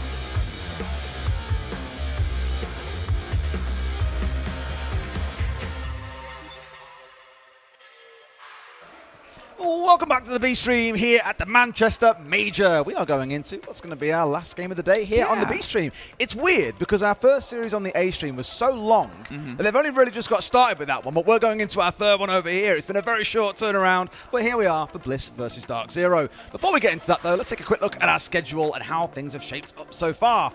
As you can see in the bottom right corner, a lovely golden game is the one that we're coming into now, Bliss versus Dark Zero. Over on the A stream, we've currently got FaZe versus Talon taking place before the last game of Liquid versus Scars sets to get underway, which will line us up for 3 games tomorrow, 3 more best of 3s, all those teams on 2 and 2. You win, you go through to the quarterfinals, you lose, you're out, and you go home. But for one of these 2 teams here, Emmy, they get the win, they're on that main stage. It's very exciting. Everything is feeling very real right now. And that's that sort of moment that we're keying into, we're getting clued up on, is we're getting the shape of our audience. We're getting the shape of what they're going to experience. And this is one more piece of that shape puzzled and locked in. I'm so happy I'm taller than her, at least for a moment. I can take my boots off. I have a box. Oh, that's the reality. And then if I step forward. It's like some really dodgy dance, like, hey, it's like how they did Lord of the Rings, where they had them like, you know, like Step Up or whatever it is. They're like classes that do. It's like, yeah, Step Up. I feel like I'm doing that. I'll stay here on my box. It's a good place to be. But yeah, these 2 teams, Bliss kind of came out of the gate like blistering through things, right? Really dropping the pun on the name there a little bit. But a 2-0 start, everyone was like, whoa, what the hell happened here? And then Dark Zero have kind of had to fight their way through too. Now at a point where, again, they're 2 and 1 with a great chance to qualify here. Really been warming themselves into the tournament. You could say the same about M80, who are also looking sublime today. A lot of teams coming online at the right point in the competition. Do you want to know an exciting fact? Okay. The last time, as far as I'm aware, OS, a team from that region, made it to the live stage 2019. Really? Fnatic at the PL finals. Now, that's for the major. They've obviously been able to make runs elsewhere in places, but from our scene, from our old shape of it, Bliss are knocking on the precipice of a bit of a return to glory. And to be fair, they've been playing decent Siege. They have, and it's more looking at the last few tournaments as well that you've seen them going from strength to strength. And we look at teams like ITB, for example, who have crashed out today after a couple of rough days. Yesterday especially was brutal against M80. But you get that experience. The more you get to these events, the more chances you have to develop and grow and build new skills and realize where you've got weaknesses and where you need to maybe bring in new players too. And for these guys, they've really been one of those teams on that journey that are now at a point where they're competing with the best of the best. Dark Zero being a household name here in R6 Esports to be that team on the main stage. I didn't know they got metal detected. Yeah, some guy earlier came and did that to me as well. We were walking down the corridor, he's like, I'm going to scan you, mate. And I was just like, okay. And he laughed. He was joking, but I was just like, all right. Were you scanned? No. Did you beep? Maybe. All right. It was me doing the beep, though. Well, they're against Dark Zero. Dark Zero, the NA roster with a couple of North America enjoys at a wider spate. And, well, they've been playing decent. I think they're a hard team to build on, because they are still building. They know what they like to ban, and they know how they like to bring it, but they are still getting their adaptations. And Nate joining the roster was one of the first sort of major changes we've seen from this team, from a Canadian-led team in a while. Bolo's having a really good tournament. He's getting himself in. Look at him. I mean, Captain Troy with the mop. That's what that's all about, but it's a thing. And equally, looking at their run so far as well, as to go back to kind of how things have shaped up, they lost 7-5 to Secret. Secret, as we all know, were the first team to qualify. They are no slouch team to lose to. It was a close game. Yesterday, they go on to absolutely stomp Scars, 7-2. So I don't want to call them like a dark horse run, but I think they've largely gone unnoticed. No one's really talking about Dark Zero at the moment as, wow, that's a team that's shocking us all. They're absolutely going to go deep in this tournament. I think many expected them to do well. They were kind of near the top of the list for NA teams and when it comes down to expectation. But I think the last couple of games have been those that you part to one side. You lose to a team that qualifies, all right, you can ignore that for now. You beat a team handedly, all right, you can ignore that one for now. This feels like their first real test is the way that I'd look at it, where they need to come out on top. And it's strange to be like, Bliss are the ones that are delivering it, right? But if you look at how they've grown throughout recent majors, they sort of found themselves, obviously, Copenhagen, some of the first out, 21st and 24th. They improved slightly at Atlanta. They improved massively at SI. They almost got themselves in towards the live stage, getting the 7th, 8th knockout. Here is that chance. Here is that opportunity. here is that potential moment for them to be a difference maker. And it's worth noting as well, just to Bliss, before we get into our maps in a second, by the way, Bliss 7-5 against M80 on day one, and then found themselves facing off in, I wouldn't say an easy game, they came up against Secret. So both of these teams have gone out or gone up against a team that has already made it through and struggled, right? So it's definitely no easy run to where they are today, but this is where these two teams are both going to have to come to a head, and one will have to come out on top. There are our first 4 bans. Let's take a look at what our picks are, as that's where the real juice starts to come in. And to be honest with you, looking at those bans that are currently there, I know that Dark Zero loves something like Nighthaven Labs, and sure enough, there it is. Chalet and interesting. In fact, both of these maps are quite interesting, because I'm pretty sure both of these two teams feel the same about these maps. Labs is their #1 pick overall, both absolutely love it to pieces, and Chalet kind of sits as a mid-tier map. The kind of thing, if this was a best of one you see these two teams go into, would be Chalet. So I feel like Bliss is trying to cook something there. It's the conversation that we had earlier. What gets cooked, what gets developed, what gets thrown itself in, and how far has this sort of been put together as a plan, as a ploy, and as a put together. Chalet, it gives yourself some good play on the side of, obviously, Dark Zero. They can get themselves up. I'm curious if we'll see the sort of Monty removal, the play against the shield play that's been pretty good from the side. You know they're going to ban Azami. You know they're going to ban Dokkaebi. The Cafe also a real one worth noting too. Third prep map for both teams. I think Dark Zero played this a couple of days ago. Haven't seen Bliss play it, at least here at the Major. So they're the ones who've got something to gain going into that map. They've got a little bit of intel. They've had time to sit down and look at it. But for Dark Zero, they're going to have to figure things out as they go through on that third and final map. But that means Chalet will be the first one. A map that I don't think I've cast so far, actually, this event. No, I haven't. I've actually had a really good spread of maps. I've done everything from like Border, Sky. I haven't done Labs yet, so I get to do that as well. Yeah, Labs. That might actually be every map ticked off once we're done with this. I think I've done every map. I'm trying to think back if there's anything that I feel like I'm missing. I don't. No, did I do a Border? I think I did it. I did do a Border. I've done a couple of banks. I haven't done Labs. I have done Cafe. I have done Club. Have done Sky. Have done Consulate. Have done Border. Yeah, I've done them all after this series. Perfect. Thanks, boys. You set me up. All right. You got the completionist That's trophy. it. It's like collecting all your badges in Pokemon. You wouldn't know about that. You didn't take an interest in Pokemon. Oh, no, I didn't. You still baffled me earlier when you said, do Pokemon say their own name? I was like, have you watched a single episode of Pokemon in your life? Okay, I know why I didn't. That is what you said. Don't say no to me. No, I know, but I know where my confusion has come from. Is because in the early games they just went. They made stupid like sounds you would just on Game choose, Boy. and it's like. Did you never watch the cartoon though? I watched the cartoon. So you know from that. Okay, but like this is like that argument of like anime versus like manga. I mean, we can argue about that all day. I'm well versed. What's the canon Bible? You know, do you go by Pikachu or do you go by? Either or. I mean, you can't go by the games. Like, those aren't real sounds. They're just like it's. I tell you what, the thing is when you play the Pokemon games, it's not actually the Pokemon making sound. It's the Game Boy or whatever you're playing on crying. What came first? It's a mechanical cry for help. The egg or the poker chicken? Or the poker chicken. Yeah. Whenever I think about this, I just keep thinking about Power World. I spoke about it earlier. It could be quite a traumatic game. Yeah, you like grinding them up to get materials. I was like, bro, this is like. To be fair, if Pokemon was in the real world, it would not be as nice and kind as the actual TV series. Oh, so I would have eaten so many Pokemon. Which one would you have really taken the fancy of, though? Isn't there one that's just like a cow? Yeah, that's in like the later generations, though. I think is it the second one? Oh, isn't there one that's just ice cream? Yeah, but it's got like cigarettes stuck in him and that. It looks like it's got cigarettes stuck. That doesn't stop me. I love ice cream. I'll eat the cigarettes whole. The players have found themselves sat in. We've actually had the lobby ready for a while, and I'm assuming soon. Yeah.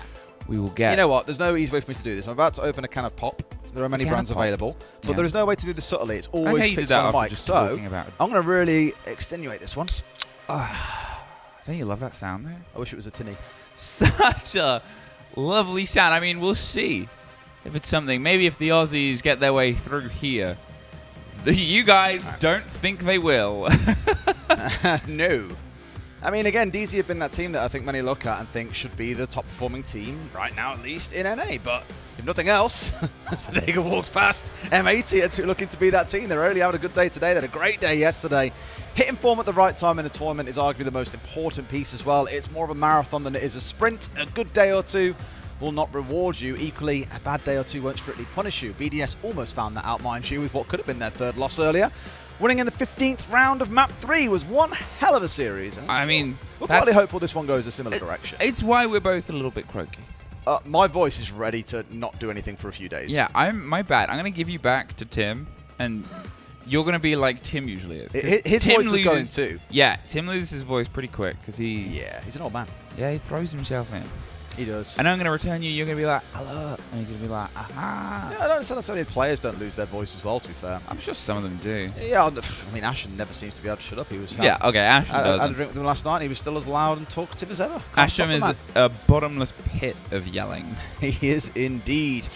Right, let's talk about these bans because they have rifled through pretty damn quickly. I want to take a quick look at the last time these two teams played on this map. And for Bliss, that was just over a month ago or so, and just under a month, I think 29 days ago, against Antic Esports in the Oceania League.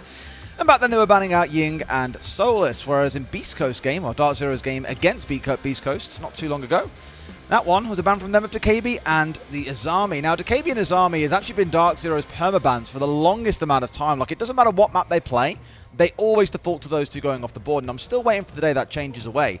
I think back at, I want to say it was SI, I was looking at the bans they've made there, and it was those same two operators the whole way through except for a single Valkyrie ban because someone else banned away Azami. To which I said, that feels like a waste because you know Dark Zero are going to ban the Azami. Still, that's done. Bans are all through. It's exactly the same bans for both teams as the last time they played on this map, so not wholly surprising. And it's going to be Dark Zero starting on the defense with Kitchen and Dining. Who do you think it is on Dark Zero that really hates Azami and Dogbeard?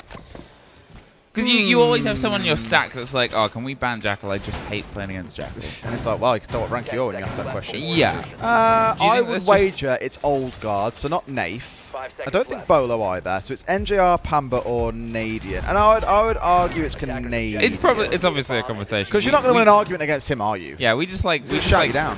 It's obviously a team decision, but Yeah. it's funny to point the finger. It is, and it just feels funny to blame Troy. It's funny to blame Troy.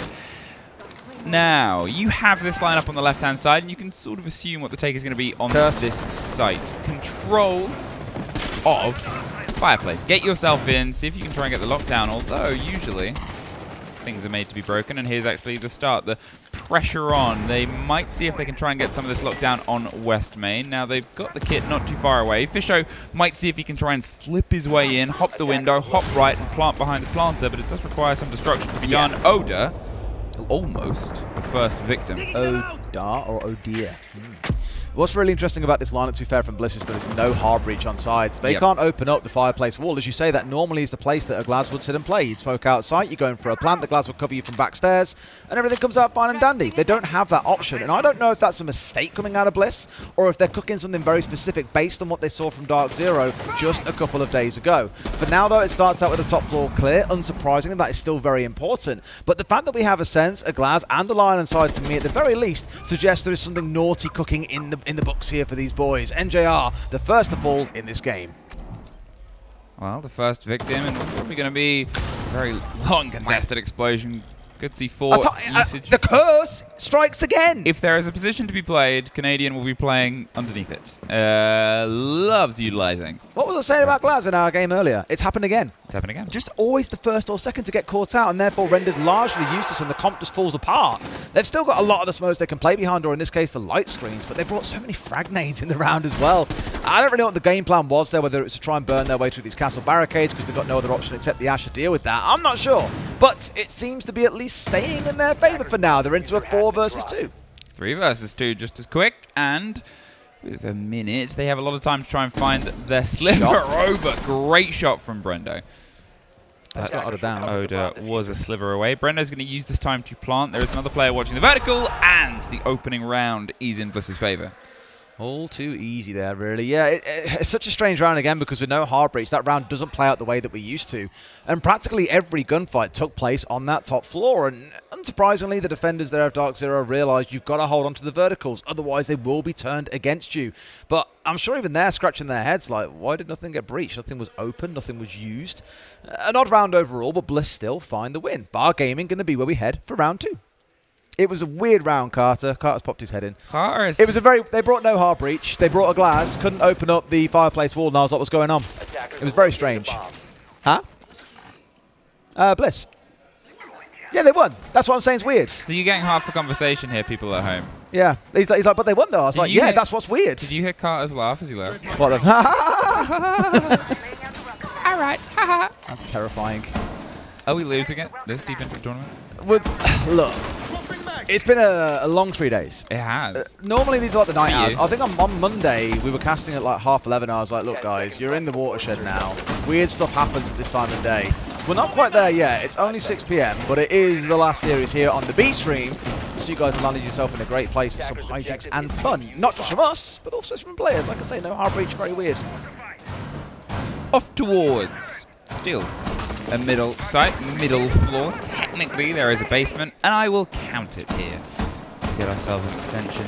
Late round setup, and not entirely concerned of any immediate pressure and pace. But Chalet, you know, it can offer itself some leniency with aggression out the windows, aggression towards this. The approach on towards Pamba. Now, the first body was pretty cleanly taken by Bliss. Then it got very frantic and chaotic in a short window. So if Dark Zero can maybe get that first engagement, that 1 versus 1, as Pamba sets himself up towards the side of Solarium, waiting for a take his route through, it seems like it's actually going to be slow and cautious. As he gets surrounded, he just walked right past someone on the double window. I think Wettables was unfortunately not quite waiting, but it should have been a catch.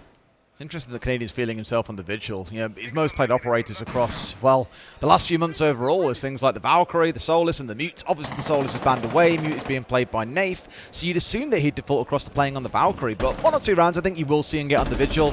Just to show the kids how it's done, get out there, pick up a few kills of his own.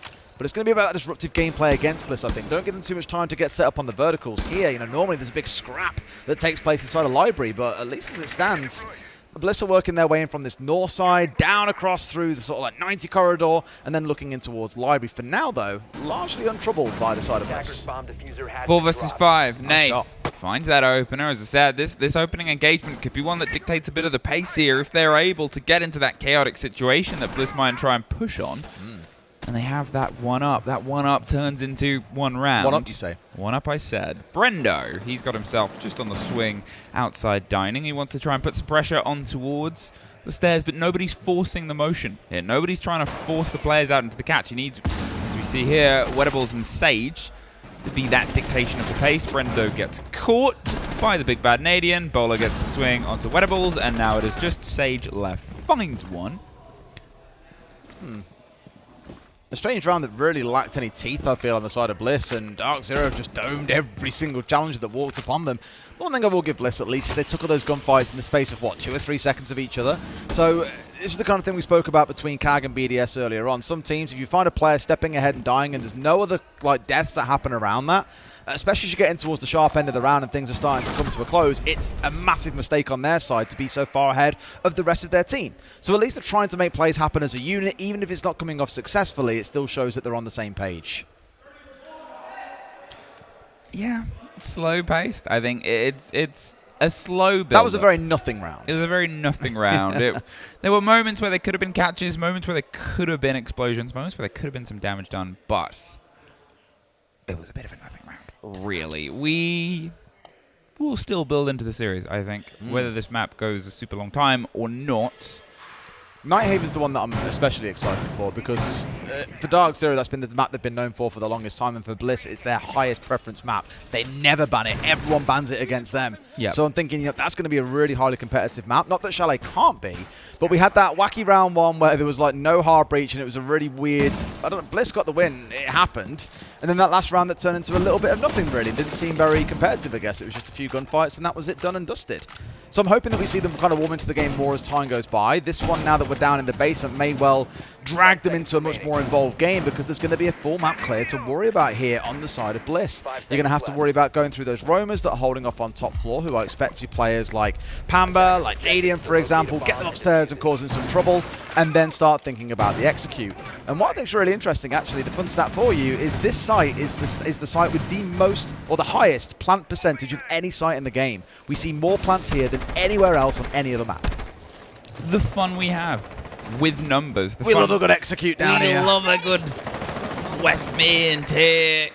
No, it's good. There's some solid towards this site, and obviously you can extend yourself. You can sort of play the stretch, but very often teams at this caliber, teams at this situation are going to try and bait in to those stretched engagements. You can see here a very full clear in quick motion and drop down. They're not going to sit around and find out around the, you know, pressure coming on towards Ivy, the pressure coming on towards the top of the stair set itself. They've drifted further and further back. There is still a bit of a lesion, still a bit of a presence holding on to Fireplace, but it's a time-wasting presence. Theoretically, the pressure is going to become too much, too insurmountable, and that's why they're trying to cut this off. Bolo is in this position. If now they drop down and get dining control, they can watch across the long watch, and there has to be a bit of a rotate up to support him. The drones come around the corner. There's the reveal of Bolo. Oh, they're going to rush execute, I think, here. They're trying to ignore the roamers and to say, hey, we can get around this hatch. If they get this hatch opened up and they have 3 or 4 players just suddenly flood in, they could look to take control. I mean, they've got Wettables, for example, sat outside a trench looking to help with this. Just got to be mindful that if they want to get dining control, they're going to have to put several players in towards it. And in fact, no crazy rush in. That's what I thought we were going to see, because with how this game's gone so far, heaven knows. But dining control is really important. That indicates this execute is going to come around that north side of the site. Nothing will happen on the actual main garage door. And so now you should see many of these Dark Zero players turn their attentions northward. Still hasn't been any of this direct pressure, I say, until we finally see the first bit, and it's down in red. So we're throwing ourselves at shields, are we? Insurmountable. NJR loses a shield, but I think the trade of 1 shield, 2 people, I'm pretty fine with that. Goes a little bit wider and gets executed for it, but the quick trade is there. And to be honest, why not at that point? Big Bad Nadian, 2 big bad kills for the player. There was nothing that stressed their hold. We're inting, I guess. I'm not really sure. It's like when Captain America comes to sit down. So you're inting. Yes. I think like the common line I've seen is so we're not droning, and I'm like, yeah, so now we're just throwing ourselves at a shield. Yep. It's a bit strange. Like, you know, like we've seen this extended hold into trench probably for about 18 months now, I'd say. Prior to that, it was more common to be fully locked in, holding inside of dining, for example, that sort of thing. Whereas here, DZ just entirely gave dining away and said, hey, it's all yours for the taking, but we're going to hold onto trench really aggressively. And the fact that you haven't got like nades coming in, or the fact the ace has died trying to push that out, just kind of tells the whole story. Really would have thought that we'd seen them deal with that a little more deftly, because as soon as NGR gets those 2 kills, that's round over. You've committed everything towards this hatch hold and in towards trying to get this trench control, and you simply can't get it. So another, I don't know, weird round. It's been a weird quarter to start the game. That's all I'll say. A very, very weird 3 rounds. Now, as we find ourselves putting a bit of the pressure around and getting a build in, it will be this sort of setup, this sort of take here. The structure is coming together from Dark Zero with this full extension, the awareness of what's coming out behind them. Obviously, this was the only round that Bliss won, and think about how they took it. They were very direct towards the site itself. They got themselves eyes on, even with the sense, even with the glass, even with that pressure, suddenly that cacophony of explosions was when they got that first foot on. They went into the lead-in, and they're going to try and see if they can build on the back. Big Bad Nadian, he's on the far side, drawing the attention, the ire, and hopefully the players. But again, he loves to play this space slightly off the center. He likes to extend and sort of throw himself into this build-up, into this engagement, and into where they can go next. They come in. Oh, close round the corner. Billiards on the side. He goes up. He gets himself a little bit distant, and he gets himself a little bit further back. All the attention, all the drones, all of it. And, well, what's he been able to take out of them? What's he been able to waste? No, he's ratting himself down in the basement. That's the right kind of idea. Draw in the engagement and then see how much more time you can waste. And Otter's job really is going to be to chase this roamer down around the map. I mentioned it earlier, but it's probably because Canadian's really starting to feel himself that it's turning into this more aggressive playstyle on the Vigil, getting aggressive around the map, rather than things like the Valkyrie that we used to see coming out of him previously. Breach being opened up here, so now they've got that long line of sight in, not forgetting the hard breach gadgets this time around is pretty important, I'd say. And they've now got a long view all the way through that top floor if they set themselves up inside a fireplace. Bolo normally has got himself set up on Mez, and that's where he's been doing a lot of work, and sure enough, Otter's gone after that roamer that I spoke about earlier and not dealt with him. Brendo into 1, Pamba back the other way, and it's a 4v3 for Dark Zero. Starting out strong here, but can they keep on holding on, or can we see the Aussie side pull something back? If this round falls by the wayside, I'm fully expecting attack timeout, it's worth stating as well, because these last 3 rounds, I've said it after each one, they've been a little bit weird, they've been a little bit rogue, and something needs to be done to get things back on track. You can't really be affording to be down 5-1 in this half. And I think with that kill onto Wettables, that's all that needs to really be done here. We'll find one. If Sage can convert into a second, it's a different conversation. But he's taken very low, and we still got Canadian out-ratting around the map. So when they put this focus up on the top floor, well, what is there to say? You find yourself getting stabbed in the back if you're not too careful. It kind of encourages you to move at a faster pace before you get this flank hit you from the backside. He's moving his way in towards game. They found one more as well. Fisher is the last one left standing. 3 players on Dark Zero to go. And this feels like a bit too much of a stretch for Fisher. It may be an expert fisherman, but Dark Zero simply are not going to bite on this one. Pulling themselves away. They've still got the numbers advantage. Things are looking pretty good. There we go. Shotgun round the corner. Easy close out for Dark Zero, who keep themselves very firmly in the lead. As said, tack timeout should really be the thing that comes in here for me. If we aren't going to take that, then I think for Bliss, it's probably going to start running a bit too far ahead, up to a 5-1, and things then start to look really, really messy. And in case you're wondering why I've just talked for so long, I enjoy breaking the fourth wall, and as I said, it's the watershed. Well, not quite, we're 3 hours shy, but we'll go for it anyway. I am indeed solo casting right now. Emmy has run away to go and do something. She were back. So I'm going to sit here and do a little bit of a podcast for you. What should we talk about, guys? I'll tell you what, I can actually see chat. So if you guys do want to ask anything, then ask away and we'll talk some smack before Emmy gets back. In fact, it's too late because she's already here. You ruined the start of what could have been a fantastic podcast then. What? Yeah, I was just saying, you know what, I've talked for a good 2.5 minutes. Let's start a podcast here until you get back. And then you... oh, you told them I left? Yeah. Okay. Look, B-Stream, last game of this phase, solo casting. Okay. We're going to start a podcast. Listen, let's be real. Because of how quick the other games were and how long our first game was, honestly, there wasn't a lot of time between us being before. We had like 15 minutes. It was and chaos. I had to... Here's a surprise to everybody. Yeah. It takes a lot to get me to look like this. A lot of makeup. I have like 2 hours. Here's a question. Hey, Derry, how excited are you for the main stage and the crowd? I'm really excited because in the crowd will be a guy called Tom J. Sherlock. Tommy J. Sherlock! I want to know what the chants that you've got prepared, Tom. I think everyone needs to know what they are as well. How's the day been? The day's been good. It's been fast, actually, because we expected a longer break, like a 3-4 hour break as another series, but because our game on A-Stream was so long and the B-Stream's gone so fast, our turnaround was basically immediate. It's crazy. Almost we step. We're into round 5. I'll take more questions as we go along. As I said, it's kind of the watershed, so we're going to keep on taking I'll do some play-by-play like and this. This is a lie. It is not Dev Marta and Casting Links doing this one. Dev Marta. Me and Emmy. Hello, There's an Emmy. Dev Marta. It's the Brits. They're putting the pressure, getting control here. Yeah, you do our job, please. Yeah, over the top of Bolo's position, but as long as he is here, again, he likes to sort of stick around as long as possible. Now, I don't know if you talked about it, I wasn't here, but the power of the Clash, the ability to get themselves a little bit mobile. Big Bad Canadian, or Canadian, to his friends, he's able to try and respond towards these takes. The Deimos is getting the deep dive. They have this back line. And, well, it's just going to fall back. Think about where the site is. Think about how much time we've got and how much time is being drawn. Oda, he's having to slowly step and go for the clarity here. With all that they've got in terms of farming and finding players, they're not netting any rewards from it. A real change around as well, going from a Vigil to running around on a Clash, really slowing things down. And Tom, that is not going to be a chant at this major. Thank you very much. Do you know what you came up with? No. What do we think of Dez? Tory. What do we think of Tory's Dez? No way. Simply not happening. Simply not happening. Simply not happening.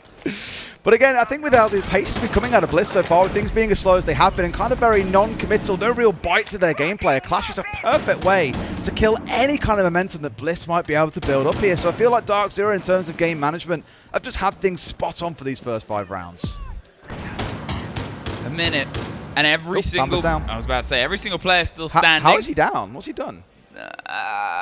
Is it a claim? No, what? Was he shot? He wasn't reset, was he? No. What's he gone down to? Pamba's gone down. I am so confused. Pamba down. I'm going to watch the stream. All right. I'll talk about the approach. They're going in towards the site. The pressure onto NJR is looking the wrong way. He was caught entirely unaware. Bliss explode.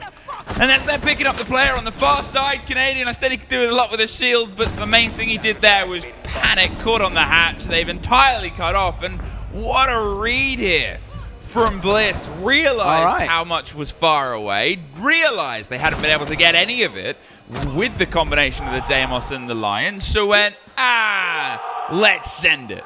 I still don't know how he got down when I watched the replay back. I don't know if he's been shot by Nath, who was inside a kitchen, or if it was Fisher like on the Hibana, who maybe got a long one straight through. I don't think you would have seen him. It must have been Nath. I can't see who else would have shot him. But in doing that, they've kind of cost themselves. 2 players have been out of action there for 20, 30 seconds. Not sure if they can get him back up safely or not. In a very important part. Yeah, and Bliss have just capitalised. So fair play to the Aussies. They've gone for it. I rate it. I think that was it. As I sort of said, for how long had passed in, for all that they brought to try and get some control, and for the possibilities of if you're thinking there's 40 seconds, 30 seconds left for an operation attack, and you have a clash on the board, and they've only really got the hatch control, why is the clash in the middle of fireplace? Yeah. Why aren't they on that wall? Why was NJR so sort of clear on thinking that they were pushing that fireplace area? Because he was looking the wrong way when they just dropped the hatch and fully sent it. I don't know what Dark Zero thought was happening, but Bliss weren't doing that. They weren't quite on the same page, that's for sure. Still, it gives Bliss that second round, and again, what still stands to me as one of the weirdest hearts of Siege that I've seen them. I don't know if I'm just like still tired from the last game or whatever it is. It's the end of it's B-Stream, it's the end of everything, I don't know. But it's been a very weird 5 rounds that don't really seem to carry much rhyme or reason. I thought Dark Zero had got a lot of control, and as I said, have really good game management, and then that kind of thing happens. So many things are turned entirely on their head. Either way, Bliss's last attack coming in here. Got to make some magic happen. Someone asked, by the way, what's your favourite game of the Major so far? The one we just did earlier today, I think. Yeah, true, actually. BDS character was sick. Very good. Very good. Very fun. On this. I'd cast it again. Oh, they heard us up right into the mics. So we were screaming a lot. Right.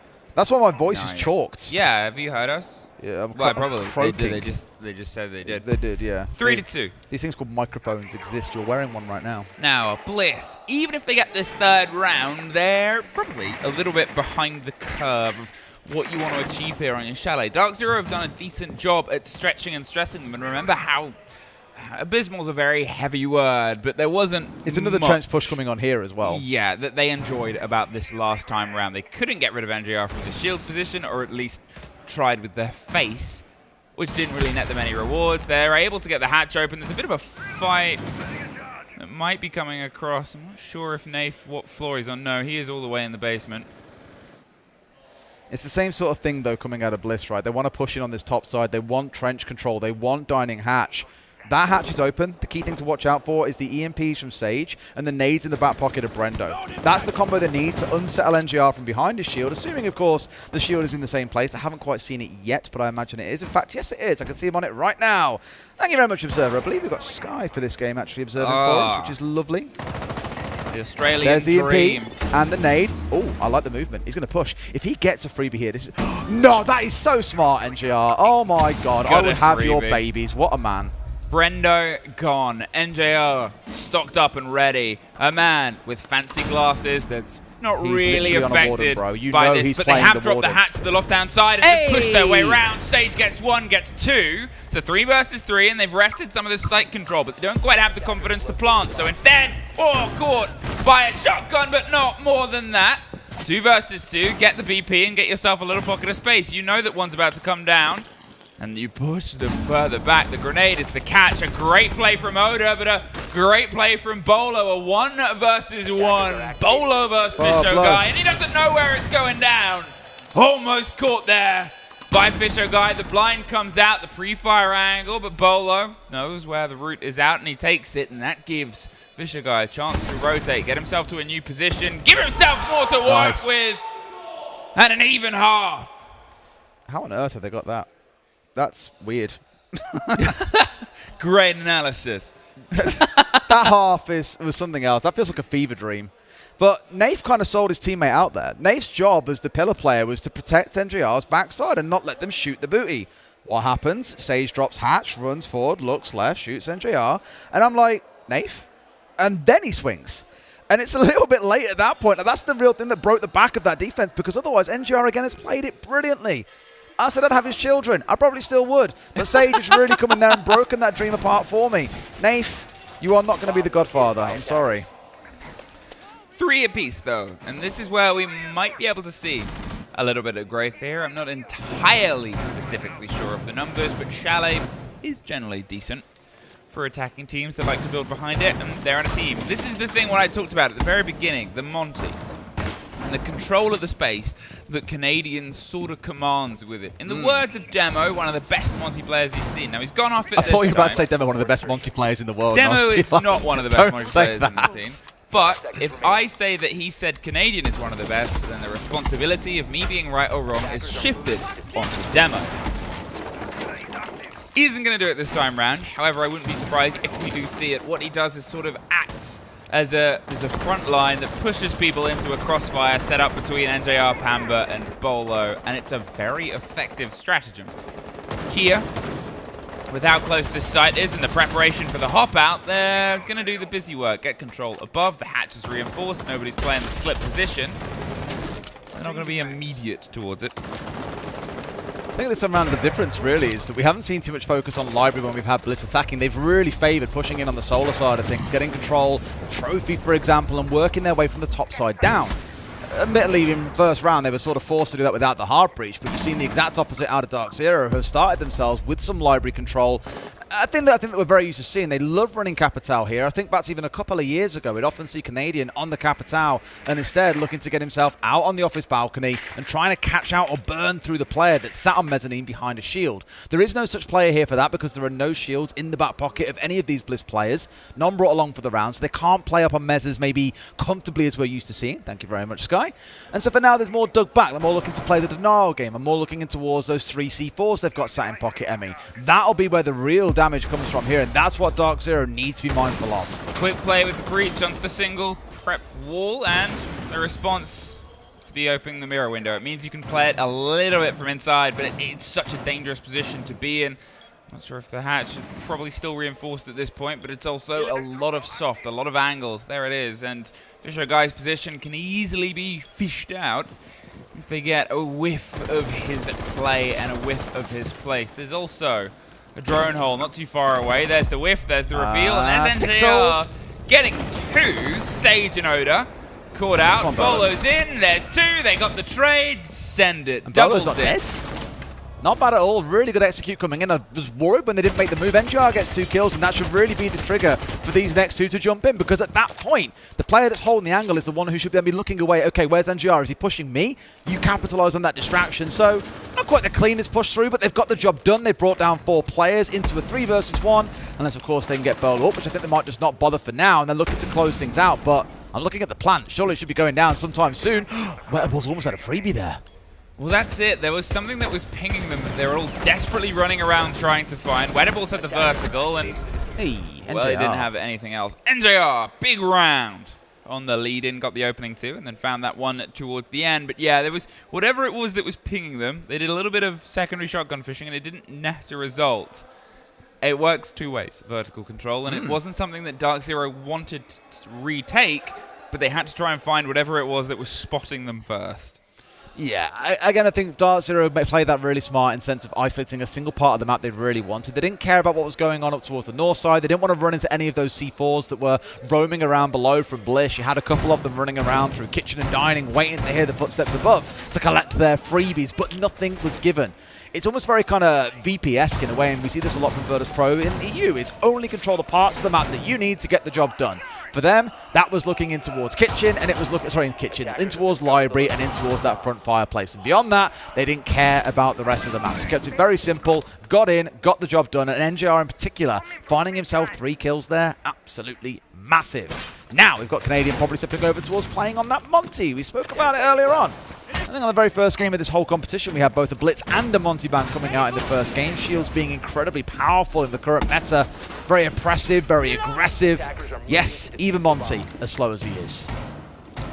Yeah, and again, expect Canadian to be trying to get into their faces. He uses Monty as he uses his voice in the game. Loud, oppressive, and shouting things at people that are a little bit further away from him. He tries to really drive it. And I'm also curious to see the drive of the use of the Deimos. It wasn't massively impactful directly in terms of kills when Bliss were bringing it, but as the approach starts here over the back, they've got the Grim, they've already got themselves I don't know if I would call it full Solarium control because they don't trust it, but inside Trophy towards the top of the stairs. Yeah. This could be very quick here if Bliss aren't keenly aware of what's happening.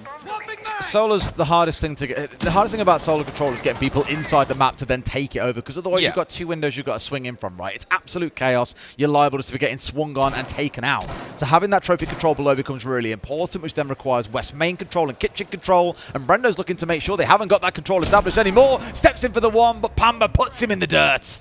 Well, there's a bit of wiggle room and width. And Ooh, there's two-man a great swing. take, but Oda gets one, cannot get the second. Pamba refrags and exactly where he was. There's that game from Dark Zero again, punishing Bliss. Oh, there's the shield.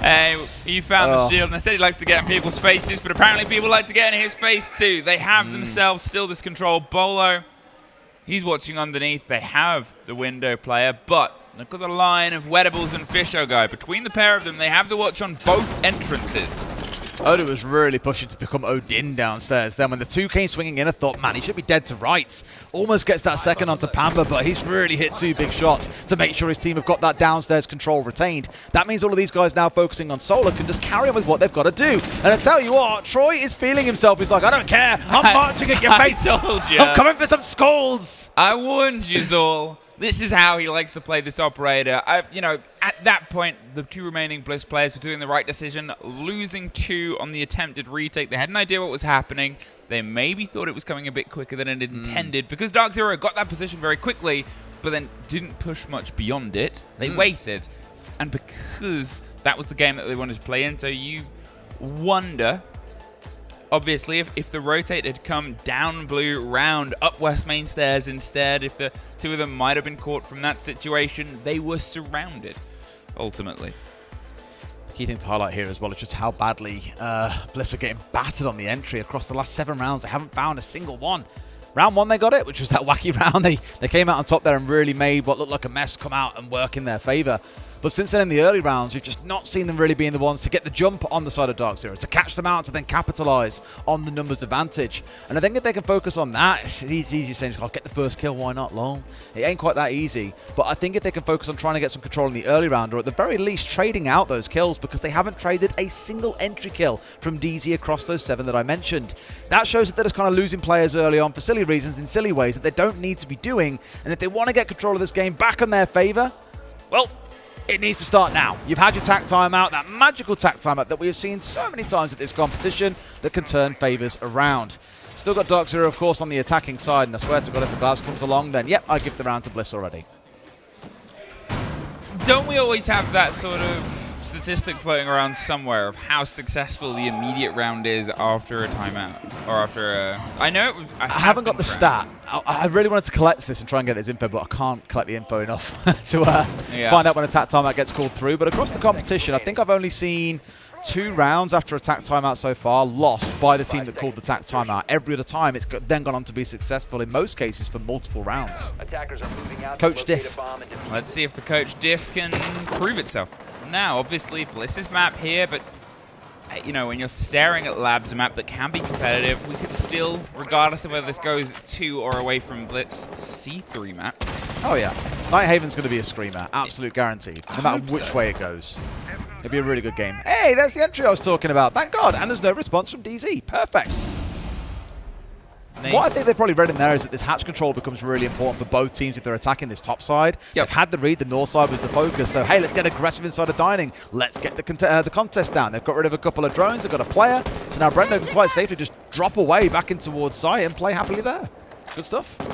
And obviously the removal of the Flores, if you're thinking about the problems that might have been taken out of it, the shield swings that have been so impactful for the holds here and the defenses of Dark Zero is something that are a little bit safer. There's obviously no grenades to sort of find their way around. You've got to either try and get pellets on them or just throw yourself at them. We've seen how well that goes. Monty making friends up on the top floor, and the friends don't want to see what happens next. Are they running because it's Canadian or because Montaigne is French? I don't know.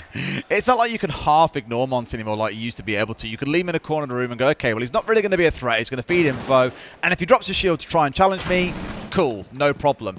These days when he can run at you and just down you and really be a significant offensive threat, you can't quite ignore him the same way that you used to. So I actually love that we're seeing Canadian lean into it so much and really look to abuse it. We've seen so many bans of Monty at the competition. And this is probably going to be a good example of why, a good showcase so far as to why. fair credit to Bliss, so they have chewed through basically every drone on the other side. Only 3 left standing, though at this point, the Canadian is basically a walking drone feeding this information back and forth. He's tucked himself close, so he doesn't get entirely swung on, but it's a little bit of an awkward pass he's got to make here. He's trusting that there's the watch on from the left-hand side of Pamba, I believe. Just making sure that, well, this could happen, actually. Swings their way around. It's NJR. And cute play, man. Like it. gets the first, gets the next bit of pressure here. Another flash, why not? Blinds come out, gets them a second to pull the goo mine out, but they've been able to wrest some control, and they're eyeing up the plant spot just next to it. The smoke canisters, good utilization as we start to have all of Bliss rotate their way around and try and be ready for this. There's no counter pressure currently coming through. 30 seconds is a little bit of time to rotate, but do they want to risk it?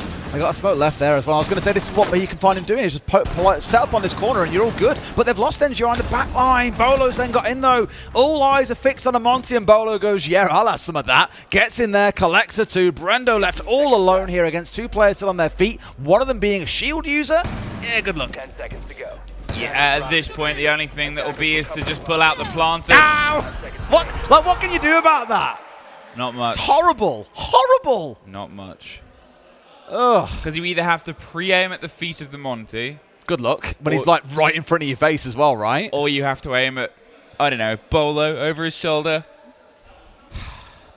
Ugly, I guess. Just so unfortunate. This is why I said at the start of this, during the map ban phase and the operator ban phase even, will they ban Monty? They should have. And they probably will next map. But the thing is, again, like, every team can be fearful of a Monty given how strong he is. Like, I've heard a few of the analysts say every team should be playing Monty right now. Like, every team, without failure. But at least in this case, only one team has opted to play it. Guess who's getting the wins? Because he did do a lot in that round as well. You know, although they lost that first early death, again, this is what I spoke about before about sometimes teams have players get a little too far ahead of the curve and they pay the price for it. But Canadian then really set himself up as the front line. You know, the plant was going in behind him, for example. He was the one pushing inside a trench. He was looking to cover NJR, who unfortunately got downed, managed to get him back up anyway, and then turn around and win the closing kill. So much of that pressure came off the back of Canadian, who now hits double digits, it's worth stressing. Playing on a Monty. Gone are the days of seeing a Monty being like 3 and 10 because he can never get any kills.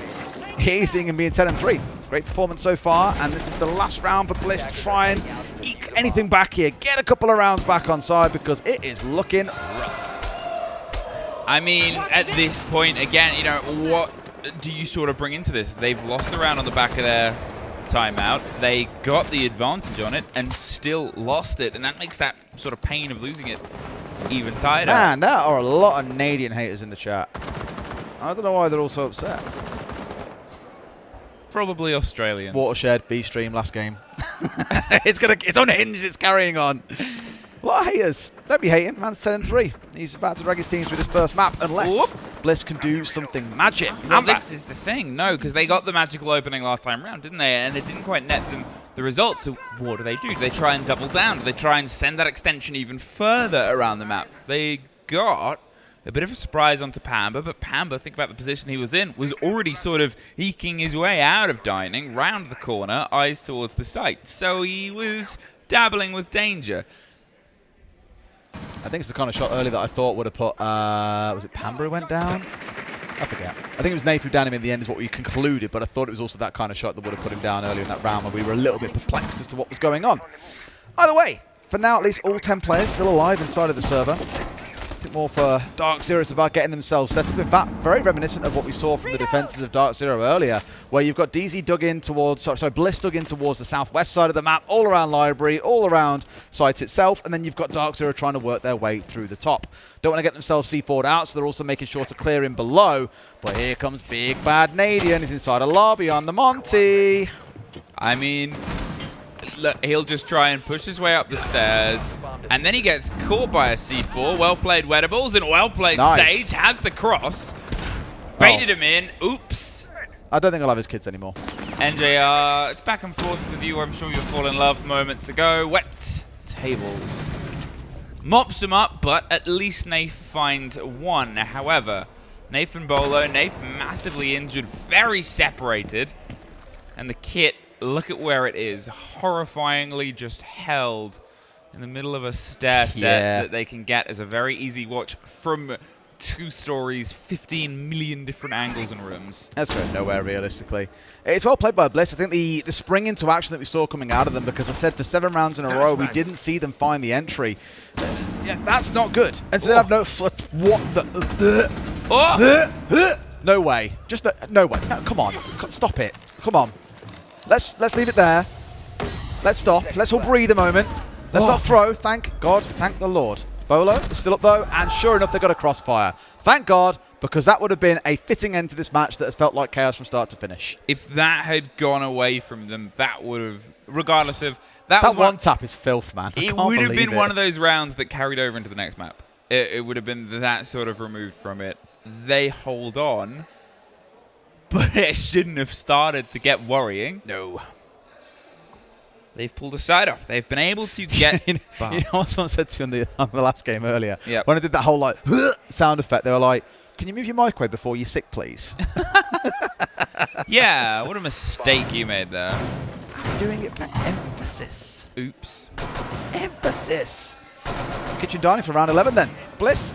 Still 2 rounds to claw back here, but doesn't feel so impossible, to be fair. If they play it in that last round where they can jump into action, they can push out and find those entries, they can catch Dark Zero a bit isolated. I think what really triggered it in the last round was realizing, oh, Canadian's kind of alone. The rest of his team are trying to still push through the north side. He's working his way upstairs here.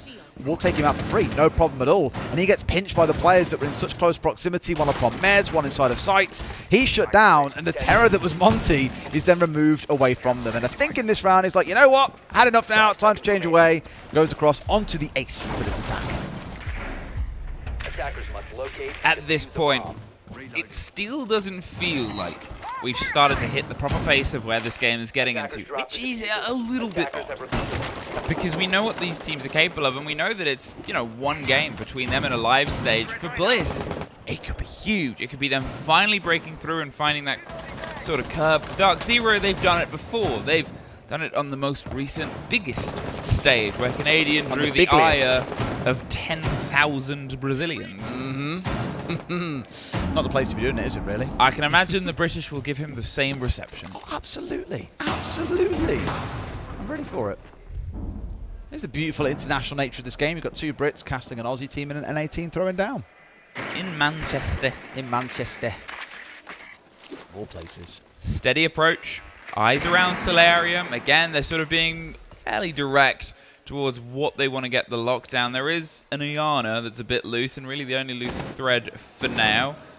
Checking as many corners as possible, but it's Bolo, so you sort of let him cook to his own devices. In fact, as I said, that Canadian has rotated his ray around towards the balcony. Let's see if he can try and find the route through. A quick and easy breach. Nothing was really contesting this, but again, think about where the side is. This is the pressure onto the vertical, and it's created that pressure across. Now, Bolo can either try and use these angles to pinch out the Frost if he wants, but it creates a phantom pressure that allows this on the top end. Solarium. The eyes are coming in, the pressure comes across. There's Sage getting the first, but the response from Bolo on towards the back end. Filth, like literally from one end of the map to the other there. You've got 2 kills taking place and someone caught in the crossfire, bang in the middle. Sage, in that case, I thought for a second that was a hipfire that got that kill. I would have cried, but no, it was Nath who got the side swipe instead. Wetterballs trades one back the other way, and it's down now to an advantage for Bliss, but straight, not 2 rounds in a row. It was NJR now, and now it's Nath. What's going on? Oops, Frost. Come on. It's all Frost. Big bad Canadian. He did mess up a Selma there, unfortunately, which didn't give them the wiggle room and the width. On towards the dining table, has to enter, and he knew where they were, but that didn't really change his fate. 6-3 to 4-5. Now, as Bliss didn't get the immediate one after their timeout, but have since found enough to start fighting back in. Yeah, it's that battle back that's been the big one across those last 3 rounds. Every entry being taken, whereas again before that, 7 rounds in a row, Dark Zero were finding the entries. So we have seen Bliss come to life. We have seen them start taking the fight back, and it's enough that it's forced a timeout out of Dark Zero. At 6-5, they know they want to get this round done. Otherwise, it's OT. And again, for a game that started out so weird, I really thought we'd see them get this one done and over the finish line. However, that 6-3 scoreline is looking like a bit of a curse for them now, as Bliss in striking distance to pull this one back, take us to overtime. There's a bit of a bop, innit? Someone was saying like there was like real like low for yes, Sam. Vibing.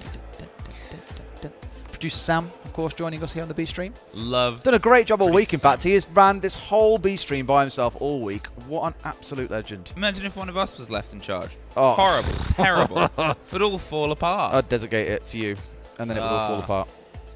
And I'd just say it was all your fault. I abdicate from responsibility. Advocate. Abdicate. Abdicate. Abdicate from any responsibility. Advocate for responsibility, yeah, for you to take the responsibility of me to go blameless. Big Bad Canadian, still on the Big Bad Montanian now, but they've got themselves... Go on, throw another Enian in there, something, go on. Bolo is on a glass, Zanian. Okay. Ghost. I can hear Fabian shouting. Holy shit, he's going off. He's doing another Whoa, one. he's doing the... This is how G2 started their win to win SI last time round. Oh my god, alert the press. He was proper going off. Yeah, wow. What's happening over there? We heard that on the far side. I'm not being funny, but they've made a really impressive run, Talon have. They're against FaZe. What's and the score? That's the idea of... Okay, it's 5. I'm guessing it's about to be 6-3 to FaZe in this case on the second map. They already won the first one 7-3. Yep. That'll be 6-3, but that was like a bit of a kick in. That one I think they're about to finish in complete. Can't see it right yeah. now. But yeah, that was... I was just seeing how they were. Did you hear that, Lax? Gabe, Laxing just walked past. That was Fabian going off, right? Did you not hear it? Are you deaf? Lax is in his own world. All right. All right. Yeah, you're all good. Well, we'll go back into DZ and Bliss there after the little update about what you might have heard spill through. Monkey S. And it is... I don't want Fabian staring at me like that. Very big preparation. Now, remember, the last time they made this approach here, heavy onto Solarium, they got the control of the position and then punished people rotating their way back round. Bliss probably aren't going to fall for that same trap, so they're not going to play into that same trap. They are much more centric around the top floor already. Anything that includes them getting back to site is across the top, across rafters. They've only really got, I think, one player down underneath. It's Brendo. Otherwise, they are all centered off towards the second story. And that's going to sort of force Dark Zero to have to make the first move up here onto Solarium. Now, they have a shield. Perfect for it, but you expect it. Remember what I spoke about earlier when they were attacking into Baron Gaming? They took that very narrow slice of the map and said, this is all we need to make a plant happen. I wouldn't be wholly shocked to see a similar thing coming in. They've got Nath ready for a little bit of like a backstab on the office balcony here just to give a bit of pressure from the other side. But all the focus really is in fact, no, I thought he was on the other side of the map. No, maybe not. Depth perception was not my forte, apparently. But I thought he was down towards on balcony, ready to jump in the fun. But here he's ready to play on windows, so they're keeping this really narrow and tight. I mean, that's it, right? What do they really have right now? The pressure onto the mirror windows comes through. Big Bad Canadian starts to try and roll his way through the bathroom. It's the crossfire of Fisher guy that gets one and then gets dropped by Montaigne. Bolo does find Wedables on the back end as Brendo tries to step himself back into bathroom and put the pressure on towards Solarium. Now, the Monty is currently alone with the kit and, well, Canadian just keeps on pushing. He's getting the reveals for his team, finding out what's safe alongside the Bees. Can tuck and maybe go for a plant, but crossfire's all over the shop. And it is Dark Zero to find that final bit of spice. Yes. To push that game over. It was slow, but that sort of altogether effort was just enough. Oh, and a Montaigne, as it always is. That's always the duality of defenses. Are you willing to kind of swing and take a couple of gunfights? Because if you swing and die, you feel like a bit of an idiot. But the problem there is they were playing so passively on the side of Bliss that it was too easy for those couple of players dancing around that Monty to rotate from looking in towards bedroom to then looking in towards bathroom and then catching someone on the swing. And they had no idea it was coming. Bliss ultimately paid the price there. However, as messy as that game started for them, they did battle it back in. They were down 6-3. They brought it back right to the brink. 7-5 is definitely no score to turn your nose up. I'm sure Bliss can bounce back here. We've got Labs to go into for our second map, so let's go to a break. When we come back, we'll line up for that.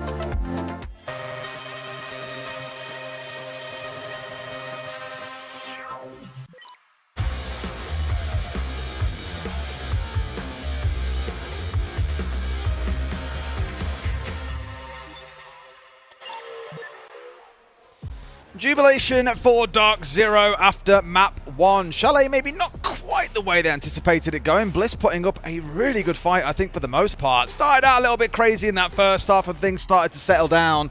Canadian really doing some big work on the Monty as well, which you'd expect leads to a ban going into Nighthaven Labs of that operator, but we may yet be surprised. I'm Dez, this is Emmy, Hello. This is the match summary. What do you got for me based on those stats that you can see on your screen? First of all, if they don't ban the Monty, they're trolling. Second of all, I mean, hey, look, Bolo, huge game alongside Canadian. He led all of the charges pretty much, and you sort of cited the entry statistic. You sort of cited a lot. If we were at the 6-3 point, it feels a bit weird to say. I think they got 5. Oh, then maybe the stats would have looked very, very different. A lot of the positives on the side of Bliss sort of came after that fact. They did rally brilliantly, but too little, too late. And that's that sort of problem now, is when they're building up into the second map, a map that both of them can play, do they have that energy, or is it now sort of Dark Zero? Let's be honest, they were a little bit cruise control last map. They were, I think, until they weren't. Coming off the Monty proved to be a bad idea, was the main takeaway that I took from it. I think it didn't work for one round, so they thought, let's try something else, and realised, oh god, after the timeout, yeah, back to the Monty, and we'll get this one seen and over the line. So, as mentioned, I think that should be a ban really coming into Nighthaven from Bliss. If they're not going to play it themselves, then it's definitely worth taking off the board. Completely understand they don't want to play against the Ying, which I think their ban was on that previous map. You know, I get it.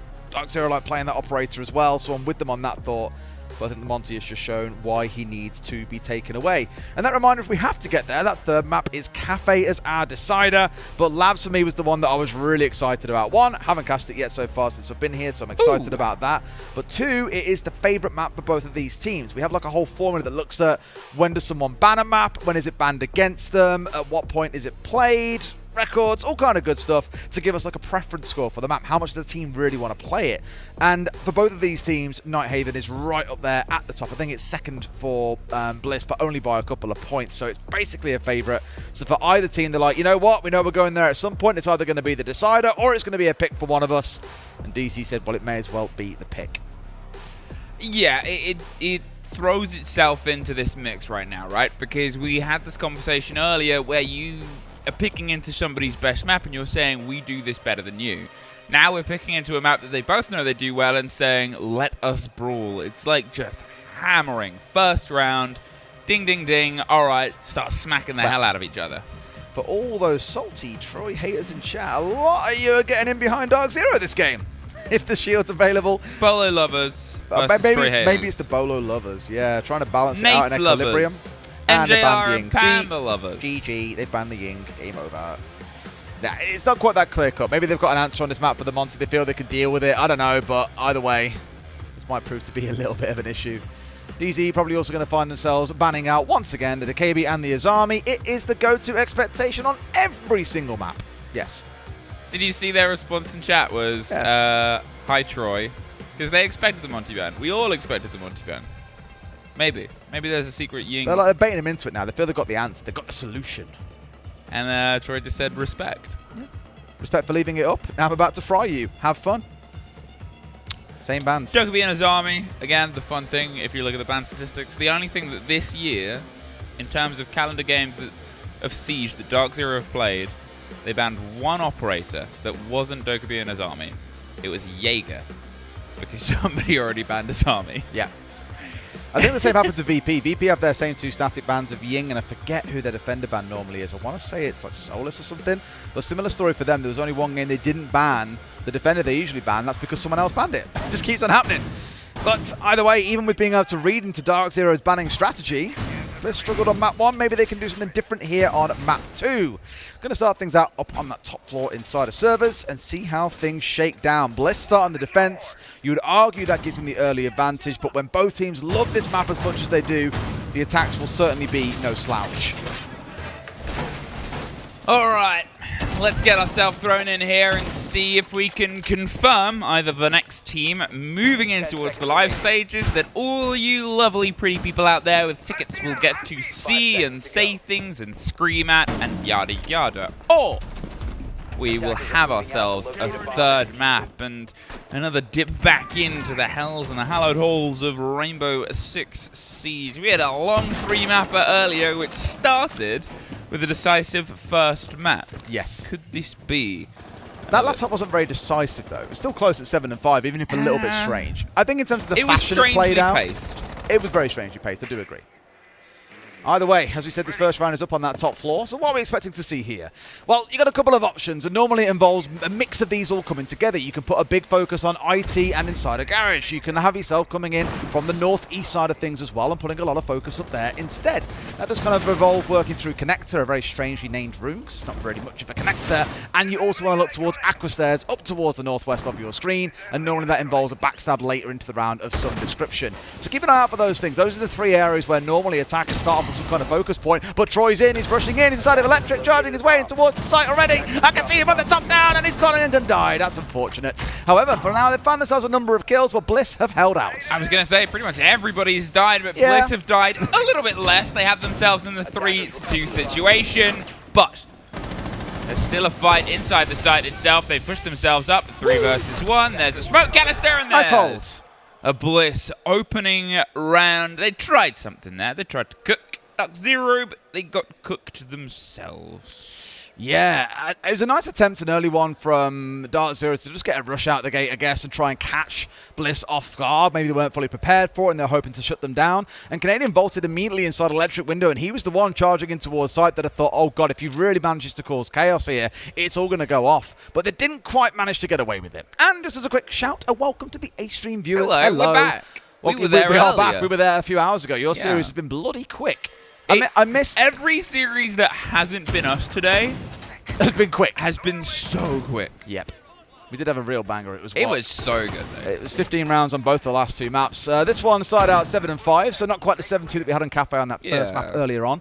And now we're into Nighthaven Labs, which, in case you didn't know, is both of these two teams' most preferred maps. So it's quite odd to see it making it here and getting picked up. More like a decider is what you would come to expect, but it does mean we're in for a pretty good game. Now, I cast Dark Zero on this map a few days ago against Scars. I say a few days ago, time is a blur on a major, but it was very decisive then from the side of DZ as well. They loved the pressure that they could put in. They built, again, those sort of crossfires around the front of a Monty that isn't so immediate on its usage here on the second round, but there's always time. There's always time. If you haven't really watched Dark Zero play much, they're very good with it, so good with it. They won about 5 rounds in the previous map, built just behind the Monty. It does make you wonder, if people start banning it away, then what happens? And when I saw it in the last round, I thought the Blitz was prepping anyway in case the Monty wasn't going to be a thing for them. Both shields are really strong, and as I mentioned before, in some of the earlier games of the tournament, we saw both the Blitz and the Monty being taken away. G2 at one time even ran 3 shields just to be incredibly obnoxious. So shields overall are strong. It's not like you have to have Monty, just if there's like a tier list of shield operators in particular, Monty sits at the top as an S tier. The breach isn't quite immediate. They've got the single wall and angles towards Animus to slowly get some width, but for that you need obviously the hatch control, you need garage rafters, and well, there's an Australian currently up there, happy, enjoying themselves. In fact, most of them are up there at this point. They've still got a very stretched out hold. They've still got a lot of space to play with here, and with the Oryx, they can get themselves around nipped quite quickly. The next breach happens above, but at this point, you're sort of thinking, okay, are they just going to try and send it through the single Animus wall? And will they be stopped in time? What is going to be that direct action that can otherwise cut this in half? Here goes the motion of Canadian. Here's 2 drones working ahead of him. They're not entirely dedicated as of yet, but that gun 6 will sort of maybe point out, all right, let's start acting around the top of the hatch. Let's start trying to put some pressure in. They pull back out. The C4 doesn't quite connect with anyone, but it's down to the 2 players not at that door, which I think is Nafe and someone else. Pamba. They're watching for the vertical play from the hatch, right, which I understand. A good rounding, actually, and Sage has broken that open, which now really, I was going to say it threatens the downstairs, but Sage just swung the hatch, and they were just ready. Pamba getting one more back for himself as well, and now the Capital can spring into action, looking for this plant to go down, but still, they've got that vertical cover. Fish is just waiting for someone to step through, looking to see what he can find, and with all the gadgetry coming out, I don't think he'll find too much. Troy will go down here, Diffuser on the ground. Can the rest of Dark Zero recover this one out in a 3 versus 3? They get the C4 out on top, Fish into another one as well. Bliss, it looks like so far, are holding back this stem of aggression coming out from Dark Zero. Round 1 and this round, they've controlled it incredibly well. I mean, again, a little bit of question around the take itself. They sort of saw this opportunity, didn't trust the opportunity fully. They did only really need to get a little bit of control of the verticality, but maybe they didn't know how much was dedicated up there. Obviously, Nath lost the first engagement directly above the hatch. They then dropped that player, but it is just a 1 versus 2 above, even if it is a Deimos in that situation. And that goes away from you, so does everything else. Bliss, they only needed to react to that one wall as well. Think about it, they didn't get the breach open. There was never any pressure that came down Exhibition side. There was never any pressure that came down Cargo side. It was very solely focused, and that's kind of easy to prepare for. It's, again, that Dark Zero tactic we spoke about quite a bit back on Chalet. It's about taking control of what you need and really nothing more. They felt that if they could hold the hatch cover, it would make sure no one could kill them from above. Didn't really, like you say, consider Fisher and where he was holding as well, that he did have good angles to be able to aggress onto them if they were going to try and make a plan happen. I don't know if they were relying on the cover of the smoke to make things work for them there, or if they just thought we can win the reverse angle, or it's simply a non-factor, but they have paid that price by not trying to clear out any deeper than that. Bliss off to a flying start so far. Again, I know the rounds have come down to being at least close to some degree, but I'd say overall they've handled the aggression out of Dark Zero really well. They don't look too surprised by anything that's come at them yet. And I can see them taking this 3 and 0 to start things off, at which time you tend to expect a tactical timeout coming in from the other side. 5 seconds left before insertion. Okay, they're keeping the site rotation. A-Stream's gone. Guys, we can have a party again now. Woo! Bye, A-Stream. Well, they can't hear me. They've left. All right. They're gone. B-Stream stands for better stream. Yeah. Badass stream. Yeah. What else? Buddy, what a great stream. What about the Bliss stream? I mean, that's down to Bliss, baby. How many Aussies are in the chat? What time is it in Aussie land right now? Like about 6 a.m.? I don't know. James is just eternally tired. Yeah. I mean, I don't blame him. If I was from Australia, I'd be eternally tired as well. True. You know, dodging those snakes and alligators and falling spiders. from the sky. Yeah. 2-0. That's what's trained them for this. What prepares you more for Canadian than killing snakes? That's for the Canadian It's supposed to be haters at the in same chat. time as Sam and I. I'm so confused. Oh, I'm sorry. Oh, it's 4 a.m. in Australia right now. All right, I made it. Fair play to the listeners in the joke chat then. specifically for Canadian haters inside the chat. I see. I actually love Canadian. I've been out to brunch with them. Yeah. I like Canadian. 2 minutes left on the clock. Regardless of your feelings of the players, nobody has found the hatred enough to try to find and kill at this point.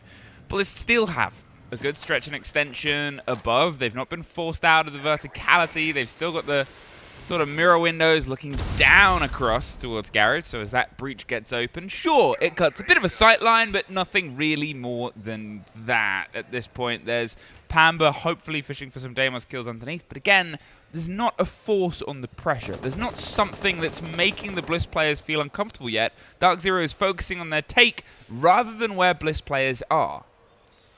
It's more about the deny on the wall that I was looking at a second ago as well. Obviously, Sage here on that Bandit has got the Bandit or the Blitz. Should just confuse it for the fun of it now, shall I? Yeah. And the Bandit, of course, with that wall denial coming through, just again putting up another small obstacles for DZ to try and work through. But we're into that 2-minute point, and by the looks of it, they're trying to work their way around it. So forget about trying to work through the wall. We'll just go around it instead. It's like that good old, what is it, kids book? Can't go under it, can't go over it, I'll just go through it. I have no idea what you're talking about. They try and cover the verticality and pop their way with the smoke canisters, and this is... it's a decision. I know that story. What? I probably do. Plant's going in. Yeah, he's going to try and see if he can get it cemented. They've tucked themselves pretty brilliantly. Actually, I said I don't know if it's a good decision. They proved me wrong. What a steal. That has been an... I mean, a plant's gone down with 10 players still alive on the field, and they're still alive 10 seconds after the plant. That is the weirdest plant in the world. But like that, a flurry of kills come through. Bolo, I tell you what, he's carving through not just the enemy, but also his own team. But who cares? He's giving you a big advantage. 3v2 for Dark Zero then, as Nate finds one for his team too. 3v1 for Dark Zero. A nice shot from Otter coming out, but I'm afraid he hasn't really got the time here. 10 seconds to go until it's too late to start that defuse, and neither player left on Dark Zero are going to give him a second. Dark Zero take round 3. We're going on a bear hunt, that's it. Oh. They see chat knows and you don't. You are so uncultured. Sorry. We're going on a bear hunt.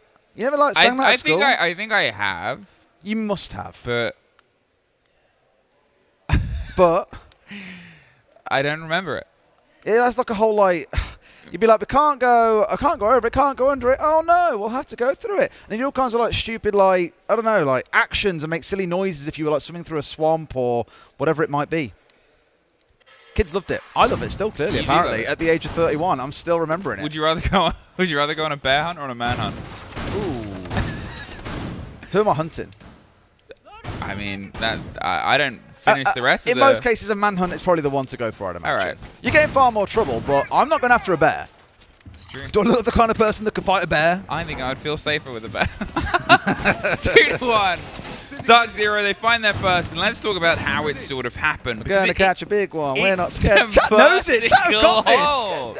It's a vertical hold that was stopped and stemmed by 2 Capital bolts. And that's that Dark Zero thing. They're focusing on their push, focusing on, not entirely removing players from position, but it would be one of those things you'd have to watch back. The single rotate from the top of cargo stairs, round and tuck to the left, there just wasn't anyone watching it. There was 2 Capital bolts that were fired, and unfortunately all the people above the vertical, it doesn't matter how many people you have up there if they're not watching the one that is passed through, whether that was entirely red, whether that was just nice timing.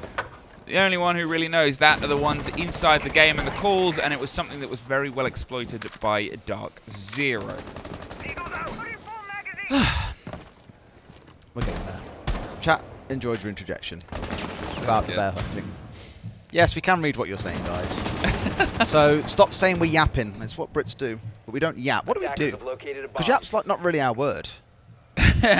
We've adopted it, but it's not our invention. I save my swears for important moments, but we chat shit. Yes. That's not a big swear on. Get away with that one. Yeah, well, I mean, you said it, I didn't, but I like how we both set that up. And what's being set up here is the pressure on towards... You are so desperate to bring this game back on topic, and I am so not. One of these teams, Australia could make their first live stage for the first time in about 5 years. Yeah, you are right. I was looking forward to that. Since Fnatic. Yeah. It's such a long time. It is a long, long time.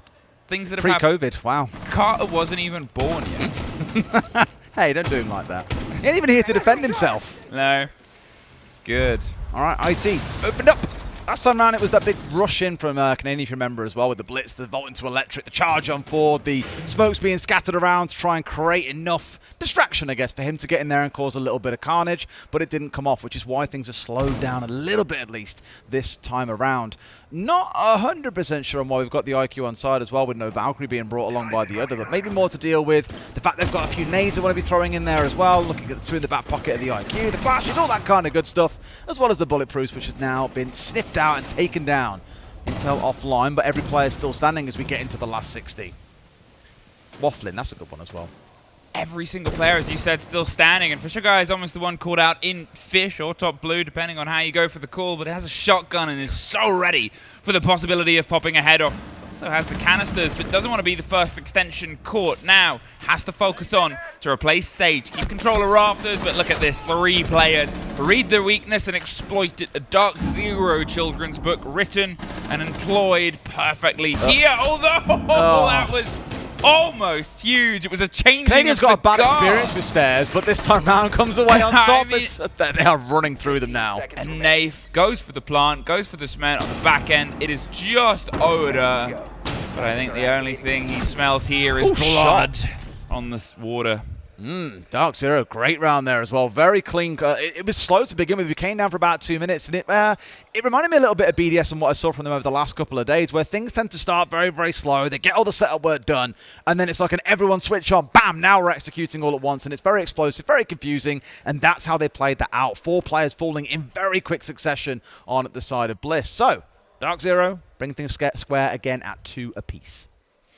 It's sort of been leveled back up, and it's still got this taste of the first map. It's still got this taste of being a very weird-paced game, right? You're trying to get... I can't put my finger on what it is, honestly. That's strange. There's something in the air between these two where it's both got that anticipation, it's got that heat of possibility, but it's almost like questions and answers. There's a real separation between when a team seems to be active and when they're not, and it's not that anyone is tooth and nail, and maybe it's because we were spoiled by tooth and nail earlier on in the day. However, 10 seconds to insertion. what we need right now, the intensity that we need right now, and the step back in we need right now is unfortunately on the pressure of Bliss. They're on their defense. Dark Zero have gotten 2 attacks. The line of what they decide as a success probably differs against each other, but coming to this site to get it cemented. If this goes wrong, is this a timeout? It needs to be a timeout sooner than that, I think, honestly, because with the way the game has been so chaotic and uncontrolled, I feel like you just need that moment of pause to sort of get things going. I mentioned for Bliss that if you're at a spot where you're coming out not too strong on the defensive side, you're going to feel the sting a little bit. And so I think if they wanted to have a stronger control of this, maybe a little bit sooner is nice. Getting the entry is certainly a way of doing it. That was my main criticism for them back on the last map. Was 7 rounds in a row, they lost the entry, not a single one was traded out. Whereas here at least, they've got one back on the other side, and there is no response from DZ. Bolo caught a little bit out of position on what I would normally say is a really key operator, but you've got the Buck on side here for Pamba, so it's far from the end of the world. Someone was like, wow, you guys read chat. And I was like, we do read chat, yeah. We're not supposed to. And someone else said something really bad, like Fisher Guy, more like box like a fish, and someone was like, you are terrible. Yeah, and I was like, that's good. really bad. And then someone else was like, oh, these guys are coping so hard for Bliss. I'm like, we're not. No, we're not. I've been celebrating DZ for ages now. Still, Weatherballs off for a 2K. Maybe it will flip to Bliss now for this round. Why not? Big start for him. For them. Yeah. I mean, Castle, one we're talking about as well, because obviously now has the magnified scope, is an absolute demon. It's not about the UMP being a bad gun anymore, as Canadian once famously said. It's actually pretty sick now. At this point, the 3 versus 5, and you start always thinking, well, what do the attackers still have in terms of actually utilization, the hard breach, the control of the loose players with Jackal and then the Buck? How do you formulate it to this take? Because, well, you're also up against the Clash. Kind of a nightmare for any of these to get themselves caught on the back end. Big Bad Canadian cannot quite get anything really caught. They have the chance to do some of the structural work above, but really, this round should go pretty comfortably from this point in towards Bliss's favor. Dark Zero just don't really have the utility to formulate anything too deep. Yes, they could get some of this stuff done. Utilizing that on a castle window shows the sort of cost. Pamba does have a hard breach charge still in pocket, and they have some smokes, but with the man advantage going against you, you can't really try and just shove your way into sight. You have to do this. Fish on the back end. Wedables is still cooking. Gets one more. Sage goes down to the cross. Okay. So we're throwing. Please no. That was a joke. Don't crucify me. Come on, Bliss. You've got the Clash on side. Fisher guys should be able to get this one over the line. With the rest of his team, only 20 seconds still to go. And so Pamba and NGR have really got to work some magic if they want any hope of getting this one done. But the Pamba magic sprinkled in here. And suddenly what looked to be a clear-cut round, Weatherballs is going to be fuming if they lose this. Hello? No! Hello? He's on top of you, bro. What are you doing? If he'd shot and didn't go for the knife, he would have got it, but he gets it anyway. There's 3 seconds and a plant from absolutely nothing. Dark Zero have pulled this back together. There's the drop, but Brendo is a step too late, and the man is out the door. Now, I said they didn't have much, and I said, you look at what they've got, but what are you doing? All right, I apologize for flipping to Bliss temporarily. I'm back on the DZ hype train. That is unreal. What are you doing? What are you doing? So we're throwing. Just honestly, I don't get it. They had everything going for them. A 3v2 with a Clash who somehow missed someone vaulting up towards their right-hand side. I don't understand how he's got past the line of sight as well. Is he coming through the breach that probably wasn't reinforced off or was already open and then has then vaulted straight over? I'm not sure, but it was amusing at the very least. We said this game's got a weird energy to it. It doesn't get much weirder than that. Right? Like the rhythm of that round. So we're in copper, someone said. Yes. I mean, what a great advert for how naff that site can be as well, right? You're playing yourself onto Kitchen. You get the opening 2. You massively limit them. You have a Clash. I'm no longer Australian after that, someone said as well. That's painful because these are the rounds. Like when you think back to our series earlier between CAG and BDS, we were looking at like small mistakes, and I mean really small mistakes in round that were leading to differences. That's a monumental mistake. Like you shouldn't be losing rounds out like that. Fully fair play to DZ, by the way, not taking it away from them. Great way to commandeer the end of that round. NGR and Pamba, I salute you. But for Bliss, that might be the round that you come back to rue in about 4 or 5 rounds' time if Dark Zero find themselves at match point and taking the series. Casters are AI programmed to jinx the Aussies. Explain James, then. That's a good point. He's like the counter AI to make sure it doesn't look too botty. He's a positive peach for the Aussies. Now, what could be the positives you take away from this? An even half. How horrible would it be still not as good. Regardless of how this round goes, they'll always remember the one that should have been. But should have been and could have been at this point, as this isn't a do-or-die game, but you don't want to have to do or die that again, based on how great... Oh, we're opening the big wall this time. Yay! Nothing to stop it, nothing to be inside, and quick and easy breach. They're getting both. Now, when you do get both, if they are heavy inside sight, you have to pay both of them a keen bit of attention, but Bliss really aren't. Again, a full stretch, a full stress of the map, only one person. Wellables, are you ready? Bam, bam. It's Brendo for me.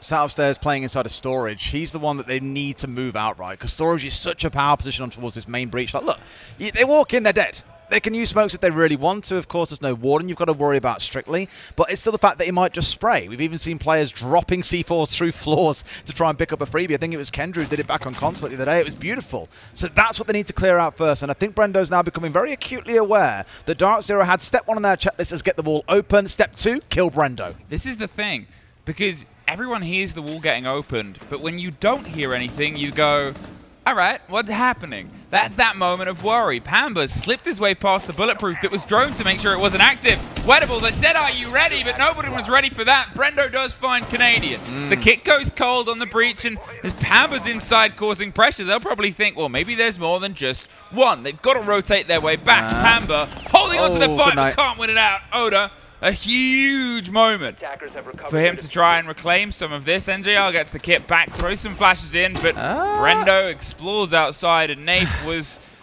caught pretty easily on the back end. It is, once again, an impossible situation, but Bliss proved impossible is still possible.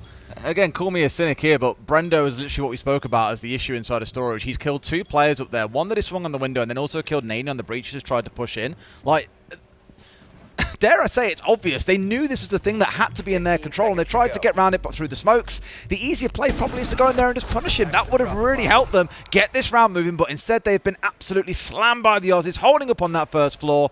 That kind of minimalist take of the map in order to try and get a plant down, coming back to bite them. 3 apiece, an even half. And a lot to say about it, but it's a game. People ask what our favourite series was. The weirdest one so far feels like this one. The dichotomy of our day. Yeah, it's been very strange. What was an insane, intense, throw everything at it, massive comebacks, 2 OTs all the way. Yeah. Attackers have To located this, where I can't, you know, you can see takes, you can see ideas, you can see formulaic, but like, think about that from a sort of on the part. And yeah, obviously, what Dark Zero are doing in their approach there, weighing all their options up, trying to find their route through and going, this is the push, right? This is the take, this is what we have, this is what we don't have, yada yada, this is what we might be able to get away with. But it's such a long period of silence before that. Yeah. Which makes things very strange, where it's almost like you could take a minute out of this round or any of the previous ones and it would still play exactly the same. It's quite funny when you look back to how DZ used to play, right? They always were the slow team. It's what they were often criticised as being, and many look towards Canadian as being the reason for that. And we haven't seen too much of that slow play, I'd say, as of late. Yes, they're still a controlled team that you would liken to, again, teams like Virtus Pro, a little bit of the BDS playstyle being thrown in there as well. Stir it all together, ta-da, here's DZ. But I think with there, it's just missing a few of those crucial steps. If you're going to play slow, you've got to play controlled, and that's what they missed in that previous round. As you say, we've got that 3-3 split. Now they move on the defensive side, and the DZ fans in chat are saying, oh, they're on defensive labs. It is over. Don't count the Aussies out just yet. I think don't count either of them out in terms of throwing rounds as well. They both have the possibilities. Dark Zero fans, how can you forget how Dark Zero are? That's the sort of sprint of it. You know more than anyone the pain that can be put on you by your own team. Dark Zero, they do have the benefit of statistics, they do have the benefit of their defense, and Bliss have the chance to try and do some magic. Now there is a Vigil underneath. The IQ, I'm not going to say they're at risk of the potential of Big Bad Canadian trying to force their way up towards this fight. He does like to re-explore, but think about where the site is. Think about what is being extended and what is being taken at this point. He's got the lines up, there's a drone tucked right next to him that he slipped on by. Now Oda is well aware. Is he though? Well, he's aware that someone's close. The side they're going to come from, because of the Vigil utilization, That's the unknown. Ooh, this is wasting time. That's it. It's keeping the Grim away, and they need the Grim for the execute realistically because those bees are what really help you restrict defender movement inside and around the sites itself. If Troy can get in here and do some damage because Oda's coming hunting, it's a matter of patience. And Canadian looks like the one who's got all the time in the world to wait here. He may just catch him out if this carries on. I mean, this is it. Look, there's a minute 10 left. We have a 1 versus 1 I was about to say, you could swear it's a 1v1. and your catch. Oda's waiting. Oh, he's just so ready. And just gets He him. was locked on that pixel. He knew where it was. Wedables gets NJR. Pamba stops the thread, but they've retaken at least some of this verticality. It's Pamba that gets swung out from the side, though. Wedables just keeps pushing. Now, Dark Zero, they have 2 remaining players. 40 seconds to try and hold on. There's a great first for Nath. He's got pings on the second and pops. Timing. A second split, but Shot. Brendo knew exactly the route. Bolo gets one on the back end. Has a C4 and a 2 versus 1 No versus 1. way. Bolo Attackers recovered the has been a huge part of the approach here. The C4's a bit loose, a little bit wild. Brendo versus Bolo. And the similarities probably end there. Okay. The castle barricade I rate it. I rate gives it. them the width and gives them not a true idea of where they are, but the hot pings reveal where they are going. Now, with this option, Brendo's pulled himself back. It only takes a second of a fight there. Brendo just pushed that one over the line, but again, both these teams are capable of it. Thought it was a good bait with the castle barricade. I thought he was using the noise of it, to be fair, to get Brendo looking the wrong way. But I think when he stepped back out for the spray, expecting him to cross into that pre-fire path, it kind of gave Brendo all the info that he needed in that longer angle then being taken up. Close, though. Very, very close. And it's Bliss in the lead at 4-3. See, Dark Zero fans? Defused by attackers. Now, we find our way back in. What's going on You there? scared me, Troy. Lol. Unlucky. I remember seeing, like, it was a good while ago I think I saw this. It was Na'Vi playing, and they were, this back when Kendra was on the team, and I believe he was holding an angle on old Consulate, and literally so fixed in that one of his teammates ran across his line of sight. He just instantly clicked and killed his teammate. I remember asking him a little bit after, like, what happens there? And it's like when players are so fixed on watching a particular pixel change, and as soon as it does, they're just like so locked into press left mouse button, kill whatever's there. If you're not paying enough attention to what's going on around you, i.e. teammates' movements, that can happen. But there, he's had the absolute lock. He's really deleted Troy, who was the one swinging and really should have had the advantage, but got nothing. And think about how much time was wasted. There was obviously, you know, a bit of a focus of the Grim on that approach, and they pulled it off in the meantime because of the work that was being done by Bliss on the back end. But to get themselves into what was, you know, a 4 versus 3 into a 4 versus 2, it was a very sudden snap, and then you start to think, okay, well, maybe a lot of the focus of Dark Zero was pulled away. Canadian was isolated. Canadian was wasting time with the lines, and tomato, who is at blame? That's an impossible finger-pointing game. Bliss, they get themselves back in the front. They haven't been here since the second round, or the third, when things started to get peeled away from them by Dark Zero threading 3 rounds in a row. Can Bliss replicate the same to get themselves a little bit of distance here? Pamba just a little bit off the timing there as well. That Fenrir removed away. Bomb has been located. Now Droning can carry on for the side of Bliss. They can figure out where he is. Now they know. Okay, there's a Fenrir dug in. We've got to get rid of him first. And this is where all resources from Bliss should start getting poured towards this top floor, clearing out the roamers or at least catching them on their drop away. EE1Ds are coming out as well. So it is forcing quite a bit of time, attention, and resource. 6 drones already gone, by the way, for the side of Bliss, but they sorely need to get something for this. And Pamba's going to find Fisher Guy in the spray through the wall. Brendo into one, Sage into another. Top floor secure, question mark? I think there's always a sort of question mark on anything on this map. They are still so spread out. You can sort of get a big circle of players trading places, and Oda does his best to make it, but there it is. There's always someone seemingly a few steps away. Nath hotfoots it, rotates it onto the back. The 2 players want to maybe try and get themselves closer towards a trade situation, but look how far apart they are. So instead, they've sort of got to trust that they can either take an engagement, take a retake, or take a little bit of the pressure away. That's bad timing. As the drone gets thrown out, whether it was flank watch or active, I mean, it instantly being shot gives an impression of Wedables that he can't quite leave this ground yet. Not just yet. But I think knowing there's 2 available here, this is where Bliss, with that numbers advantage, can just kind of pause for a second. Yes, you've got basically no information, 1 drone to your name, enough that you can just play together, look for those trades. As long as they're playing tight and not getting too isolated, which I fear they might have. Okay, never mind, just about gets away a few seconds ahead of Nath. And that's the important part. If he goes down there, you're down to a 2 versus 2. At that point, all bets are off. NGR very much alone on site, though. If they push in here and force a 3v1, this is theirs for the taking. He's dug in deep, but Nath has managed to find one. It looks like they might let this one crumble away. A couple of shots come through, but Nath, he sells himself short. Sage picks him up, and NJR's got to pull off a massive 1v2. Such a small amount of health, and that's all it takes to get the down. He's pushing on. They have the pings. They have the intel of the players getting picked up, but with 7 seconds, how do they do it? He stepped in close. He reveals his position. They got the blind at 1 versus 1. Just has to stop the plant, and does he full send it? Oh, he tries to, but Wettables has the cover, and Bliss have a 2-round buffer now. 5-3. Well, Bliss is on one a bit this map, isn't he? It's been him and Brendo really throughout the competition that have been putting up the big numbers, but Wereball's really starting to push himself forward in this one, enough that it's forcing Dark Zero into attack timeout. They're down 5-3. Very understandably want to have it now rather than down 6-3, and things start to look really ugly. It's the perfect time to. You've had those 2 rounds. Think how close they came.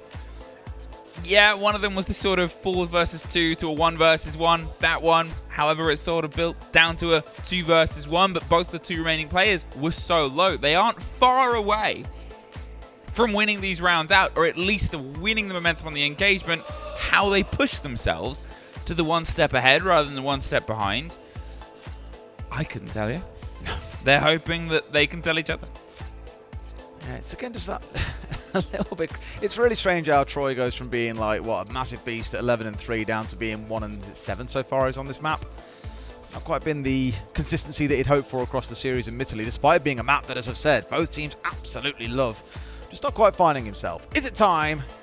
Some specials come out from the side of Bliss to push this one over the line, though. I've always said that after attack timeouts, we tend to see the team that called it have a little bit of success going into the next round. So if you're a betting person, you put money on Dark Zero taking this next round. But I think Bliss have just made a few too many problems for Dark Zero to be able to work through in about 45 seconds. We'll find now as we jump into the top floor site for our next defense. More Denal coming in the form of Pamba on that bandit. Once again, looking to lock down this IT wall. We've also got the mirror on side again here. But my eyes turn towards the left-hand side of the screen here, and we potentially got a Monty coming along. And they're about to hand out some well-deserved karma back the other way. Fear or respect? Troy would say respect, but yeah, respect. Why not? Well, we're all friends here. Yeah, let's see how that continues. As things progress further on, obviously, the more and more teams we start getting secured, the more and more we'll look towards who can break the mold, who can buck expectations. Now, spoiler alert, if you haven't been watching every single game today, but we have had technically an NA team qualify, and technically being because it's M80. So they are in NA. I mean, they've got 2 very dominant European players on their team. They have everywhere. There was a whole argument on Twitter this morning about like taking ownership of the team, and I'm just like, okay. Like, who cares? They're an NA team. Just leave them as an NA team. It's fine. It's fun to make jokes, but that's where the org is. That's where the hearts are. Des, I love you, but root for Bliss, please. No, I don't think I will. At the same time, my job is to be completely unbiased. I fail at it very regularly, but it is my job. Someone earlier said, like, man, imagine getting paid to yap. It sounds like a dream job. And I was like, it's pretty good, given. You have to yap a lot to get to this point where you can yap, though, and be paid for it, admittedly. Really, Fisher's the one to watch out for here. You can see him currently downstairs as well, just hanging around the door of Garage, waiting to start his march up those stairs. He is the one with the diffuser as well, so even more so, a reason why all eyes should be on him. They want some pressure to support him, though. Most importantly, do not want someone flanking up behind him and ruining what should be a beautiful push coming in behind this Monty. We've got the mirror on side, and Impact comes out, does basically no damage, and Bolo's got the right idea. There might be a swing coming on through straight after. Look, 2 impacts, and it's done what? 15 HP? Nothing. Yeah, they don't do as much damage anymore. Yeah, they got nerfed recently, if you're unaware of that. And, well, before you could just huck 2 impacts at the front of a blitz and they would die. You can't quite do the same thing here, but the Monty getting rid of that mirror window allows the Selmas to play. And also, well, there's no impact to throw your way around an impact trick against this breach. Fisher Guy rotates his way towards the top of blue. There's a C4 beeping ominously atop the door, and he leaves. You're not going to stick around and see what happens. You've got to maybe try and do this. He's baiting the explosion, but it hasn't entirely covered it. They have the ping on the player all the way on the back of the chassis. They're trying to figure out the way through here as well. They're not quite sure 100% on what the move should be. Obviously, Fisher Guy is going to be the spearhead of this. There's a rounding coming in from Nafe here as well. He shouldn't be able to find him, of course, shield-bearing operator and all that. But it will slow them down. It will impede him. There's no C4 on side for Nafe at this point either. In fact, all they've really got to stop the Monty are goo mines and one more C4. And sure enough, Fisher Guy steps straight into one. Sage in a great position here, just waiting for this push to come on through. And Fisher Guy's found Bolo. Monty is a menace. Well, Sage is able to get One more. weight, but there's one more that's coming around the back end. They weren't quite aware of. Sage goes down. Canadian's revealed his position, and now the shield going for the plant might get caught by the C4, but the timing, the rotate round, and the trust Fisher Guy had in the motion from blue. And now a 4 versus 1, and JR. Even this might be a step too far. Beautiful. It is Bliss on the back of DZ's timeout. Don't slow down. Really well orchestrated attack. I look back at the last map and how chaotic things were there at points on Chalet. This is so much better coming out of Bliss to control in that round to make sure that Garage was entirely theirs. 3 or 4 players all coming together to make sure that it was for them. Not like losing people silly inside of Aqua, which you see a lot of teams do. You force a shield through there, you get C4, you lose a couple of players. It's miserable. Just really good control being shown of that round, I think. And Dark Zero now have got one hell of a mountain to climb. I love to see all those DZ fans that were like, oh, DZ on defense, this is over. What they didn't tell you is it's over for DZ because Bliss are shagging him right now. I like how, when I probably said DZ fans, that you know how this often goes, it's not set in stone. They probably said, oh, I can't believe they're being mean to DZ again. How dare you talk bad about Bolo? Dare I? You make them cry. Oh no, wait, look at this. I am right. Do you know what worries me though, because I'm sometimes right about these things, is looking at all of the results today for how many APAC teams and APAC region teams we had start the day in game position. All of the ones that have played so far have lost. Now you've had losses across Korea, Japan, and then obviously there's another Japan-based game going on, I believe, on the other stream. Has kicked into gear by the sounds of Dev and Carter over the wall. Yeah. I was checking it out earlier, actually, to see what the score was. Should we do a little, like, mid-game? We haven't got a soundboard for, like, a whole, like, news flash or, like, alert. Liquid versus Scars. Yes. Currently, nothing. Just started round 1. Well, this is the chance here for Bliss to start the progress in, take us to a third map. They have 3 opportunities. Caster's going to be crushed when DZ wins an OT. Oh my god, you can smell the copium from here. Oh, I love it when people think fair criticism. How dare we? Don't talk bad about my Dark Zero I'm going to get worse just to irritate you all. This is what you have wrought. You've done this to yourself. You have made this bed. And only yourself to blame. Lie in it. 6-3. 2 minutes left of this round, and their chance to try and put some pressure on, and the pressure is going to be falling down towards some the real basement. Good sound effect from you. The news thing. Thank you. Very good. And now suddenly you don't want to talk bad about chat anymore. 1 minute and 45 still to play. Everyone's still alive, so no early deaths falling off from either side, which is remarked on a couple of times. You've seen players stepping forward and being snapped out, being caught out of position. There's no ability to trade them. They've got a red ping here actually inside. They know that someone's on their belly. They're rolling around like a fish. And Sage is going to... What on earth is Canadian doing? He's breakdancing real bad. Breakdancing because he knows that he's being taken out very shortly after. And sure enough, removed from the round. 5v4. Bliss starting that march on towards victory here on Nighthaven Labs. Brendo still has the chance to try and hunt down Bolo, but Bolo doesn't quite get the full fat bite. It's Nafe on the back end. Suddenly you have this structure we talked about, and there's the removal. As I said, the game that Dark Zero are trying to get their handle on was just being that one step ahead, that position of the trade game where they had the advantageous position. Now it is sort of a 3 versus 3 at this point. Fisher Guy could be recovered, and is. That's why they accidentally dropped the kit, I believe, because it's the same button. There he is, picked back up on the back end, but 40 seconds. Think about where Bolo is. Think about how Pamba has just killed somebody. It's not going to be an easy approach to land here for Bliss. No, it's it's a hard battle. We keep on speaking about this sort of thing when the attackers lose out players early on. You're coming down to a spot where the defenders don't mind losing a pulse, losing a lesion. No C4s admittedly in the back pocket here at the mute anymore is going to be a little bit of a stinger, but they'll happily take a 3v3 when it comes to site because the attackers can't flood as many angles at once. And Weatherballs just absolutely domes Bamba. Said he was having a bit of a map, and sure enough, it has carried on. And Bolo's retaken the hatch. From there, like crumble down. Honor's got to try and find his last man, but Bolo's going to do the right thing. He'll sit, he'll wait, and as soon as that plant starts going down, he is in. Honor not going to be able to finish this one off. Got the red ping on him, and Bolo just about gets there. Dark Zero take round 10. I mean, I said it. Think about the position that Bolo's in. You have to make the conscious decision at that point. Do we hunt him down? Do we try to find him? Do we think he's still there? Or has he rotated down vending? Or do we just try and send it towards the site itself? Push what is a man advantage and see if we can make it work. When, if you think about what they had to work with, what they had to break down was really only an open hatch because they spent a lot of time having to hunt those other two loose players, Canadian and Nath, that they were able to get locked down around the map itself. There weren't too many options, but statistically, strategically, and structurally, that is that site that is built around it. It is heavy, it is fat with a pH, and it is something where it requires... This Jordan guy is proper on me. He's just like, OT is coming, casters! I don't know why you don't think we would be biased towards the team with an English person on it. I know, right? You and I have cast Nath in this very building. Yeah, we have 4 years ago. Damn. We have cast Nath winning a trophy in this same arena, chaps. Yeah. We're having a bit of fun with this one. No one's tilted, it's having a good time. It's like you don't even read Liquipedia like we do. We live on Liquipedia a lot. It's a problem. Must be my homepage at this point when we're at events like this.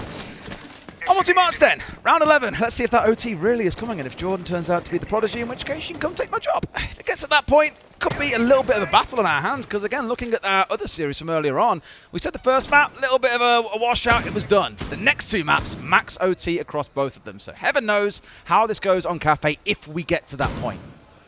At this point, I'm kind of curious to see what happens because although Bliss are able to push this over the line, it takes a while. Fisher Guy is struggling with a bit of electricity and a little bit of his own breakdancing here. Now the role of the Thatcher, the play against the mirror window, is it actually going to be contested?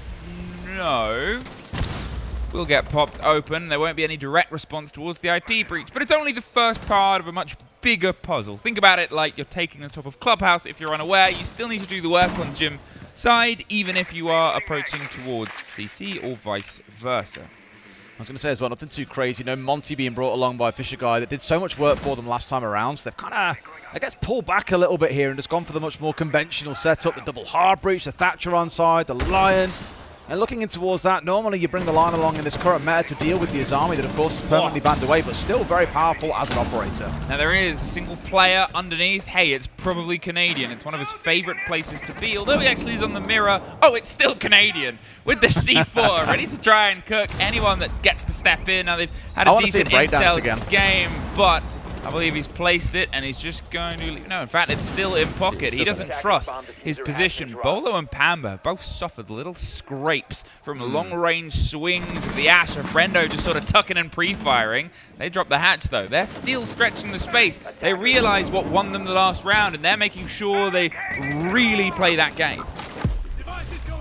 March then with that push coming in. Flash coming out over the top of Electric here, and they are in. EE1D out. At least for now, the Goo Mines impeding the push forward. NJR on a big swing. Had a chance to get two there and really take this one through to the next round. For now, going to hold on. Sage in for one. Immediate trade out there. Great bit of team play coming out from Dark Zero, but when all the dust has settled, it's 3v3.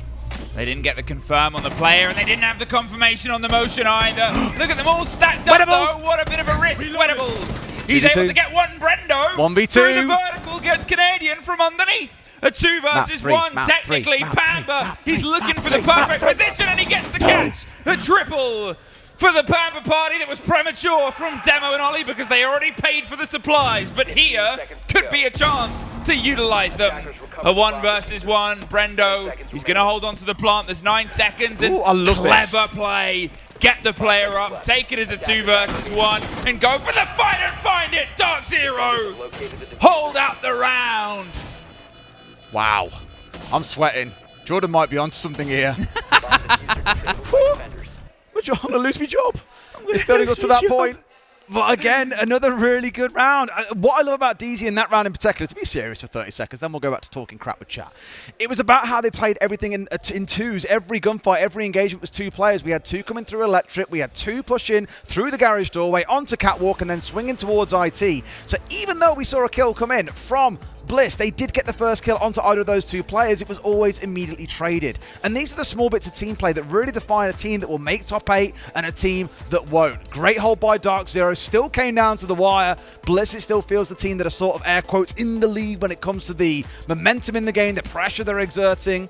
But Dark Zero might just about do it here. They might be able to push us over the line, Emmy. We've got a tech pause, though, to have a chat with chat. What are they saying? You were reading it while I was casting. I mean, it was a lot of celebrantants for the play. And to be honest, it's one of the big plays that we've had. Maybe one of the only big hero plays that we've had. We've had close moments where it's gone to 1 versus 1s. We've had these sort of final sort of setups and take back downs, but that sort of idea of the momentum was against them. It was constantly biting back in the motion. Bolo was down for what felt like forever. Oh, producer Sam, chat is really annoyed at you. It says bleed versus M80 tech pause. Oh, how dare you.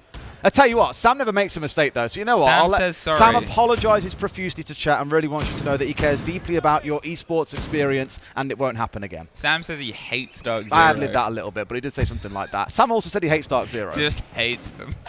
He thinks you're all losers in the chat if you support Dark Zero. Oh no! Don't mute us, no! He's threatening to mute us. I actually wonder, could he like shut all the stream down and just cut to his face saying, I've killed Emmy and Des. The statement's been taken made out by Fluke and Des. Caster's very biased towards Bliss. Okay. Are no longer representative. Oh, Attackers are very heading good. out to defuse a bomb. Onwards we march. I love this. Again, the switching hours on B stream is what I'm here for. You want the serious game? It's on the A stream. This game is it's turning into actually a bit of a spectacle though. It's come down to round 12. We might find ourselves in our 3rd overtime of the day if this carries on. Fisher Guy though is onto the Monty. We've already spoke a lot this series about how impactful the Monty shield has been. It may prove to be even stronger. Sam will face judgment, all caps. Okay. They say screw you too, Sam. Let's see if we find our way there. Now, Bliss, they're attacking what is, I mean, technically a tertiary site. It is one we've seen played Can we get a before. black and white camera close-up of Sam apologise? it is a My site apology, new video on YouTube in an hour. that we've seen before. It's coming to the Reddit afterwards, apparently.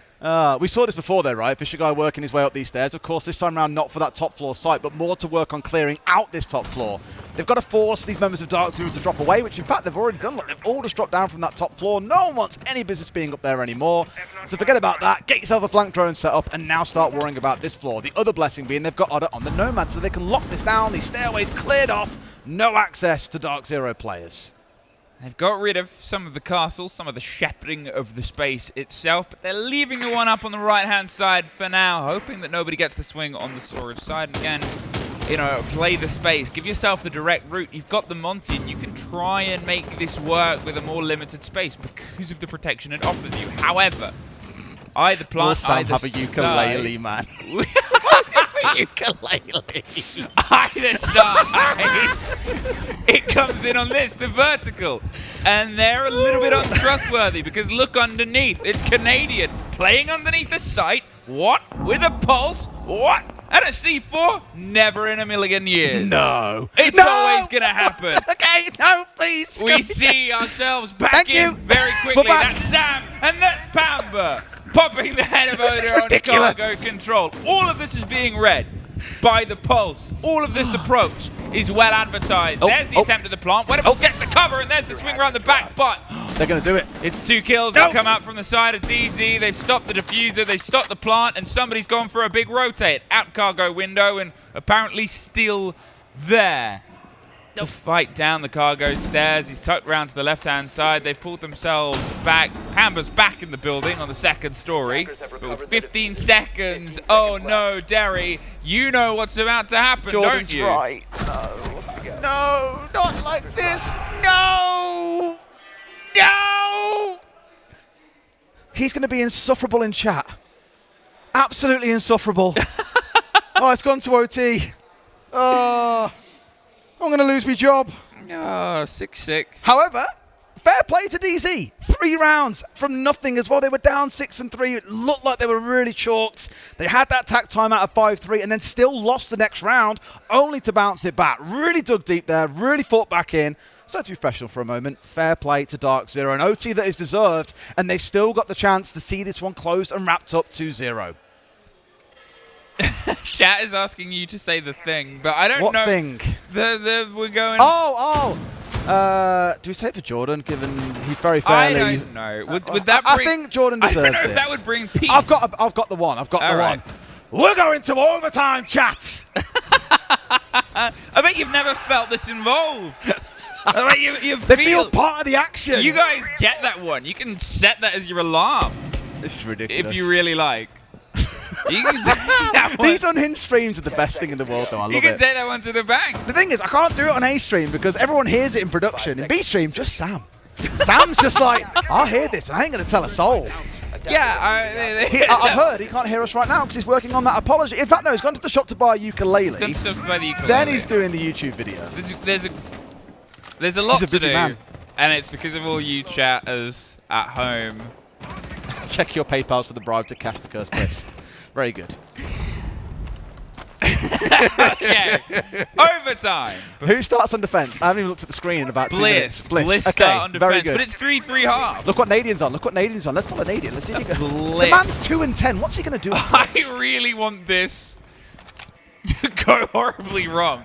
But just to continue, I want to go into the third map, but only because I want to see how far the fight with chat can go. Sammy's going to need therapy after this match. Oh, this is. He's followed the stream, but he can't talk for 5 minutes. He can't do nothing. Only. Sam will announce himself to the world in a few minutes' time. Don't you worry. Producer Sam's about to find a bit of a beef with you all, and the pressure is going to be inside the Here we side. go. It's 3-2-1 go, smashing their way all the way around. Remember, we said there was only a single player here before. It's the same strategy. They do have one on the cargo stairs side. And as the calls come out, Where are FAR they? is the first to suffer. He can't Look at find the kit. them. He can't find anybody. The Now he Blitz has. gets the blind, the Fenrir gets the bonk. Knocked around, they've got the breach open, they have the control. How do they retake here? They're in a very sticky situation, and Nath makes it even more sticky. The swing round, Oda's caught, Nath with the 3. Where's he been? Hanging around the kitchen.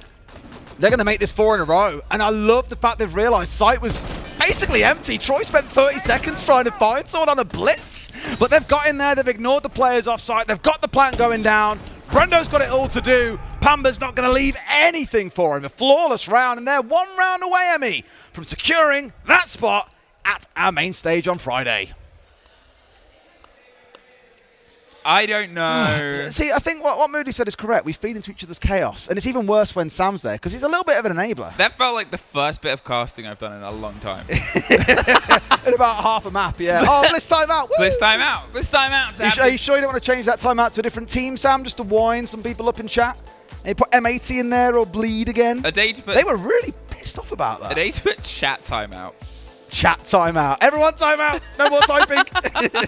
Tactical timeout from chat. Chat has got on the line, got the connection. Oh. It's the only time they can take it, Bliss. This is unreal. And this doesn't mean they go home, but it does mean it's another APAC team, a region team that's lost today, and it does mean that they have to play tomorrow. I had to scroll to find Jordan. Where is the copium casters?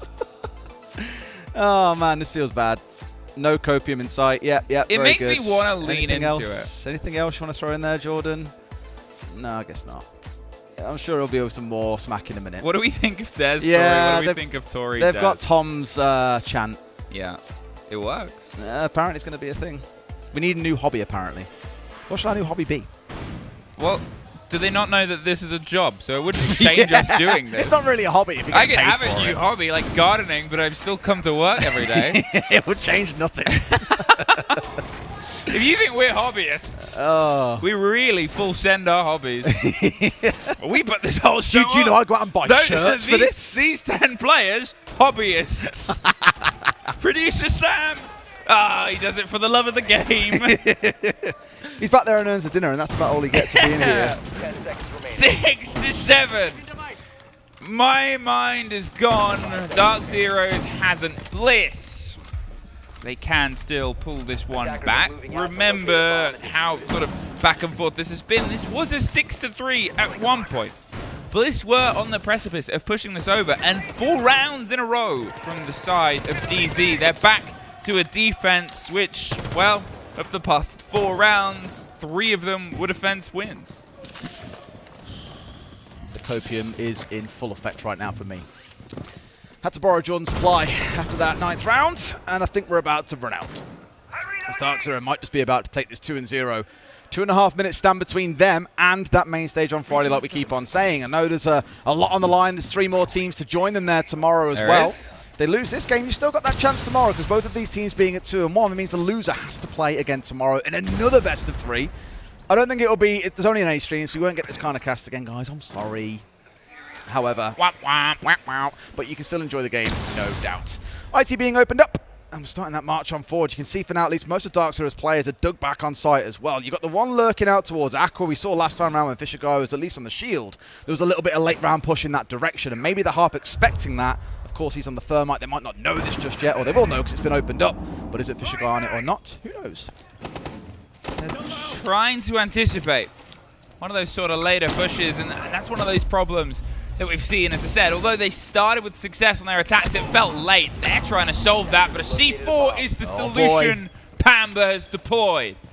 They have that trade advantage. They have too, because where's Big Bad Nadian? He's underneath you! With a C4 and all the intel to try and drive it. When it gets one stage, gets a second, but held off, could not progress any further because of the castle. Fisher Guy from the top row doesn't get anything! Because he's what? Big Bad Canadian underneath you! Wettables, all that's left of Bliss's hope of taking this one and keeping their hopes alive today. 6 to 7 in a 1 versus 3, but look at what's in the pockets. 3 smoke canisters. Look who's round the corner, a trade, Dark Zero. Welcome to the Manchester stage. Prepare to have Tom J. Sherlock and thousands of Brits screaming very funny things at you. That's the end of my copium. I can't cope anymore. I can't take it. I can't take it. Jordan's in my head rent-free for the next few days, that's for sure. But being serious for a second, really big comeback by DZ. Being down at 6-3, I was convinced we were going into Cafe, and a map 3 would have been a fantastic way to close things out. But Dark Zero just a step too far for the Aussie side to overcome. They still have that second chance tomorrow. They are 2-2. But I tell you what, I don't think anything is more terrifying than playing on that very final day when it's 2-2. You have to win and you go to the main stage the very next day, or 2 days later, admittedly, there's a break in the middle, or you fly back home the next morning. It's a lot of pressure, and that's what they've got to face off against tomorrow, with 5 other teams who will be in exactly the same position. Now, they fell short last time by a single game, not quite making it towards the live stages. Bliss, unfortunately, not quite living in it yet. They are drifting back and forth. Oh, Sam messed up again on production. What'd he do? The map says won by Bliss. Oh, you're Sam. just... Now that is copium. Sam, man, you need to get in that chat and be apologising right now. There he is. And there they are, Dark Zero. I mean, again, for all the comments about how strange the pace was, for all the comments about how it was weird of getting back into it, the rested control was never fought for, more delivered. Dark Zero just had it a little bit more. They definitely picked up their game after that timeout and were able to thread so many rounds. It's good to see Bolo at the top as well. Bolo on top. And on the other side, like, I know the scores are all below 100 when it comes to the EPS, but I do want to give a shout out to Wettables as well, especially on that map. He did have a really big performance. Not big enough to overcome Dark Zero, admittedly, but still a big game. Just seeing all of chat, just Sam. Apologise to a Sam. Sam, surely you can work some magic and actually speak, right? It's not just our microphones that feed into this. I think that's too much pressure. It'd be too much Even to I do. can't speak. The man's got like 8 arms back there, pressing every button that he can possibly find. It's why he's not talking to us right now, imagine. He's prepping everything. Yeah, we're really putting the hurt on. But, Dark Zero fans, hey, it's us. Apparently very, very biased casters. I'm almost sad the B stream goes away now. It's I could have been done more fun. of this. I wanted a third map. I would have but loved a cafe third map. Is this the end of the B stream in total? Are we the send-off? Yeah, we are the send-off of the B stream. Tomorrow, We are nothing. Tomorrow we now. go down to a single stream. It's 3 games, all on one stream rather than running 2. So that's the end of the B stream. Wow. At least it was a laugh. And this was our send-off. Do you have to do a formal apology to chat, do you think? You do. I'll play the uke. I am really sorry for doubting our lords and saviors, Dark Zero. They are clearly the far superior team, and when it comes to Friday, I have zero doubt that they will not get knocked out in the quarterfinals. Who am I kidding? Of course you are! You're in the UK arena! North America's going home on Friday! Bye. That's me done. We're still here for now. We're not Oh, gone yet. okay. That would have been one hell Hey, of a do you know throw. where we I can tell you go? what. Do you want to see how people do this hobby professionally? The A stream, where we might see another Asian Pacific team lose from that region. Let's go over. Thank you so much. I am so sorry. Bye-bye. Bye, Sam. This is one of those moments that really sucks, because we actually had a really good attack from Scars in round 7, and then we just had a nothing burger of a round in round 8. It's like complete opposite side of the spectrum. Admittedly, my least favorite burger. The nothing burger? Yeah. What about the burger? Is that what they served at the burger in King of Copenhagen? You've been making the Oklahoma onion burger. True, I have. For context, by the way, we went to a Burger King one night in Copenhagen, and for that day only, it was the only No, it was 1 vegetarian... month. It was 1 month. 1 month only. It was the only vegetarian Burger King in the world. On the whole planet. A meatless Burger King. And of course, maybe we went there late at night. Yeah, exactly. Maybe after a bar, and we were like, I want a burger. And What do you well, mean there's no burger in this burger? What do you mean this is a nothing What do you burger? I want chicken nuggets. What do you mean there's no chicken in them? I don't understand. They took the chicken out the nugget. And then they left the nugget. Who knows what's inside of it? It's not chicken. Well, I will say... Jesse was also there, I believe. Was he not? Yes, he was. Yes. Well, Quite the experience. Unfortunately, this might be an impossible comeback from Scars at this point. Down 6-2, going up to the top floor. Liquid winning that tertiary site. 12-2 for Maya now. What's the math on that? Maya started with 96 kills. That's damn. We never do math. It's 108. Oh, okay. It's 108. So on for 108. No, I wasn't actually stalling because I couldn't do that math. I was trying to figure out how much farther behind Nesk he was. Oh, okay. The magic number, by the way, is 8. Maya needs 8 more kills than Nesk at the end of this map to tie Nesk, 9 to surpass him, and as you can see on your screen, Maya's only 6 ahead. So Nesk technically still has the lead on the team in terms of kills. He popped off just now. Yeah, that was pretty good. Well, because I was trying to do the math. I was trying to do 2 math at the same time. Device in That's position. smart. Not just 1 math, Changing max. But 2 math. 2 math. Minute 15 seconds in, Liquid setup, Nick. I don't think you and I are really shocked by any of this. We got the mirror watching Garage. We got the Electric Claws, Valkyrie cams for Intel, and Scars starting open with the connector breach. And you think that when it's this kind of matchup where one team is so far ahead, I think Scars going to really basic default attacks isn't a good look.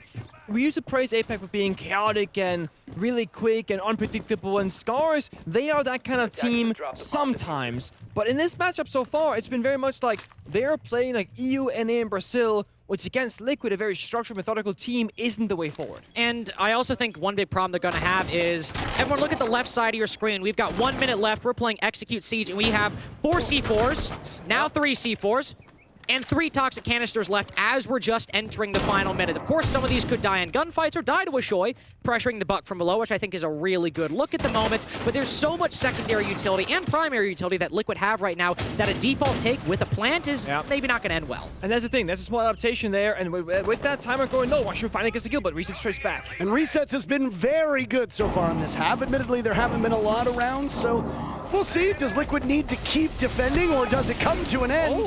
Resets positive on kills, but dies to Wreck. The advantage goes back to Scars. Now it's Lagonis. Prone. Wreck yet another. Everything working out for Scars at the moment. Nina losing a huge chunk of HP to Lagonis. Will have to work with Nesk as they keep the site intact. A bad swing by Lagonis. Nesk softened up. Excellent end of the round as Fishlight collects both of those kills. And it's another round for Scars, immediately converting their timeout in a positive direction. I am sorry, Washu, I was not familiar with your game. That verticality downstairs definitely changed the outcome of that round because that was not a basic default attack. There was a small flare added to it that made a big difference. It was honestly one of the more impressive bucks from below that I've seen from that site. Well, we actually have a call-in, as unorthodox as it may be, with our good friend Jesse. Jesse. Hello guys, I'm coming because we've just broken 2 ridiculous trends from Scars through both their match that they're playing right now and the last Nighthaven Labs they played yesterday against Dark Zero. In that DZ game, not a single player went positive and they didn't win a single attack. Now we've seen, for the first time, Rek is positive and they've won an attack. Is this the start of a comeback? Probably not, but it's at least the first right step. Thank you very much, Jesse. Hell of a stat, and honestly, as my family likes to say, you can't jump. Wait, Jesse, don't go yet. I want to ask you a question. No! To be fair, I was just going to do a bit, so it's not really big. What are you going to ask him? About the Burger King. Oh. Jesse, you remember the meatless Burger King? Hey, is it the start of a comeback, though? I mean, here's what I will say this. Scars are still proving they can contest with Liquid in terms of gun skill. And that is... But in rounds like that, when it gets hectic and they're given 1v1s, sure, when they're peeking Palu on a window 3 players in a row, yeah, that one might escape them. But when they have moments like that where Liquid start kind of getting antsy, making mistakes, they're winning. What is going on here? They're dancing. They're just bouncing back and forth. Hello? Rek? No, Rek! He's not positive anymore! No! Oh, hey, Jesse, back on the line. Jesse, is this the start of a They comeback? had a drone on him, no! Jesse, is this the start of a comeback? The only positive player immediately does not go positive. That's the Jesse curse. The Jesse special. Probably on Cloud 9 because his Edmonton Oilers won last night. Shout out. Stayed up till 5 a.m. watching that because he had a late start time so he could sleep in. Nice. That's time management right there. I believe. He's good with numbers. I call him Nerd Boy. Yeah. Because he's a nerd and he's good with numbers. Yeah. Yes. So why is he called the Worm Boy? Reload. Is he a worm? Yep. Yep. Tremendous skill casting as a worm. 5v4 for Liquid now, and oh, Nina, you gotta win this fight with the Vendetta. Oh, somebody again giving Palu a 1v1. He's doing it on defense too. But he doesn't spot through the breach that's been opened up that Fishlike is watching that. Palu off of the board. All of these rounds have been so quick. Feels like this matchup has flown by. Now we're hitting the halfway point of the round. 3 players already in the ground. And unlike last round, Liquid are actually fighting back and doing something on the map. It's not 5 guys on the bomb site waiting for Scars to approach them. This is a very active roam game from Liquid with 3 separate players while still having 2 people below, watching cameras, holding down the bomb site. And Scars are not really entering the building right now. They're being kept outside. Playing very skittish, very, very skittish. Maybe using this final death mark would be good to try and power one of these players either on the top floor or below on the site. Taiyu will try, but this is Diffuser. He's got to win this one, and, well, Fishlike certainly didn't. Now the swing here from Ness goes in their favor. It's all up to Nina. It does not go in his favor. Ness wins the fight, and Nina now on Garage looking in the wrong direction. It's just another day at the office for Nesk. What a result for the Brazilian Beasts, looking to keep their run here in Manchester alive. And looking very good for Liquid. I was a bit worried for them because, you know, sloppy stage 1, bit of a slow start to this tournament, not looking like excellent, but yeah, okay, it's Scars, fair enough, but I think Liquid played quite well in all the rounds where they won. And even if they had some problems, I mean, Maya 3K, 2 Palu 3Ks, or Palu 2K and a 3K, Maya 3K, resets 4K. It was also a really big individual performance for Liquid, and even if they have strategic problems, when Liquid are getting stuff like that, that makes them scary in and of itself. We did a lot of analysis, but we've got a desk who can dive into it a little bit more, and I have no doubt that they're excited to talk about that matchup. Would be even more exciting to talk about that comeback, eh, Jesse? It was not a comeback. Maybe it was the start of a comeback. I say it was not.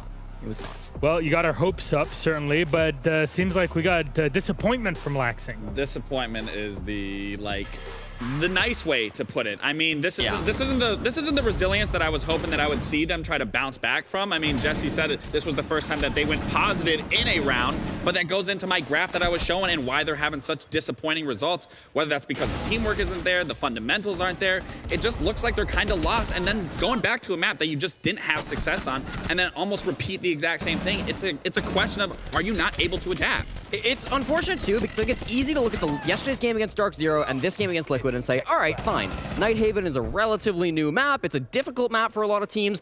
Scars just don't know how to play Nighthaven. But that's not true. They won this map in Atlanta. They won this map in Sao Paulo. And now they bring it to their third tournament in a row, and they're just not able to even look decent on it. A 7-2 loss yesterday, a 7-3 loss today. This needs to be a map that Scars really work on in the back lines. I know it's easy to rail on Scars in this case, but Liquid just kind of played a completely normal, fluid game that we expect from them. And that's the thing, like, Liquid didn't do anything special. If anything, Scars gave them every single initial pick that they possibly could have wanted, even gave them site or power positions. Liquid did not have to do anything crazy to take advantage of this map.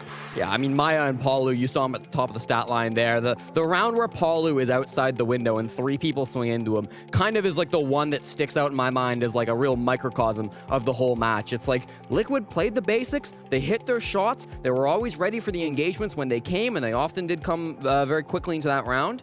And they always shut them down. It was classic Siege from Team Liquid. They played well, but really wanted to see more out of Scars. Yeah. All right, then we'll see. Maybe Consulate will be redemption for Scars. We'll have to dive into it and see. Maybe Liquid can just take it there and move on, because this is survival in this matchup. That'll be after this break.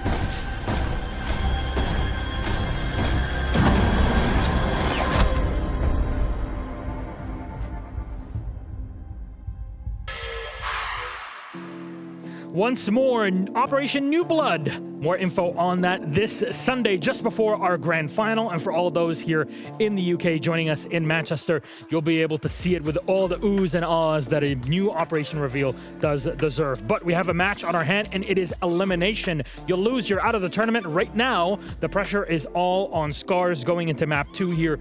Consulate is the one we're on. So Jesse, please bless us with your numbers. This is a gamble. Scars have picked a map that they perma-banned through all of last season, and this season their one and only play was a 7-3 loss against Exist in the Japanese regular season. So this is a map that they are pulling completely out of the woodworks. This is the biggest gamble they could possibly make. With everything on the line, it is do or die. Scars are gonna go out in a fiery ball of flames, or they're going to show something we've never seen before. And talking about the oohs and the ahs, that was literally my exact sayings as I was watching most recently Nighthaven Labs. I mean, this is not what I wanted to see from them after already losing Nighthaven, going into this map, and realistically, Liquid didn't do anything special to get that 7-3. If anything, Scars gave them that map. Now you're picking this map, as Jesse said, that this is a little unorthodox from them. You have to be on top of your game here. There's not really much to say. I don't even want to talk about Bang because I have to see a significant performance step up than what I just saw from Nighthaven. Yeah, and I will say, Consulate's going to be a good map to take Liquid on specifically. They've yet to win it this year. They lost it to W7M in Brazil, and they lost it to FaZe here in Manchester. Both matches were close, but that FaZe match, not too long ago, that's very recent footage that Scar's going to be able to look back on and create the master plan going into this game. I hope their preparation is good. The battle for survival continues, and this time we're locking in the visas on Consulate. Thank you very much, gentlemen. We'll toss it back to our casters, Lynx, Intero, and Pengu. Thank you very much, Milos. It's been a very successful day of Rainbow Six for Team Liquid. They've gone up 7-3 on Nighthaven Labs, and now they're going to Consulate. As Jesse mentioned, a map Scars have never played. A big gamble, Parker. But Nick, we'll see if it pays off. That will. It's a really good comment there. Somebody please start talking. I tried to. I think it's that was a funnier. throw. I think it's funnier if we just keep it. We just keep you on the screen. I think it's much funnier if we just keep you hard camera. And make keep it right there, right in the lens. Twisted in the wind. How do you hear anything out of these? I'm wearing your headset. I don't know how you hear anything out of these. I'm so quiet. Is this the end of the road for Scars? Yeah. Liquid 2-2? Yeah. Liquid 2-2. Handshake, yep. I don't blame them. Damn good deal. But as Jesse mentioned, let's be honest, okay? Down 1-0, 1-2 stage in the Swiss. You've never played a map before. You've got to catch your opponent off guard, Nick. This is the time to bring out a new map. Yeah. I think those are all good points, but the issue is you start on the attacking side on a heavily defender-favored map, and you're not known to be a mastermind on the attack to begin with. So I fear for them for this simple reason. Had Liquid picked this map, and they were like happily to go there, but starting defense, they could maybe get, a 3-4 round lead and then get something going from there. But odds are, this will be a 4-2 or 5-1/2 for Liquid. Consulate's one of those 3 maps, so it's like Skyscraper, Oregon, Consulate. Yep. Do you want to pick it and give your opponents the other side selection? Not really. Oregon at least has played a lot. You're really used to it. Maybe you can cook something up on the attacking side. But Skyscraper, and especially Consulate, that's a new map. It's a big risk, as you pointed out. Maybe the ban phase will change something up, though. Scars aren't exactly reinventing the wheel with this one, though. Dokkaebi and Azami taken off the board. The DZ bans is their potential final map of the Manchester Major. And how will Liquid round out this ban phase? A Fender ban on Consulate. Very sensible. Yeah. I mean, this is nothing out of the norm. There's Monty open. I think if you're Scars, you're playing in Japan League. I mean, there's a lot of blitz and multiplayer there, shield operators, etc. You might need some of those quote-unquote cheese operators to get away into this. Maybe.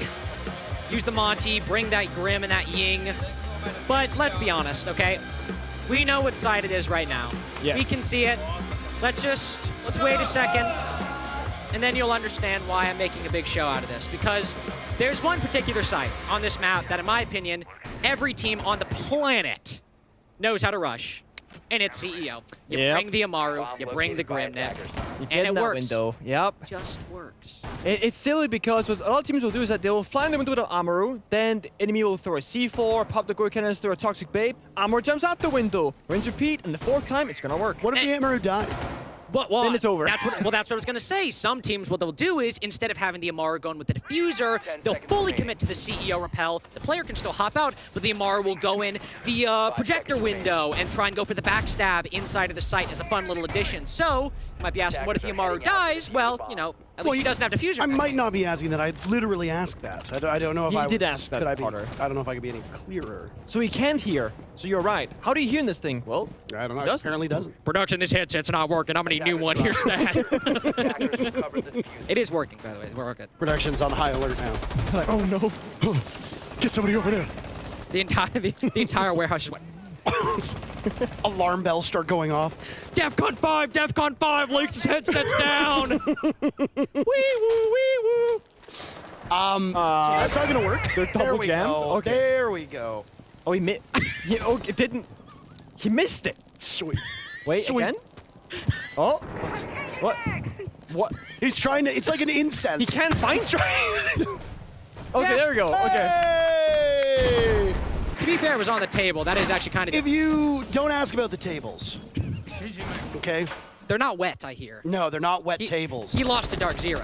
Whoa! I don't know how you run your show, That's a low blow. but we don't give spoilers anymore, so we're all in agreement. The match ended about 15 minutes ago. Yeah, That's so much time, isn't it? it isn't. Nina died first, by the way, so Liquid gets another opening pick, and they'll do so on defense of this Consulate map. Also, that was a change to Anna, right? She got EMPs now, more supportive oriented operator. So you can Gemini clone, you can EMP, help your inches, of course. There we go, fish slice into bomb side. And he's still around. I mean, Washoy got a kill. Fishlight dies, resets. Had a very good first map. We'll see if he can pick it up. Maya's also gone. This is winnable off 1v1s. Oh, absolutely, maybe not. Okay. This is still winnable off 1v1s. They could physically win it. Rek could win the fight with the guy behind the shield. Tayu wins the fight with the Solus. There's something here. Loading new mag. I don't know if he's got the... Yeah, he's got a confirmation that he's got the down now. There's the red ping. Nesk might be able to do nothing. Nothing. Rek comes in for the cleanup, and Tayu gives Scars their first round, and that's a much-needed victory. Hey, buddy, where's your Consulate defense now, partner? Hey, where's it at? I don't see one for Liquid. I was gonna say, I don't know what happened that round. All of a sudden, we saw 3 different attackers inside the bomb site, and they could retaking, but no one planted, nobody traded, nobody was there. It was the 1v1s, and you're right. They could win off those individual engagements. They've got it, okay? Some people got it, and some people don't, and when you got it, you can't turn it off. Scar's able to hit their shots in that round to get a potentially, in all seriousness, very important attack and round. In the grand scheme of things, we hammered on how picking Consulate, giving your opponent the side selection, they're going to pick defense, is going to be a bit difficult. But getting that first attack, we've still got 5. We've still got 5 to go, but get off the box. No. You're out of frame. We're gonna get you down the box. Okay, Grab his arm. Let's get this. Grab Get him. his arm. Get him. On the ground. Down. On the ground. It's a 2-man show now. Picking the house. So anyway, Nick, so as we can see, Nina changing attacker re-picking to the Amaru away from Jackal. Again, as you Worked said, last time. he's going to actually Gara Hook down the split hatch. Down the hatch. here. What was that? It's colder. Was there somebody? It's colder down here. Wait, why are you on the... What are you doing down there? You did. No. So it's a split defense, and as you can see, we got 3 C4s and a Solus to hold from above. A lot of intel. A lot of intel, a lot of positionings. He's back online, by the way. He's back up. I'm wired in. Please proceed. I will. Nick, let's continue with our 2-man show. On the split site, what do you have? Let's run it through. C4's down below. Yep. Solus usually up above. True. You have the Pulse on the opposite side, Also feeding correct. intel. Yep. And Maya on the Solus too. Remember, he was at like, what was it, 13-3? Also, quiz time. Is this the only split bombs at the game? Yes or no? Yes. It is. You're right. Some people don't know that because we used to have multiple. That was before my time. Oh, you're too young. I forgot about this. What was the other split bomb site? Oh, don't do this to me. It's a long time ago. I'm thinking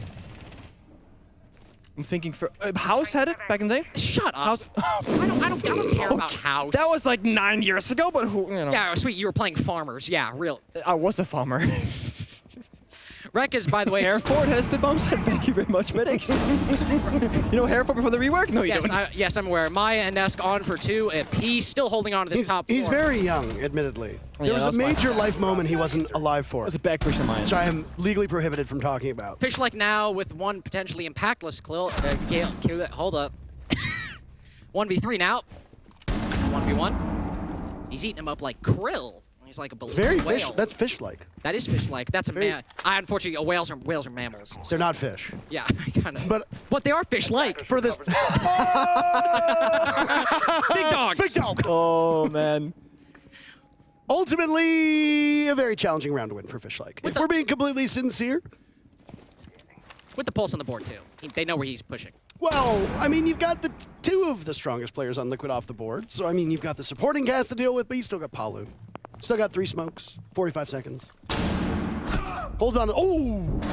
Ooh! Palu finishes. Tie game.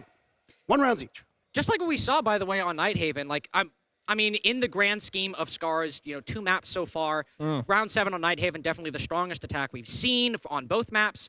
But here we have at least a win. They're able to contest, or I suppose confront Liquid on gun skill and win on their own terms. And then we followed up with, again, what is there really for Scars? They find a gap, to be fair, over by admin. The Solus, which I thought would be an admin, is all the way on the opposite side of the map, Nick. And then they feed 1v1s to Liquid again. The thing is, some bomb sites, like that split bomb site, it's not all that common necessarily. It can be hard to tag not knowing and have that experience against it, but you're right. Here, 3 separate 1v1s with no trade game and no droning. This leads to Scars falling by the wayside. I will say something. We're the only match going on right now. It is very quiet in here. It is once. We've seen a lot of teams trying to muster up as much energy as humanly possible by screaming at each other and, keeping energy levels high, keeping motivation high. DZ was a big culprit of that. SSG, they're not here anymore. They were a big culprit of that. We see most of the Brazilian teams are quite loud. Neither of these teams are really speaking all that much. We are within earshot of the bullpen. So we can hear these teams clearly. Trust us, they're loud, we can hear. Oh, 100%. And it bleeds through on the microphones as well. You can actually hear it in the microphones and on the broadcast when teams scream. And we... Is that really 4-dimensional? I don't think that is. Well, there's...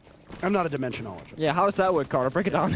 Tell us how it's 4 dimensions. Tell us Come how on. it's 40. I'm feeling very, very boxed in. You're the smart guy here. Come on. I actually mentioned to our makeup artist today that you at one point in time were considered one of the best players in the history... No, the best player in the history of Rainbow Six. And I cringed. You weren't there. And I was there. I said it's a long time ago. No, you weren't there. Oh, then it's happened twice today by someone else as well. I'm just a big fan. Oh, no, Demo did it. Demo did it, actually. Of That's course what Demo happened. did it. He's such a fan. Okay. Shout out to Harry Demo. Yeah, Dempster. It's Dempster. Harry Demo. Mid-end of the round, it is a bottom floor defense from Team Liquid. Very heavy on the breach denial, might I say, Nick. Very, wait, come again. Heavy? Heavy on the breach denial. Okay, sorry. I didn't see Demos also had it. My bad. I was like, Thermite and who? No, breach denial. Okay, see, I got it wrong so much there. That's okay. I'm in denial that you're even here right now. I'm in denial of the fact that I messed it up so badly. You're right. Much breach denial from the side of Liquid, Tuberao and the Khalid. However, no impacts with the impact nerf. True. This trycast was a mistake. You did this. You invited me. I wasn't going to be here. Admittedly, it was actually my idea. It was. It was your idea. But if you want to talk about the Demos, I will say, Nick, he still got all 3 of those Deathmark trackers, and where Scars have been successful has been taking 1v1s with Liquid. So if they can do it well-informed off of information, with the Inox scans, with the Deathmark trackers, we've got something here, especially now they've opened Garage Wall. Yeah. You got full room map controls again, verticality. Liquid, they got the 5v5 that they might want in this round, but what's stopping Scars from just playing that down at the diffuser in a few seconds? Well, I mean, there's a lot of breach. Thank you, Parker. They've opened up the wall. That's an irrelevant point. Yeah, the wall is open. The times, okay? I was on the ground. But okay, let's be serious. Vertical control, destroying the Evil Eyes, breach open, intel for as they push into the site. This actually could be a good Scars round. No, good. Toss out those smokes from the Taiyuan on Thermite, run in the bomb site deep, try to get it down. Cover, of course, has to be there. There's only 1 C4 from Liquid. I mean, you got 30 seconds left. This is about the time for an execute, but Scars is patiently waiting. Smokes will go down. Lines of sight cut off. And just consistently plugging away with the AA-12, but resets, doesn't hit a single thing. seeing he's Good killed from backstab. the back. Excellently done by Scars, and they pull off a successful defuse as well. Maya, the next one to go down for Liquid. Nesk will retake from above. He's got Palu with What? that. What is he watching? Nina's Nina's looking in another direction. All 3 kills so far for Liquid at the hands of Nesk. Maya has been retrieved. He'll try to ice off a retake from Washoy, who punishes Lagonis before being down by Maya. What the I'm leaving. Shut up. hell is that? Get out of here. Shut up. How does Palu pull that one off? No autographs. Nope. I've had it. I'm calling it here. I love that retake. I gotta say, it started with Deimos on the floor watching nothing, it seemed like, and then Paolo just flanks outside the building. That's not a quick run-up, by the way. That's like a solid 7 seconds, if not more, outside. I'm gonna say this. Okay, so This is one of the greatest games I've ever seen. They had it taken. It was a good attack. I mean, it was a good attack. We set it up. They did exactly what we thought they were going to do and more. The backstab right there. It was a 1-for-1 trade, which isn't amazing, but it's enough in that round. But then Nesk is hitting these ridiculous shots. Defender has been discovered. It really is. Yeah, this is. That's so funny. It really is all onto Nesk's individual performance. Yes, Obviously, yes. Nina, a bit confusing coverage on that spiral staircase, but then he hits a really nice shot afterwards on the player who's trying to get that trade. So, good play overall from Nesk individually. That player we highlighted earlier, who you guys might not be aware of this, he's pretty good, and he's often got Liquid over the line in a lot of big games over the course of his career. A bad time for him. No. No. Oh, I mean, yes, the but other not star who I player. was talking to right now. Oh. He's having some real difficulties figuring out what you're talking about. Reading comprehension. It's the accent, Listening man. comprehension. Reading comprehension. Listening. I'm reading your words right That's- Medics, yeah. medics just called you stupid. now. Come again, Medics? What was that? Medics, okay, you've got a lot of enemies on the broadcast right now. Parker egoed you, and now you just insulted Nick. You He's better not even treat talking me back nicely. to me. He's quiet in my ear. He's scared. He's scared of one of the best players in Rainbow Six history. I'm gonna fight with this. Back with the Amaru. 0-3 Nina, maybe not the one to handle this operator. I pointed out the other day. Why are there 4 uses of the Gara hook? We all know you use it once. Well, no, they made it 3 years ago, and they said we've got these consulate changes in the pipeline. Now, Tayu's off to the races, by the way, and a full roam clear on the top floor now as we're about a minute into action. Mute Jammer dealt with, but do they know Shield? he's here? Well, of course they have ears. You think Maya doesn't hear the No, I mean just the blitz. No, Maya's here. Reading comprehension. Can I read? Yeah. Tayu's still there. I mean, they could just get away with a half clear if they wanted, and just plant inside a piano. But they don't have a Nomad to lock it off. They got the track stingers, but I don't think there's any track stingers on that door. They used 4 B canisters from Grim though. Like that's a big commitment, half the round, and lose opening pick. They used 4 on the clear. I mean, you've used 4 of the Grimbies. You've used all of the track stingers. You still got half of the round to go, and you're not even close to pulling off. And you only half take and lose a player. You know the best part too? There was nobody even Liquid inside a CEO. No, they had all backed off to admin. Well, there was an attempt, and they got a 4v5. And Nina died, by the way, as the Amaru. So 1 Gara hook and the unfortunate thing too, okay, well they actually have 3 grenades, so they can open this castle barricade and go into the site, but in the man disadvantage, Resets and Co could retake top floor because they're still here. So flank watching on this top floor, this is looking like a Liquid round in all likelihood. Yeah, I mean, the shield is obviously going to be the biggest factor. If Tayu can get in, the Super Shorty being used to open up that soft wall, if Tayu can get in and survive, then things will probably go well. Resets will open up some of the floor. Maya dies. Fish-like still upstairs. Maya spent an awful lot of time on long desk. There go the smokes, and amidst it, Tayu pulling off the plant. There's the Soulless down below. Lagonis rushes up. He's fighting demons. There's a red mark there, but there's nobody to be found. You got the blitz. Diffuser does not go down. Liquid end up solving that problem in the final moments. But now you've got to deal with the remaining players. 1 kill for Palu before he gets traded off immediately by Washoy. That's all up to Lagonis. 1 kill so far for Lagonis. Last E1D and last pod of Bs will go out and look at this angle, but Lagonis dies from the side. He thinks Washoy's in the other direction, but he gets hit in the one place he wasn't looking. A big round for Scars. Where's your defensive side of skyscraper? We're playing Consulate, Carter. I'm gonna. I know where you're going with this, okay? I get it. It's been a long couple days. It's been a long couple days. You're off the clock as well. You're not supposed to be working. I am on the clock. I get paid by the day. Yeah, but you're done working for the day by the schedule, you know? Sorry. It's by choice. Sorry, my Prada's at the cleaners. Don't finish the rest of that. But seriously, Scars now, I've said but seriously so many times this series. But seriously. But Scars are at 2 attacks now on a side that we thought was going to be very difficult, maybe even a 5-1 half for Liquid, when at the beginning of the series, it seemed, especially as we can see, 4 opening picks in a row for Liquid, that they were hot, that they were going to be able to contest very, very well. And Scars are able to just win a very hectic Flood 1 round, set up for a decent execute that time, even if the coverage was a little lackluster. They get the man advantage, especially Fishlight covering up above, might I add. They've got 2. We potentially have a ball game now. Have you noticed that Liquid have done this thing now a couple times where they cancel Barricade off the bomb site multiple times?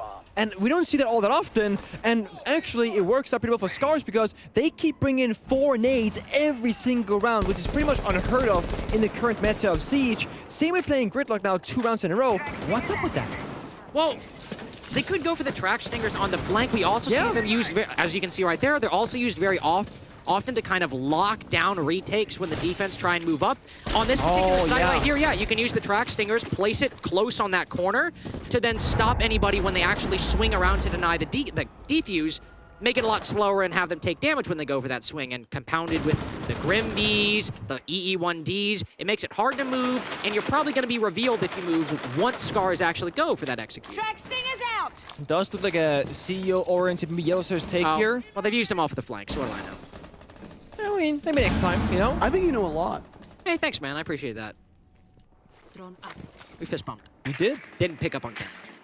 On mic. No, because the last time we were on camera, I got hauled off Shadow Realm. Do you guys see what it's like to be me, by the way? This is what it's like in the green room and on cast. It's just every little mistake I make, it's like...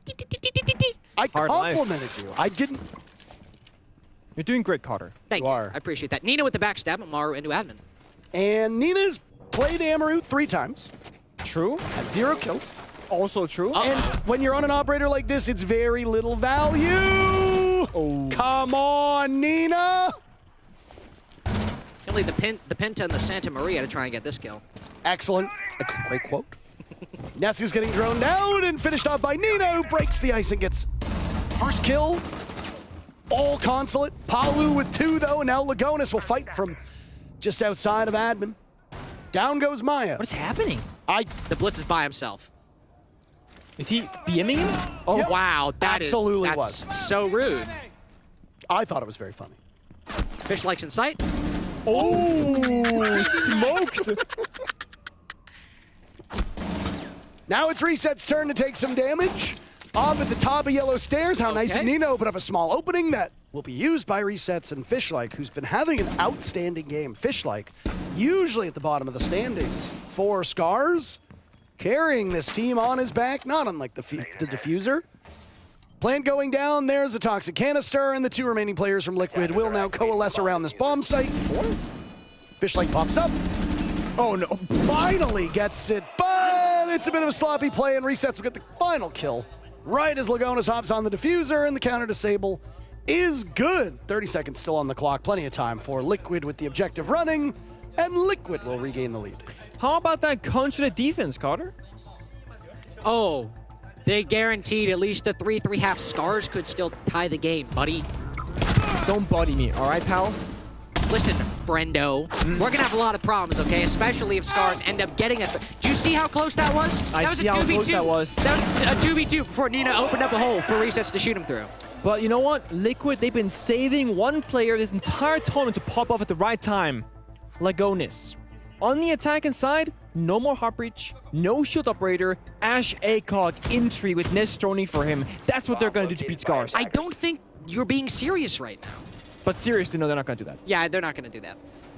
But it would be cool, actually. Imagine Lagonis has, like, his hero moment where he just has a pop-off game and plays entry every round.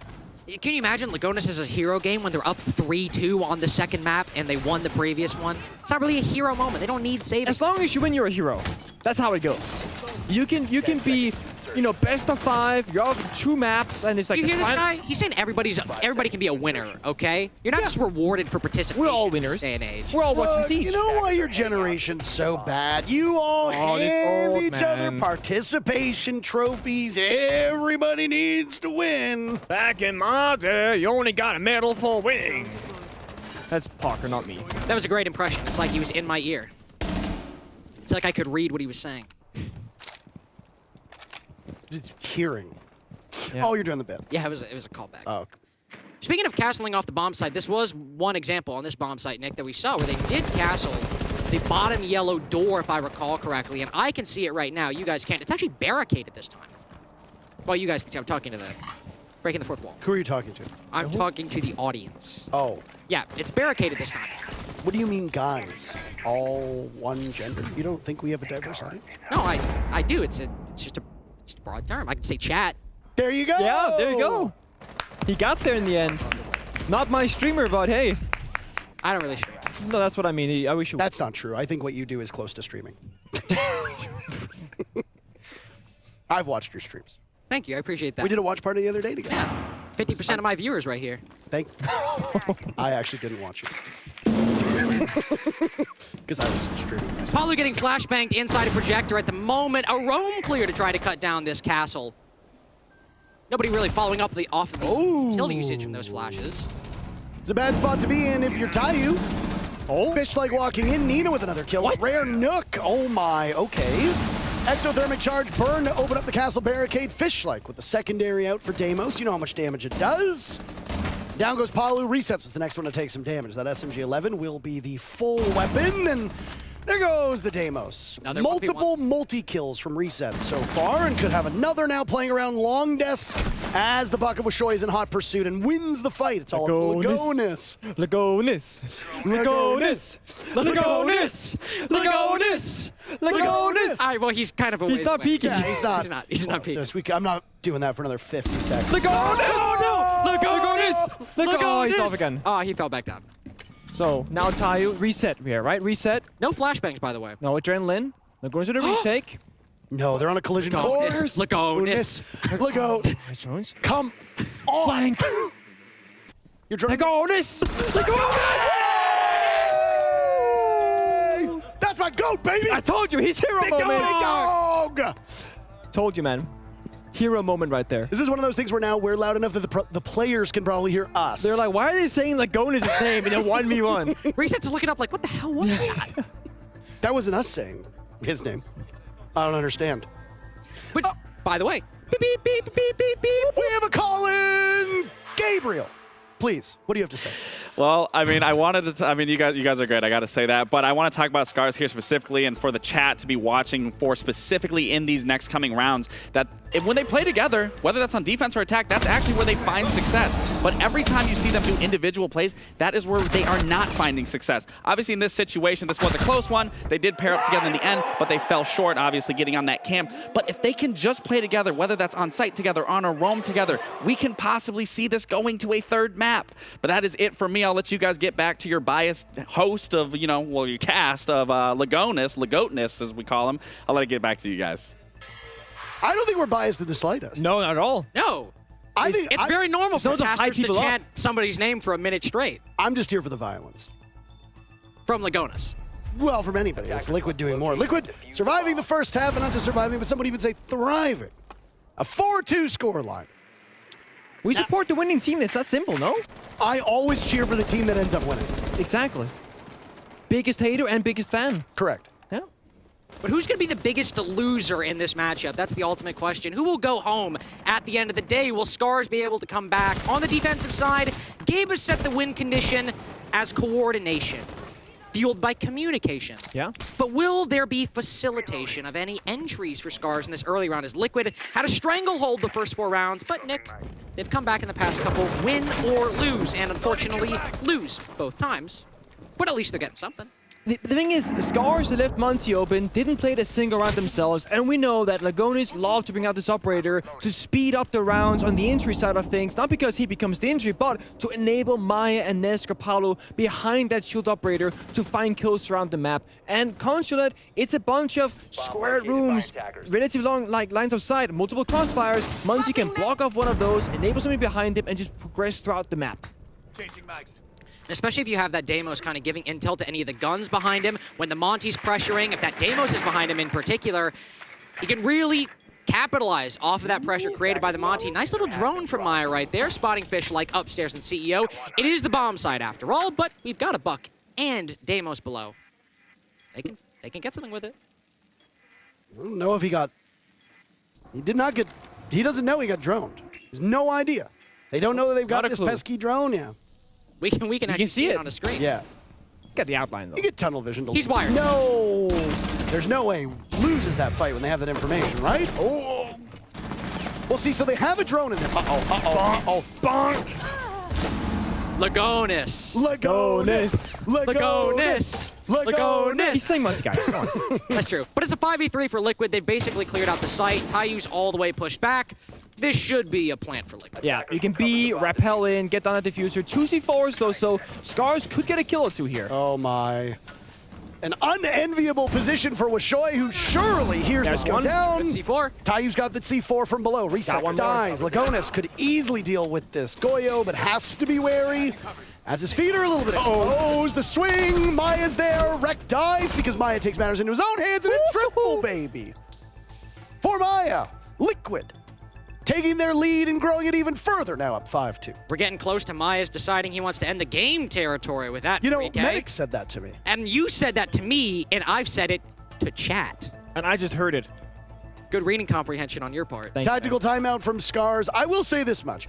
After that very first map, Scars were waiting by where I went to go grab a coffee, of course, because I wanted to stay energized. You know, as you do at 8:44 p.m. local Yeah, that's time. very normal. I am the kind of person where coffee doesn't do anything for me. I can drink coffee at like So you're midnight. just why do an you get it? addict. Because it tastes good. You got Starbucks. It doesn't taste good. They don't sponsor They don't sponsor us. us. They don't pay us for this. What do you Don't think mention your Scars name. is saying on this timeout? Yeah, please break it down in Japanese. I was about to say, I don't speak Japanese, unfortunately. Why is he here? Is that why you guys hired me? We thought that you understood. Arigato, Kara-san. That's as far as I can go. I actually know what that means. That means thank you, Carter. Yep. What do you think they're saying? Well, I mean, they're probably saying, as our favorite player, Laxing, has advised many in the past, the key is coordination. We need to be playing together. Hold on, if you're laxing, this is how you play Consulate. You spend 2 minutes and 40 seconds in the basement. And then when you're in a 1v4, you run up yellow stairs and die immediately. He gets at least one kill at a time. Hold on, that's not true. That's not true. That's not true. Sorry, hold on a second. First off, I clutch it. I get a 1v5 ace. Oh? Has that happened? I don't There you go. Oh, against Tempo Storm. Don't, guys. Against Tempo Storm. Sorry, hard competition. Farmers League. Well, I don't know. It was against Tempo Storm, guys. Yeah. Forgive me. Who was on that roster again? Do you even remember? Who was on that roster? Creators on that roster. Good start. That's one. No, good start. Who else? Crazy. Oh, the Crazy. He was on that roster. Yeah. Okay. Two? Dream? Was Dream on that roster? No, what? Really? Yeah, he was. I got 3 fifths. All you bozos need to catch up. You get the last two. I've got no idea. No, you got the majority already. I don't. We were praising laxing. Yeah. Nobody needs to take any of this way too seriously. Split bomb site. No, it's not the split bomb site. Sorry, it's lobby. The only split bomb site in the game. But it's not this one. If you literally have Carter, you have a screen in front of you that shows the bomb site. What is this? What is amateur? What? They trade? How does?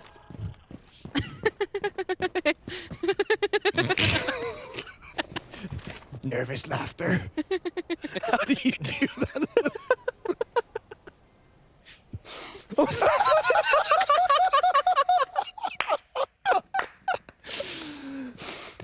Oh no! Oh, yeah, you should be sad. You deserve to be sad for that one. I like this camaraderie in chat, in all chat. not you. No. We don't know. What do you think Twitch chat's saying? These guys are annoying. Lagonis. Can they be serious for a second? Lagonis. Let's be serious for a minute and 40 seconds. How about that? So, we obviously have the buck in the cards. Maya can go for that vertical destruction, but Scars are holding on to it very actively, Nick. Yeah, but the thing is, Rek's almost dead now. He's the piano player. He's gonna fall back now and surrender that map control. Liquid, from a top-down perspective here with the buck, can get a lot of vertical damage done, force Thorns back, then take piano. And it was Maya. Oh, Great the retake shutdown. from Nina. Getting rid of Nesk. Maya still trailing Nesk in terms of team-leading kills. And Liquid, I think, unfortunately, trailing Scars. Hey, actually, Gabe. There's a wall! I was about to say, trailing Scars in coordination. It is very singular pushes by Liquid all across the map at the moment. Nesk, Palu, resets, not resets, he got jumped out on. Nesk and Palu pushing things separately right now. Maya trying to clear up above with that buck, but what do you have now in the 2v4, aside from 6 flashbangs? Maya's still in a decent spot here. The problem is that Lagonis has no other help, right? So at this point, with 45 seconds left and 4 players on Scars, the chances of him being able to pull off a successful plant and then a successful post-plant have basically evaporated, unless you can get 1 to 2 picks very quickly, and then Maya can hold the remaining players from Scars at bay, but obviously that's easier said than done. Maybe if Lagonis had smoke grenades, but it's flashbangs instead, so they can't get down any coverage, so just go for kills here. And he's going to get swung on and somehow win the flash, helping quite a lot. Maya needs to get in a position and needs to hurry. Final 20 seconds, and Rek is easily killable as well with his HP. Yeah, I was about to say, on yellow, they could flash this. They might be able to get a 2v2 here. Look at Rek playing on pillar, watching this with the shotgun out, but the cam is still up. Maya knows he's there. All the information, though. The cam is ultimately going to be the bigger deal. Lagonis with 1, but just no time whatsoever. They already knew you were on yellow. Why don't you take out the cam? Maybe you don't want to give yourself away, but you just got to kill in that position. They're aware of you. Nice. A very perplexing start to that round with whatever the hell was going on with Fishlike and resets. Well, yeah, obviously, that was peculiar 4v4. They clearly were not too happy about it in the chat. But then afterwards, basically everything after the set of engagement, let's appreciate that. Bonk. Oh! I actually cannot believe that was it. He wins that 1v1. That's his win. That is. He owns that spawn peak. Yep. He owns that jump out. But after that point, we've got a minute, 10 seconds left, and Nesk is on his own mission on yellow stairs. Palu's on his own mission main lobby. They're trying to find gaps. And to Scar's credit, there really weren't that many. They had yellow stairs on lock, especially. No, yeah, they did a good job at locking things down, but did you see how Palu died? Oh, He was on spiral, holding on the staircase, right? Turns around, runs into the wall, gets shot in the back. Miss input, right? He doesn't really understand where he is on the map, and I think that was the bigger issue. Had Paolo gotten into lobby safe and sound, that's a 3-4 that I think was a lot more winnable for Liquid, having that extra gun for cover, because without it, they cannot go for the plan attempt, just force it in yellow stairs. We saw what happened there, not a victory for them. Especially that being Palu, one of the main players on Liquid that actually likes to go for those backstabs. I messed up the mute button. I thought that was my box. Dez did that to Ace on EUL. I don't know if you saw that clip. That's an excellent clip. Oh, I see that, yeah. He muted Ace's mic and didn't tell him, and then Ace just starts talking, and Dez just bursts out laughing. I got you so good. I was confused for a second. I literally was making a serious cogent point, too. I was like, losing Palu, who's one of like your main flankers on Liquid in that position. Give it a rest. I get a job. I mean, we're all working. We're all working. That's true. We're all working right now. We're making money right now. I'm making money right now. Snap. Liquids, are you going to snap the case shut on Scars as we move into round 9? We've opened up the bot. We've opened up a hole in the garage wall. Mute Jammer's a little pesky, unfortunately. Are you on the team? Do you think you're on the team? Bro, I think he's on the team. And that's ridiculous. It's Liquid, bro. We don't even speak Portuguese. I'm trying to keep it together. I'm holding this cast together like I'm Spider-Man with the ship. With the ship. You know what the funny thing is that Nick also... Has this been funny to you? Nick did this. Nick has done this a lot, where he will talk as if he's on the team, Yes. and I'll roast him, but he's worked really hard to stop doing that, and now you're doing it, and now Nick is getting to do exactly what I did to him. Well, it was good, man. We spent a minute and a half tackling this garage problem. We spent a minute and a half. All right, fine. Liquid have spent a minute and a half tackling this garage problem, which they've got a couple breaches open there, but are they just going to try to flood in off the Ying? What's the bait? What's the game plan here, though, even after the bait? Well, the one thing is that if they're trying to get Scars to move, they're not doing a very good job of it, right? Scars is actually reading into this quite effectively, because you see all of this presence, all this stuff being thrown on the window, you think it's going to be an execute. But they stand pat for the time being. Polly dies early. Fishlike only loses half his HP. 11 kills for Fishlike, by the way. Liquid have also left down below, by the way, so Nina or anybody with these C4s, the Solus as well, could just rotate down below and deny the plant if Liquid try to go for it. Yeah, I think they died on it. They didn't just like quite leave it, but Fishlike got that opening pick, for example. But yeah, but with the Pulse, the Solus, and the Valkyrie, they would know if Liquid were going for a plant here, so they can just sit back and wait for Liquid to make that mistake, then punish them. And honestly, you're not going to get a lot of information. You've noticed that a couple Scars players are playing in and around Mute Jammers. He's about to get siege timing. No! Oh, that's 3 people! No! Oh, he manages to at least drag down Lagonis before he himself disappears. You've at least still got Fishlike on the board, so not all hope is lost in terms of kills. Only 20 seconds left, and there's no urgency whatsoever. Wreck! Don't worry. It's all up to resets now with 10 seconds to go. Lagonis is dead. We're not chanting for Lagonis. Resets almost dead. No time. Scars putting together an impressive couple rounds after using their timeout, and they are within striking distance of tying this game.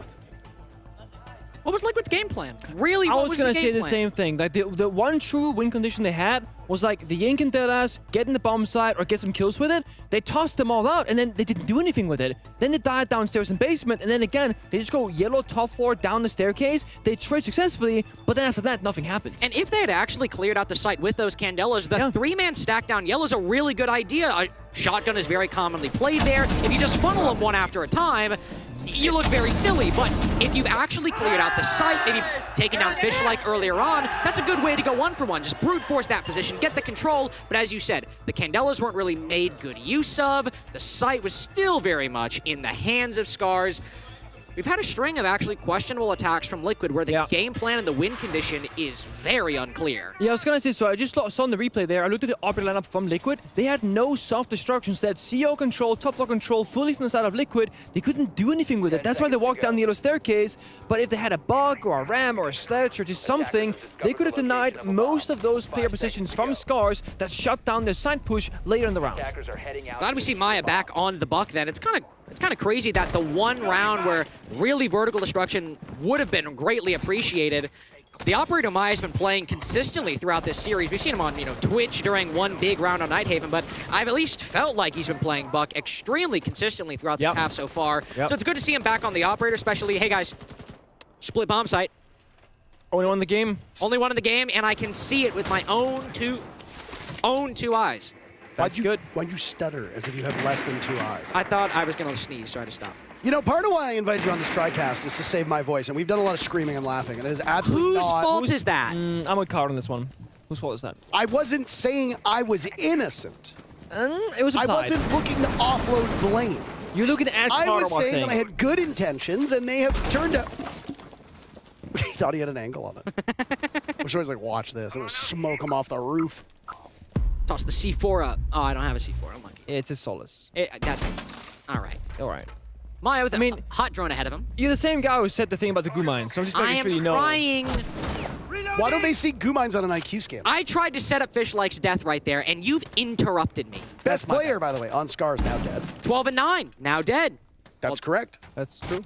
And now 5v4 for Liquid. We've talked about issues with them identifying win conditions and problem solving. It's a lot easier when you've got the man advantage up. Even if you don't identify one, at least you can trade the man count down. I do think this bomb site is like deceptively hard to attack, though. It seems very simple on paper, but so many things have to go right. Dealing with the verticality, the 3 C4s. Do you try and drop down the hatch and like create chaos in the basement, or do you just like pray that they miss the C4s, for example? Many different ways to approach it. It's probably one of the easiest 4v5s you could win, honestly, because most teams end up just defaulting at the beginning of the round to committing to a plant inside of tellers. And even in the 4v5, you've got the 3 C4s, you've got the Pulse, you've got the Solus, and Washoy very well.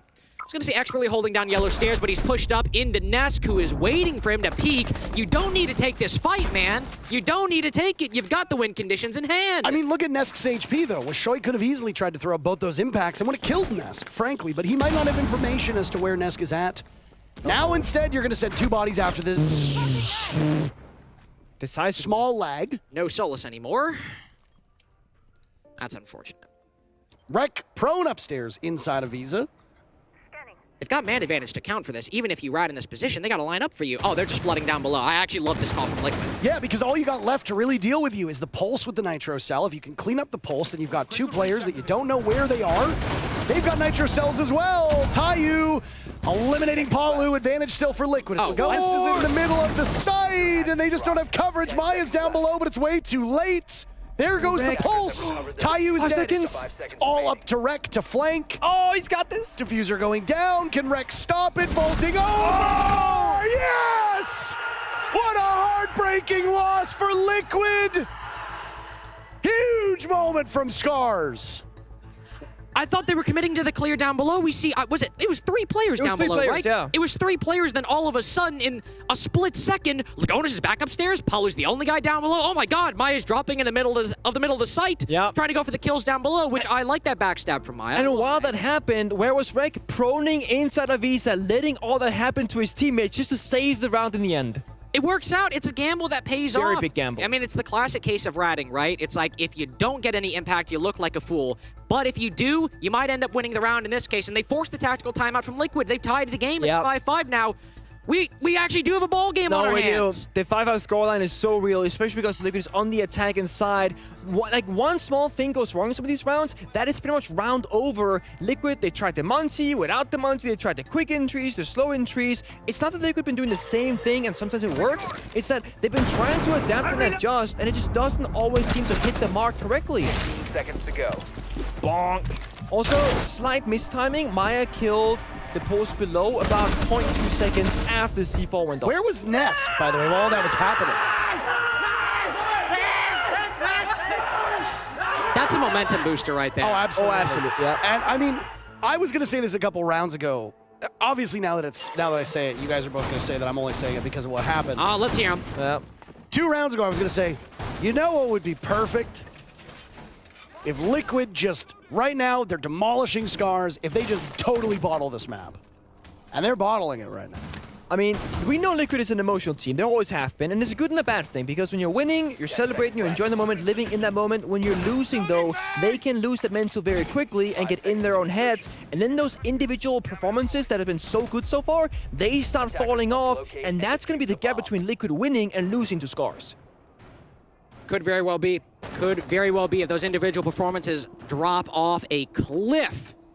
What are we going to do? Because at least Scars were able to win 1 round based off a flood into sight and winning individual 1v1s. If Liquid can't find anything consistent out of that, especially since they win early on in this half, might have bank on the cards in all likelihood. It's not present on your screen, but this is an elimination match. If Liquid lose here, it's over. They had such a dreadful start to stage 1. They managed quite an impressive comeback towards the end of the stage, and then they won the LCQs to qualify for Manchester. They made their way through play-ins, what wasn't a surety by any stretch of the imagination. And yeah, they didn't have the exact best results on the first day, but this has been an unpredictable event. Incredibly unpredictable. The fact that Liquid is still in it is excellent, and they very easily could have won that previous round. Rek gets annihilated by Legonis. What did I say? Legonis off hard support, become the entry, when even the most, and right there, Lion. Opening kill into Rek, huge moment for him. Well, I mean, you've only got Palu on. Hold on, Fishlight. Hard breach right now. Okay. Another 1v1. Maya's holding it. It's the fight. It's so difficult to beat these Liquid players in direct gunfights. And while we praise Scars for having good aim and good guns, time and time again, if you let Maya, if you let Legonis, if you let Palu fight, it's over for you. Now it's Tayu as they double up. Maya will let resets bleed out. It's Washoy with the cross. We still got half of the round to go. Oh my, Nina looks for one. Resets absorbing all of the bullets from the shotgun. And it's a big moment for Nina. But an ace clutch will need to be had as both of the kills so far are in the hands of the smoke. 3 remain for Liquid with 1 minute left on the clock.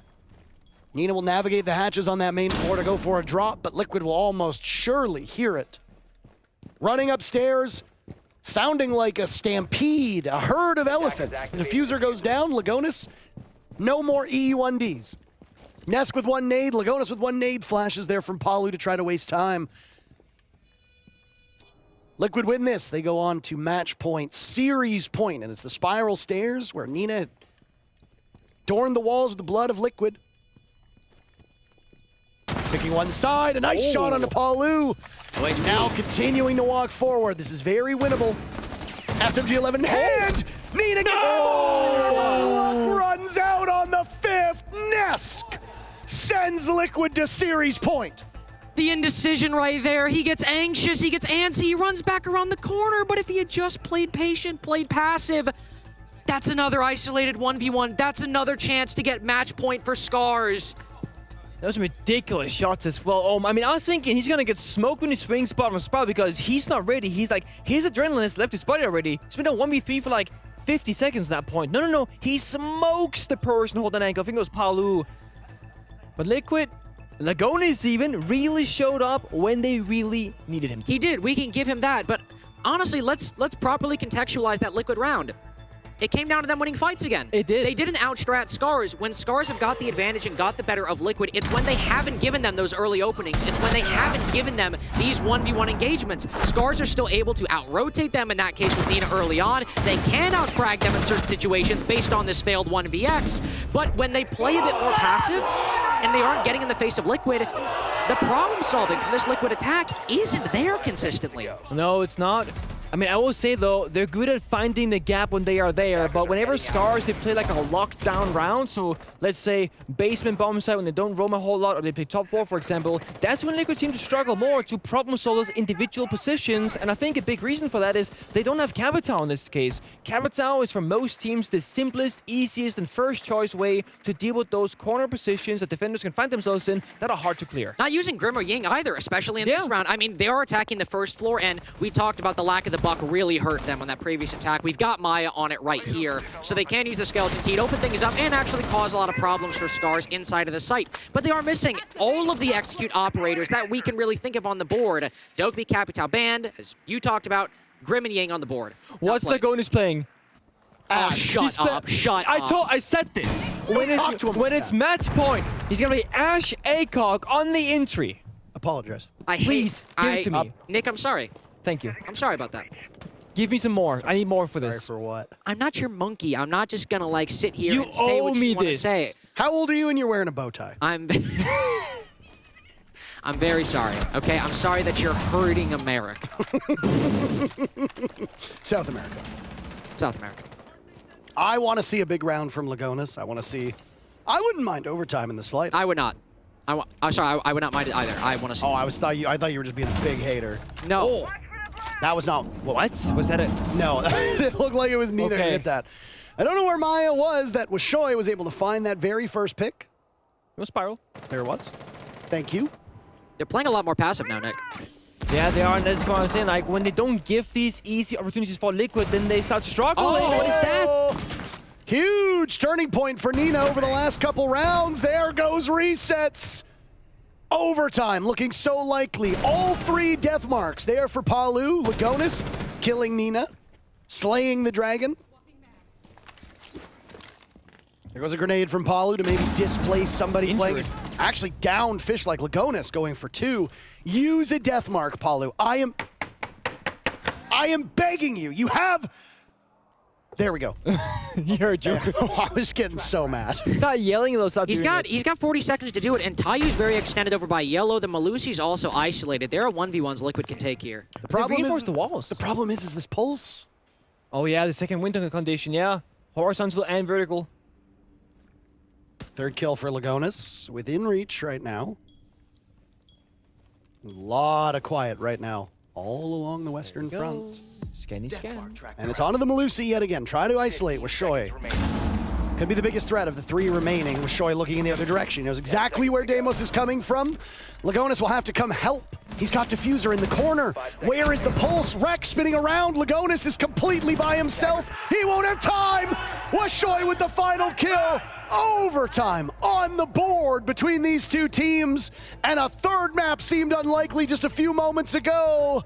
But boy, oh boy, does it feel like it's coming in a hurry. And guess who's starting on the defense? Oh, it's Scars. Have the benefit of the better side starting here. And it has very much been a game where Scars, in that final round going into this, I think they figured it out. I was gonna say, yeah. They could still make mistakes. They absolutely could, but they had multiple win conditions. Even better, the pulse down below for one, but when they weren't taking fights with Liquid, it was when they had intel where those positions were, and they were calculated and also very, very careful. Yeah. Well, I think you're right. I think they have figured Liquid out on this map in particular. And I was going to say, the quote-unquote most likely way, and this is very obvious, that Scars win is if they get that defensive starting side, because overtime is a best of 3 in round count. If you start defense, you will get 2 attempts if you go all the way, and same for Liquid on the attacking side. And I was going to say for Liquid, Lagon is trying to play those entry operators, the Lion and the Ashe. I was going to say, he probably goes back to Monty now. So far, that's the case. I think Liquid want to change things up now, because that kind of previous 3-round attempt playstyle has not gotten them anywhere. And the Monty's so good for papering over some of those issues that you have. It makes it so much simpler. You say, okay, we're struggling to identify win conditions, to clear things out. We'll bring the Monty and push where he goes. I mean, against Liquid, that's how SSG started to come back on map 2, was they were unsure of how they wanted to approach border, so they brought the Monty, they had Force to be the tip of the spear, and they roam cleared really effectively after that and won the map as a result. Just look at Beast Coast domestically in NAL. What started Beast Coast comeback into this? It was Monty. Hot and Cold started being Monty every single round, and Beast Coast started winning. There's a reason obviously Shield's really strong right now, but there's a reason he can really be the saving grace, the cure-all for teams in certain situations when they are facing issues in their attacking side. Scars going back down to that middle floor, as you can see. I like this from Liquid, opening up the breach early on, trying to deny that pulse that we saw rotate down below last time, make sure he can't C4 this time. Same could be said for the Solus, but I imagine they'll have 1 below, 1 above, as we've seen previously. Yeah, now what I want to see this time from Liquid is that the person who's going to play outside the Garrett's breach, likely resets, don't fight the post downstairs until you're by the bomb site, because last time Liquid lost that gunfight, played the 4 versus 5, and didn't have basement control. So this time, wait for the right moment, then strike. But this right here is why Munchie is so good. Normally, that's Nesk walking down the staircase in a 50-50 gunfight. Now, it's an unkillable Lagonis Monty who will just peel off those players on yellow staircase. The previous solution was just brute forcing 3 players and overwhelming him. Now they've got Lagonis pushing him back and back and back. Yellow stairs control in the hands of the attack. And Reset's playing more passive now. He's waiting to find the heartbeat scanner in hand, and he's fed intel that Tayu's rotating over to Spiral. They know the front side of this site is likely more clear now. Just shoot the default cam this time. That's all I really ask. All I really ask. How much information was gained by Scars on that previous take by Liquid because of the default cam remaining up, staring at the breach? Shield is heard, and now it's Rek, who will continue to walk away. Grenade goes out, doesn't hit Lagonis. Goodbye to Fishlight, the best player so far in terms of kills. Maya taking some damage, but he's there to finish things off, escorting Lagonis on this main floor. Diffuser going down. Flank being guarded by Maya. He sees 1. That means there's only 2 more you need to worry about. Nina's gone. Washoy and Taeyu are the last 2 left. Washoyu doing some damage from above. Liquid looking for a flawless end to this round, and they'll get it. Maya with the final kill. 2 more rounds. Liquid only needs to win 1 of them and send Scars home. They found the solution. They bring that Monty, and it was... Honestly, Nick, it was perfect. From beginning to end. They start on yellow stairs, they push them back down, they get that control, and you're gonna love this, always a gun behind the Monty. Yeah, always a gun behind the Monty indeed, and I think Liquid almost, it seemed like they respected Scars more in that round, because again, they played how they should. Not overcommitting, not over-peeking, not going in front of the Monty, for example. It was just great intel gathering, decision making, and also Rek, they didn't have his position is pseudo there. He doesn't have any way to deal with the Monty. Those impact grenades, they've been nerfed now. You basically tickle shield operators even by directly hitting them with the impact grenades. So no real counterplay either. Scars lacking the foresight perhaps to guess that the Monty might be coming. That's where your experience comes in. That's where not only reps and international matchups, which Scars has been to each one, but aside from that huge, unbelievable run at Copenhagen last year, it has not been very successful for Scars on the international stage. That is where those reps at facing substantial opponents, but also having success so you know what you're doing right, and that makes what you're doing wrong more obvious by comparison. It makes the mistakes much more apparent. Maybe we'll see that in the future, that they'll be able to adapt, but right now, when they don't, it's cost them a key defense and Liquid and attack that, up until this point, they have struggled to acquire. to be fair, I know we always talk about like experience mattering so much, but when you play a very long match so far like this, like a 7-6er, it can be hard to keep track of what has actually happened, because if you're a pro player, you've scrimmed Consulate hundreds of times the last couple of months, and you need to figure out, okay, what's happened in this singular instance against Liquid, what arbors did they play, what bombs had order, what's their tendencies, what do they consistently do or they don't do that you can do, like, utilize against them. And you might just lose track sometimes. Oh, actually, Lagonis is a great multiplayer. He played it before, then he didn't. He might go back on it. It's hard to keep track of. And even if you keep track, you might have Maya decide to end the game. 15-10 right now. No, but seriously, Maya 15-10 again, double-digit kills on the last map previously. He's popping off. He's popping off, and even if Scars make the right call, where Liquid have been super successful on this defensive side, and the few attacks they won was winning these gunfights. And Parker said it best. It is so hard, even in 2024, with players like Nesk very long into their career, it is still so difficult when he is feeling his skill that day to win fights against them. No, and I mean, time and time again, it's Scars that can't stand up to those fights. It's not even that it's challenging, it's that Scars are simply not winning those engagements, right? We can speculate and say, oh, well, you know, they're not taking direct gunfights, but at the end of the day, Scars are trying to go for 1v1 engagements, and consistently, they lose them. Aside from Fish like 13-12, 8 kills max across the board for the rest of the roster. That's evidence enough right there. Good utility usage, though, able to take down one of those Evil Eyes, but 3 of them in hand. Both. Well, now 2 gone, indeed. You just pointed out. My question is, though, would it be a higher route to get the Kai Claw instead? But no, okay, they're right there in piano. That sees the Kai Claw, so that can open up now. And keep in mind, even though this was a very, very insane retake from Liquid. Oh! They must have got the Electric Claw then, because a second was tossed out. Ah, okay. Yeah. But remember, even though there was a crazy retake from Liquid, this was a good attack from Scars when they went last time. They opened up the breach, they got the vertical control, that then moved into Garage for a plant, and all of the defenders are over on the other side right now. They're positioned for a retake later on, but it's going to be late. Oh, and Fish Like's ready for it. Providing he wins the duel, right? Yeah. Provided that. Ness gets spotted from longer range. He's not going to expect this. There's no way. No, Tayu's taking some damage as well, and they'll double up! Fishlike gets Lagonis to start. Nesk doesn't want any of that whatsoever. Resets. That's the knocking down Tayu, but Fishlike is still in this position. Nesk re-engages, and it's another kill for Scars, looking to stay alive, but Resets is unshakable on this pillar. Maya wades through the smoke. Palu in on the fun as well. Rek and Washoy need to win it, but Resets looks absolutely indomitable.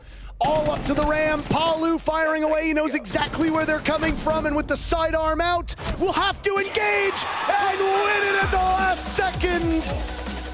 Scars came so close. An impressive comeback to send them to overtime.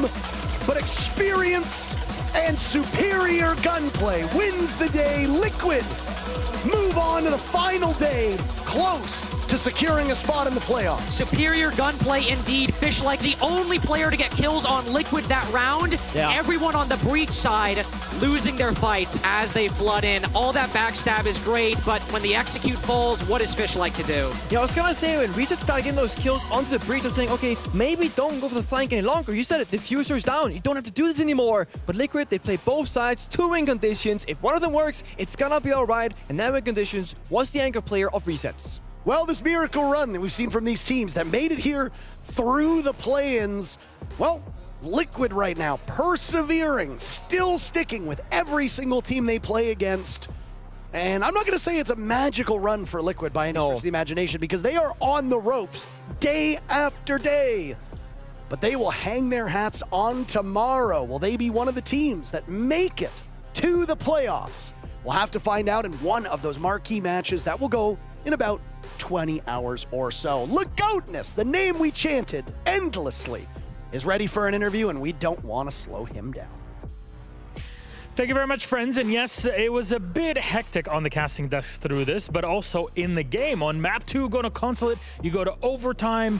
What was going on there, Lagonis? On overtime was difficult on attacks. Every time on attacks, but in Consulate it's more difficult. But like we managed to win, I'm very happy. Like we need to improve in this map, but at least in the last time we lost against FaZe, but now we won on Consulate. But we need to improve a little bit, but it's okay. Win, it's a win.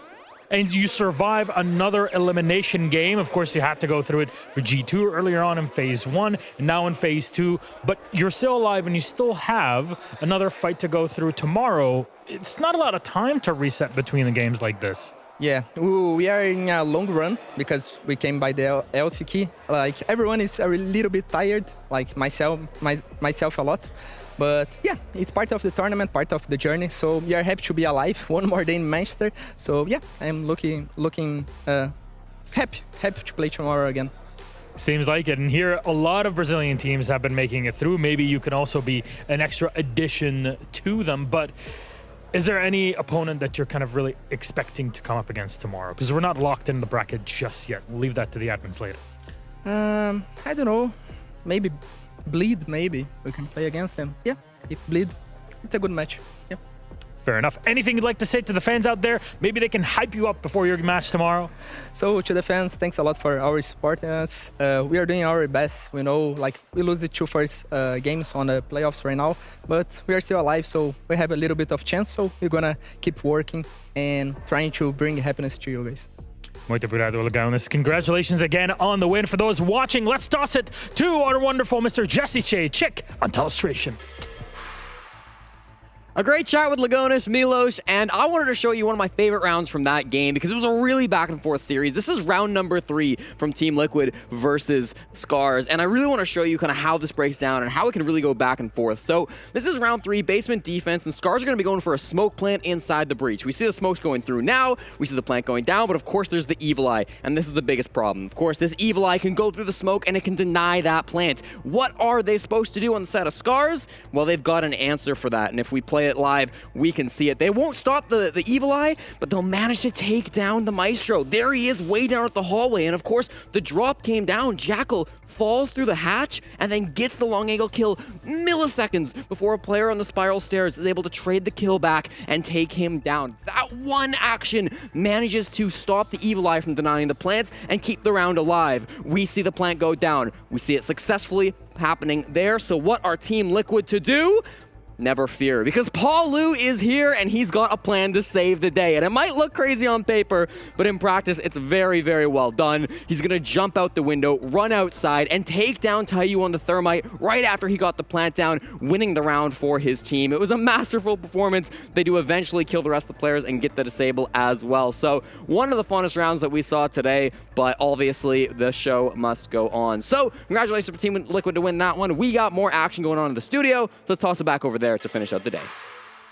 Thank you very much, Jesse, and we'll see you walking up in just a second here. But Laxing, we got to see it. Yes, we predicted Liquid to take the game. However, even with Lagodna saying it, a bit of difficulty on attack on Consulate to close it out until OT. Yeah, and I think that difficulty strictly came from the fact that actually they were playing together. Scars were playing man advantage every single time, working together, being able to capitalize off one another, which we didn't see that on Nighthaven. We did see a little glimpse of it in between these rounds in that starting half, but then towards the end, they were playing more and more concrete together, but still in the end, obviously Liquid does close it out here. I said it from the beginning, I still think Liquid showed more resilience throughout this tournament and even throughout this game, and hats off to Liquid. Yeah, I mean, I was impressed from both teams. It was clear Scars came into this game with a plan. They had a lot of cool ideas. They were working together. A lot of those pushes had some coordination going on from different angles. Their defenses looked strong, but in the end, Team Liquid better with that experience. They played so many more rounds, both in their history and then also in this tournament. You can see that shining through today. That's what a great team needs. That's how you win tournaments. They survive one more day, and of course, like we said, these two squads have tasted the main stage last year in Copenhagen, the first ever major that we've had under the Blastor 6 ecosystem. But Liquid have been too many of those main stages under different rosters, and this one is clamoring for one. Because to be very honest, they failed. They disappointed at SI. Home crowd, that stress to get to it was too much. And tomorrow they have one more opportunity. The question is, will they capture it or just let it slip? I want to see Liquid find some success because they've had a history so far this past year and before that they've just been struggling. So I would definitely like to see them come into this and make main stage, make another presence, but it's left up to question, will they be able to run through tomorrow? And let's take a look at tomorrow. And of course, our bracket overall, how it has kind of been updated as we know exactly the teams that have been eliminated today. Scars, Into the Breach, and Cyclops Osaka.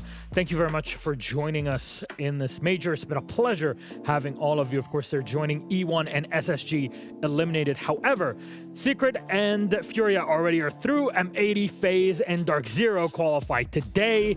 And so what happens tomorrow? We got a lot of stuff on the line. Bliss play BDS, Bleed play Liquid, and of course Beast Coast up against Talon, PSG Talon, to see who makes it past into the main stage. 6 regions fighting for only 3 spots. Everybody's got something to watch for tomorrow. You got to be looking at that first one, Bliss versus BDS.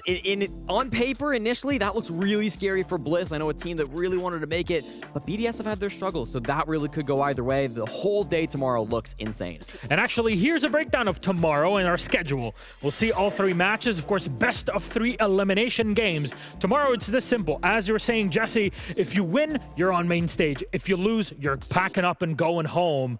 And there's a lot of teams so far we've eliminated, to the point where we're all looking at this like, oh, I really wish that we could have everybody on here. But to you, Laxing, is there a game that you feel like it's a must-watch for one or many reasons? I do like the first matchup. I mean, I like all these matchups, realistically. 6 regions all playing for 3 spots. I mean, it's every region, like I said, just battling for it. But I think the one that sticks out to me the most that I want to see is that last match of Beast Coast versus Talon. For me, it's just Beast Coast has a lot to prove. They've obviously made it this far. I would like to see them make a main stage so I can, you know, feed that point that they aren't just a regional team. But it's left unsaid. And we heard it in the interview. Lagonis, he wanted to fight Bleed, and he gets his wish. It'll be Bleed versus Team Liquid tomorrow for Game 2. We'll see if it'll be his last wish, or it'll be something more to it. Hey, we've seen Bleed perform excellently, so that game should be a banger and a half. But hey, that means we have 3 of those bangers lined up for you tomorrow. It's all survival, and teams have to give it their all. There's SI points on the line. Of course, that'll be the conversation more into stage 2 of the year and into the next major, Montreal. How things set up for the North American SI that is planned for next year, but also a boatload of money that is also on it. You know, you pay your taxes and you got some of it left at the end of the day, and it's all good. Anyways, let's say goodbye for today. Jesse, Laxing, thank you so much for joining me on the analyst desk. And of course, for Jeannie, who leaves today, going back home. Thank you so much, Kathum, for being part of our production and talent team. It's always a pleasure to see a fellow Arab on the desk. There's not many of us, to be fair, in esports, so it's feels good. Feels good. And anyways, this is a moment of representation that I didn't think I would even have. Anyways, thanks so much, all of us friends. Thank you all for watching at home. We cannot wait to see you on Friday. Tomorrow, more teams get eliminated, and it's all on the line. From all of us, we love you so much. Have a good night. Bye-bye.